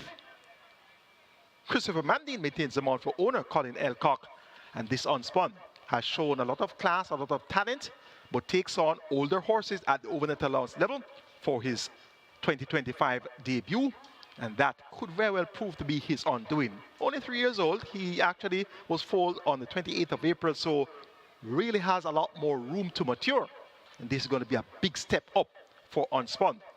No simple task, but they're going to keep him on the right side. He's quite classy. He's quite tall and muscular, as you can see him on your monitor right now. A well-built, imported colt is this Unspun. Number 6, Banadura, last year's Jamaica Oaks winner, last year's Hotline Stakes and Thornbird Stakes winner. She has good pace, and you know pace makes a race. She has speed. Last time out, she lost her position when passing a half mile second by a length and a quarter, was 4 by 5 lengths at the quarter pole, 4 by 2.5 lengths at the furlong pole, and she rallied well to regain second in deep stretch behind Inspire 4. So a new dimension in her running style shown there, and once she can be rated once again, she could be in the thick of things right up to that final drive to the wire. An interesting looking Ash Wednesday Trophy. Make it 3, 12, 8, and 6. My order of preference, Wall Street Trader, to get the better of sensational move, Unspun, Banadura.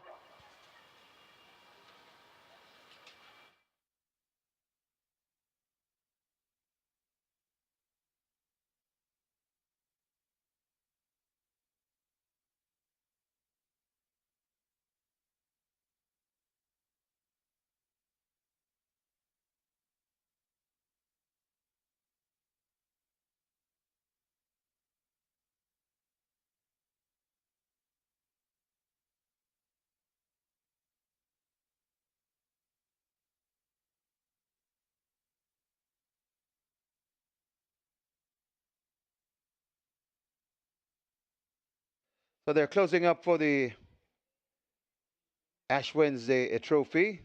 High five wagering approaching 600,000. So that is expected of the late high five. It's approaching 600,000 and the front of the gates are closed. So the loading up will start shortly. Hurry and get your bets in. Last chance to get a bet in. High five pool approaching 600,000.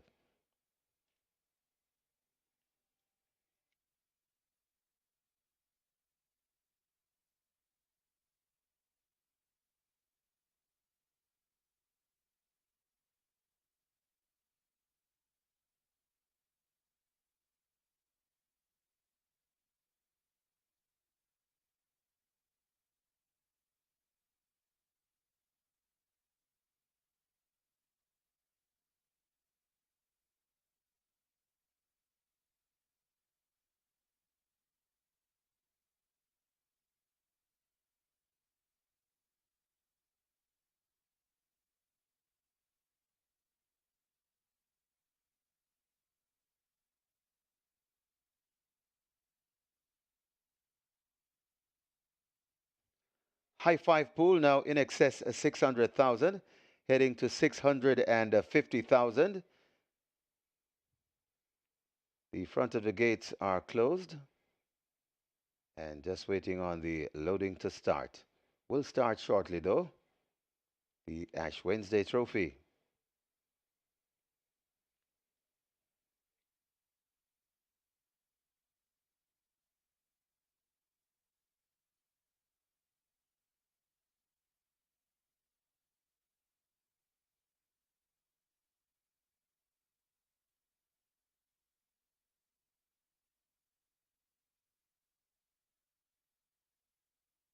Well, this is the last live race here at Caymanas Park, but we have plenty in offering at Simulcast. One of the new tracks running this evening.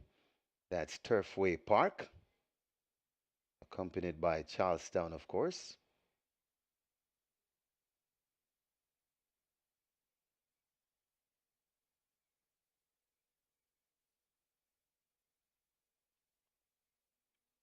High five pool close to 650,000 and is still climbing.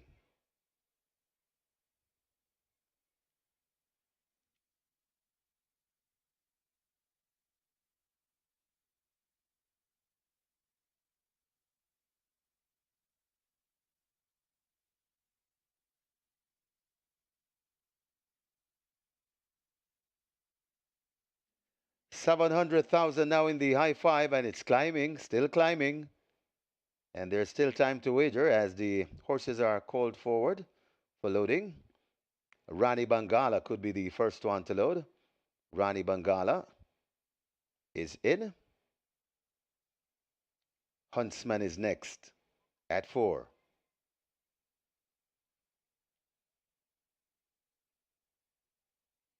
In excess 700,000, so we could be heading to 750,000 in this late high five pool. But you gotta wager though to be a part of that.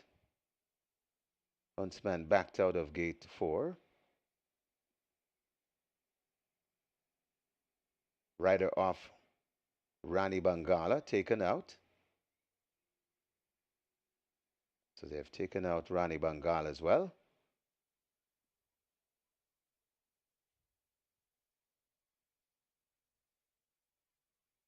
I'm not quite sure what's happening. Maybe a slight delay to give the late bettors a chance to wager.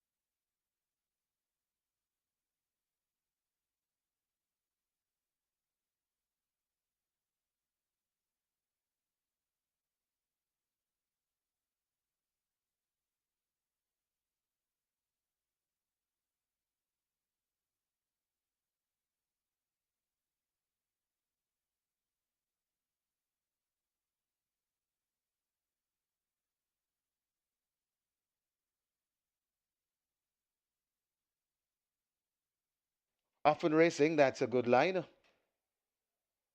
Banadura is the one that goes for that lead. It's Banadura in front of Wall Street Trader rushing up, and Wall Street Trader now goes on from Banadura.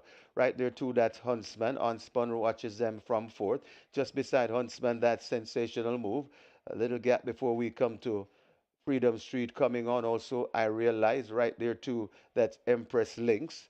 Also, on behind those, that is looks to be squeezed out a bit. That is sheer delight, sheer delight. Behind sheer delight, then comes a fearless, fearless force. Then comes a burning hedge, and racing at the back of the field, Rani Bangala. But Wall Street Trader telling this field, Tata, they're at the top of the lane. Wall Street Trader brings them into the lane in the Ash Wednesday Trophy. Running on the outside, that's Unspun. Wall Street Trader looks to be on recall. Coming to the furlong pole with a good-looking lead. It's Wall Street Trader and Shane Richardson. They looks to have this Ash Wednesday Trophy all wrapped up. It's a matter of who will be second. It's Wall Street Trader going on to win. Here comes on the outside, though, and coming on late, that's Sheer Delight coming from out of the clouds for second. Then comes Unspun, Freedom Street, and Huntsman back in fifth.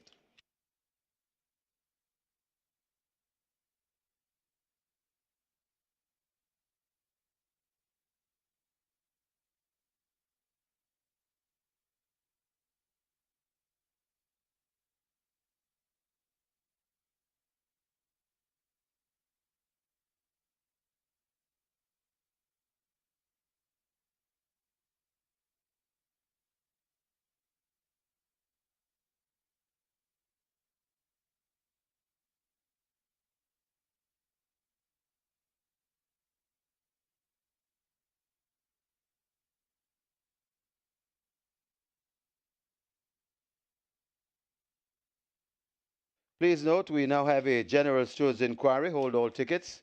General Stores inquiry.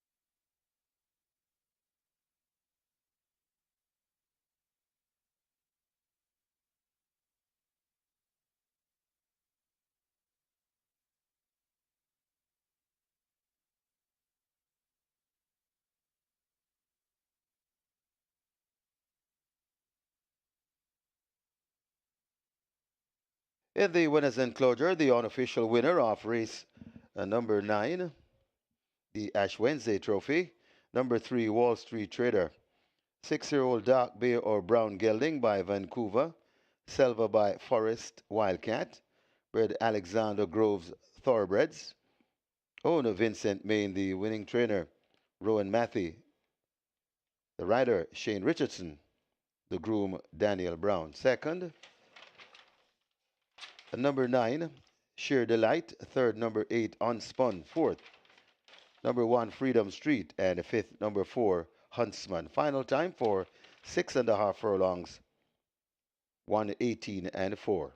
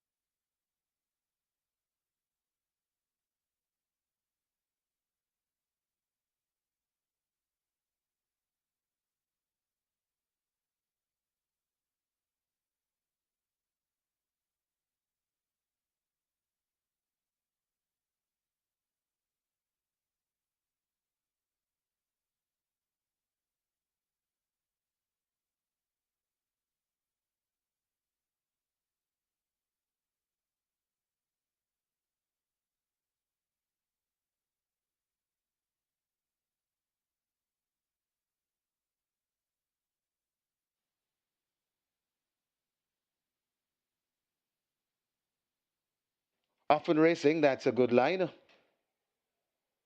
Banadura is the one that goes for that lead. It's Banadura in front of Wall Street Trader rushing up, and Wall Street Trader now goes on from Banadura.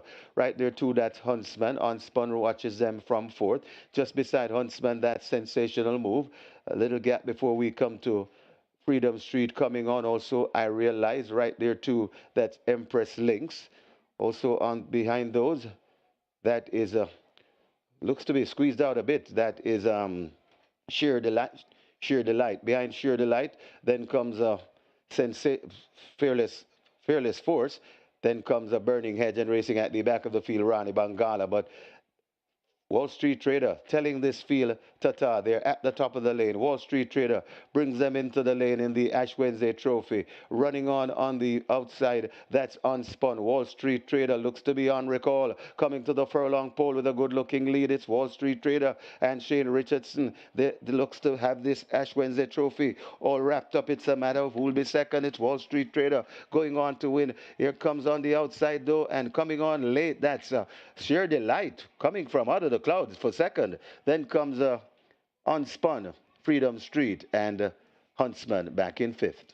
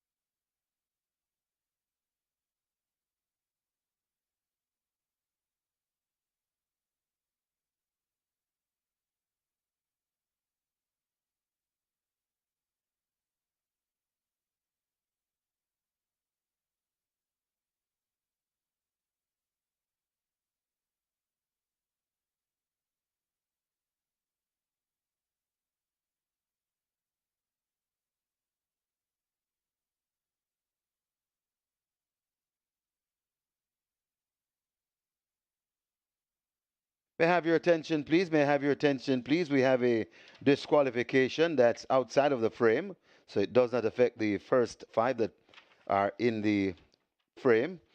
Horse number 11, Fearless Force, disqualified and placed behind horse number 7, Burning Hedge, for causing interference and intimidation to Burning Hedge. So the stewards have ruled that horse number 11 disqualified and placed behind horse number 7, that's Fearless Force, placed behind a Burning Hedge for causing interference and intimidation.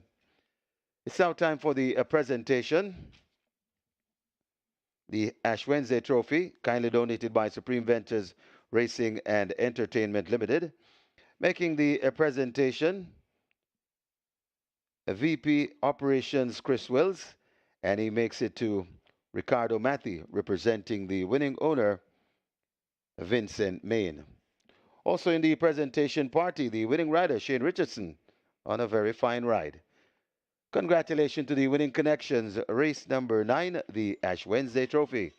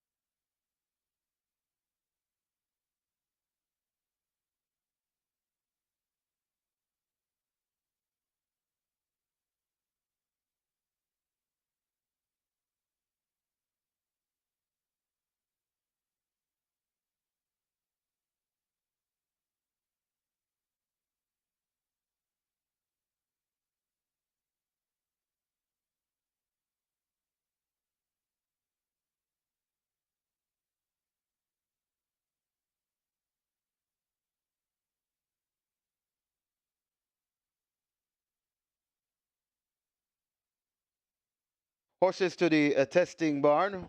The results of race number 9 are official. You may cash your tickets. Horses to the testing barn. 3, Wall Street Trader, and 8, Unspun to the testing barn.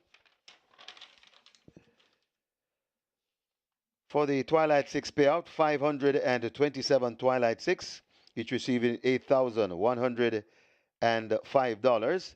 And for the Catch 9, 32 winners with 9 of 9, each receiving $15,625. The single with a bonus on the Catch 9, $907,725.87. The splits, 23-3, 46-2, 111-4. The final time 118-4. The margins 5.5 by 1.25. So that's it for us here at Caymanas Park. We'll be back on Saturday to celebrate International Women's Day and the feature on the and featuring the SVREL's 8th anniversary trophy. We thoroughly enjoyed your company. Hope you enjoyed ours. And now it's time to turn it over to our racing analyst, Michael Kane, for rehashing today's happening. Stand by for Michael Kane.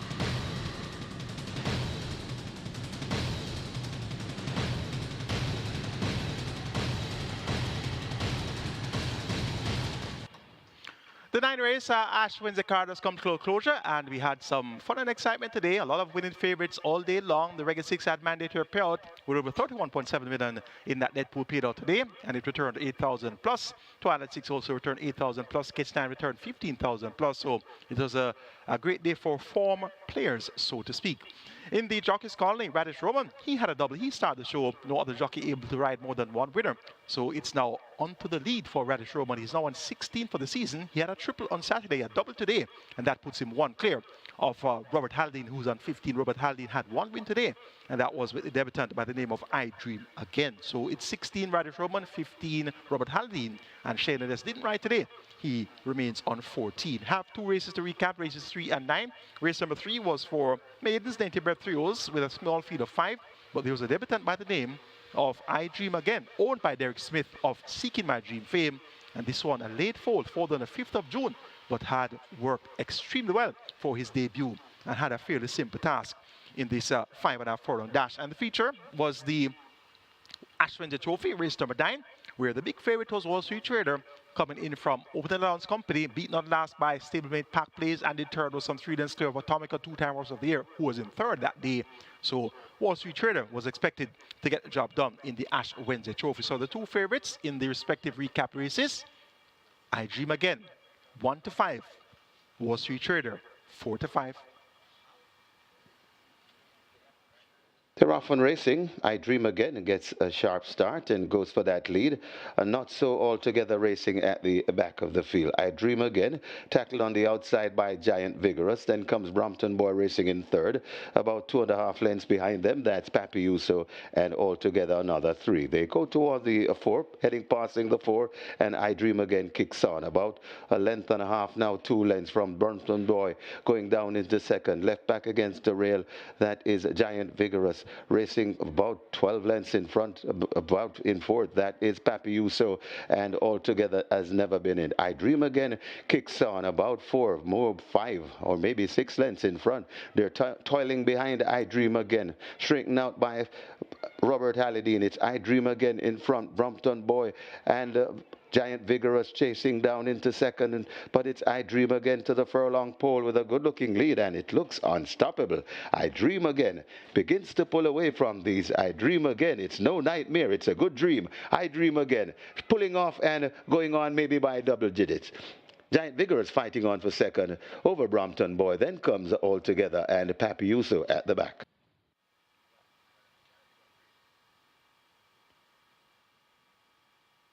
Often racing, that's a good line. Banadura is the one that goes for that lead. It's Banadura in front of Wall Street Trader rushing up, and Wall Street Trader now goes on from Banadura. Right there too, that's Huntsman. Unspun watches them from fourth. Just beside Huntsman, that Sensational Move. A little gap before we come to Freedom Street coming on. Also, I realize right there too, that's Empress Links. Also on behind those, that is looks to be squeezed out a bit. That is Sheer Delight. Sheer Delight. Behind Sheer Delight, then comes Fearless Force. Then comes a Burning Hedge, and racing at the back of the field, Rani Bangala. But Wall Street Trader telling this field, ta-ta, they're at the top of the lane. Wall Street Trader brings them into the lane in the Ash Wednesday Trophy. Running on the outside, that's Unspun. Wall Street Trader looks to be on recall. Coming to the furlong pole with a good-looking lead. It's Wall Street Trader and Shane Richardson. They looks to have this Ash Wednesday Trophy all wrapped up. It's a matter of who will be second. It's Wall Street Trader going on to win. Here comes on the outside, though, and coming on late, that's Sheer Delight coming from out of the clouds for second. Then comes Unspun, Freedom Street, and Huntsman back in fifth. So the respective favorites for all recap races got the job done, and we saw first of all I Dream Again making all the running, stopping the clock in 108 flat after splits of 23-2-47 flat, and he won by 10.5 lengths, and that was an auspicious debut for the youngster I Dream Again, folded on the 5th of June. And really looks to have a bright future. The Ash Wednesday Trophy won in almost gate-to-wire fashion there by Wall Street Trader.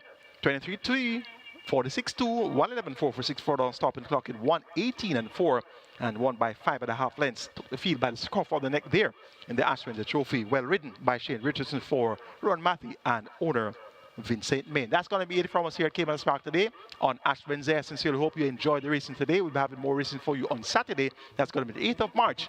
And you can look out for the overnight program later on today. Look for the performances early Thursday. And do your homework. And we'll see you again on Saturday to do it all over again. I'm your analyst, Michael Kane, on behalf of the team of Sports Max, also on behalf of the promoters, Supreme Ventures, Racing and Entertainment Limited. Have a good Ash Wednesday evening and see you on Saturday.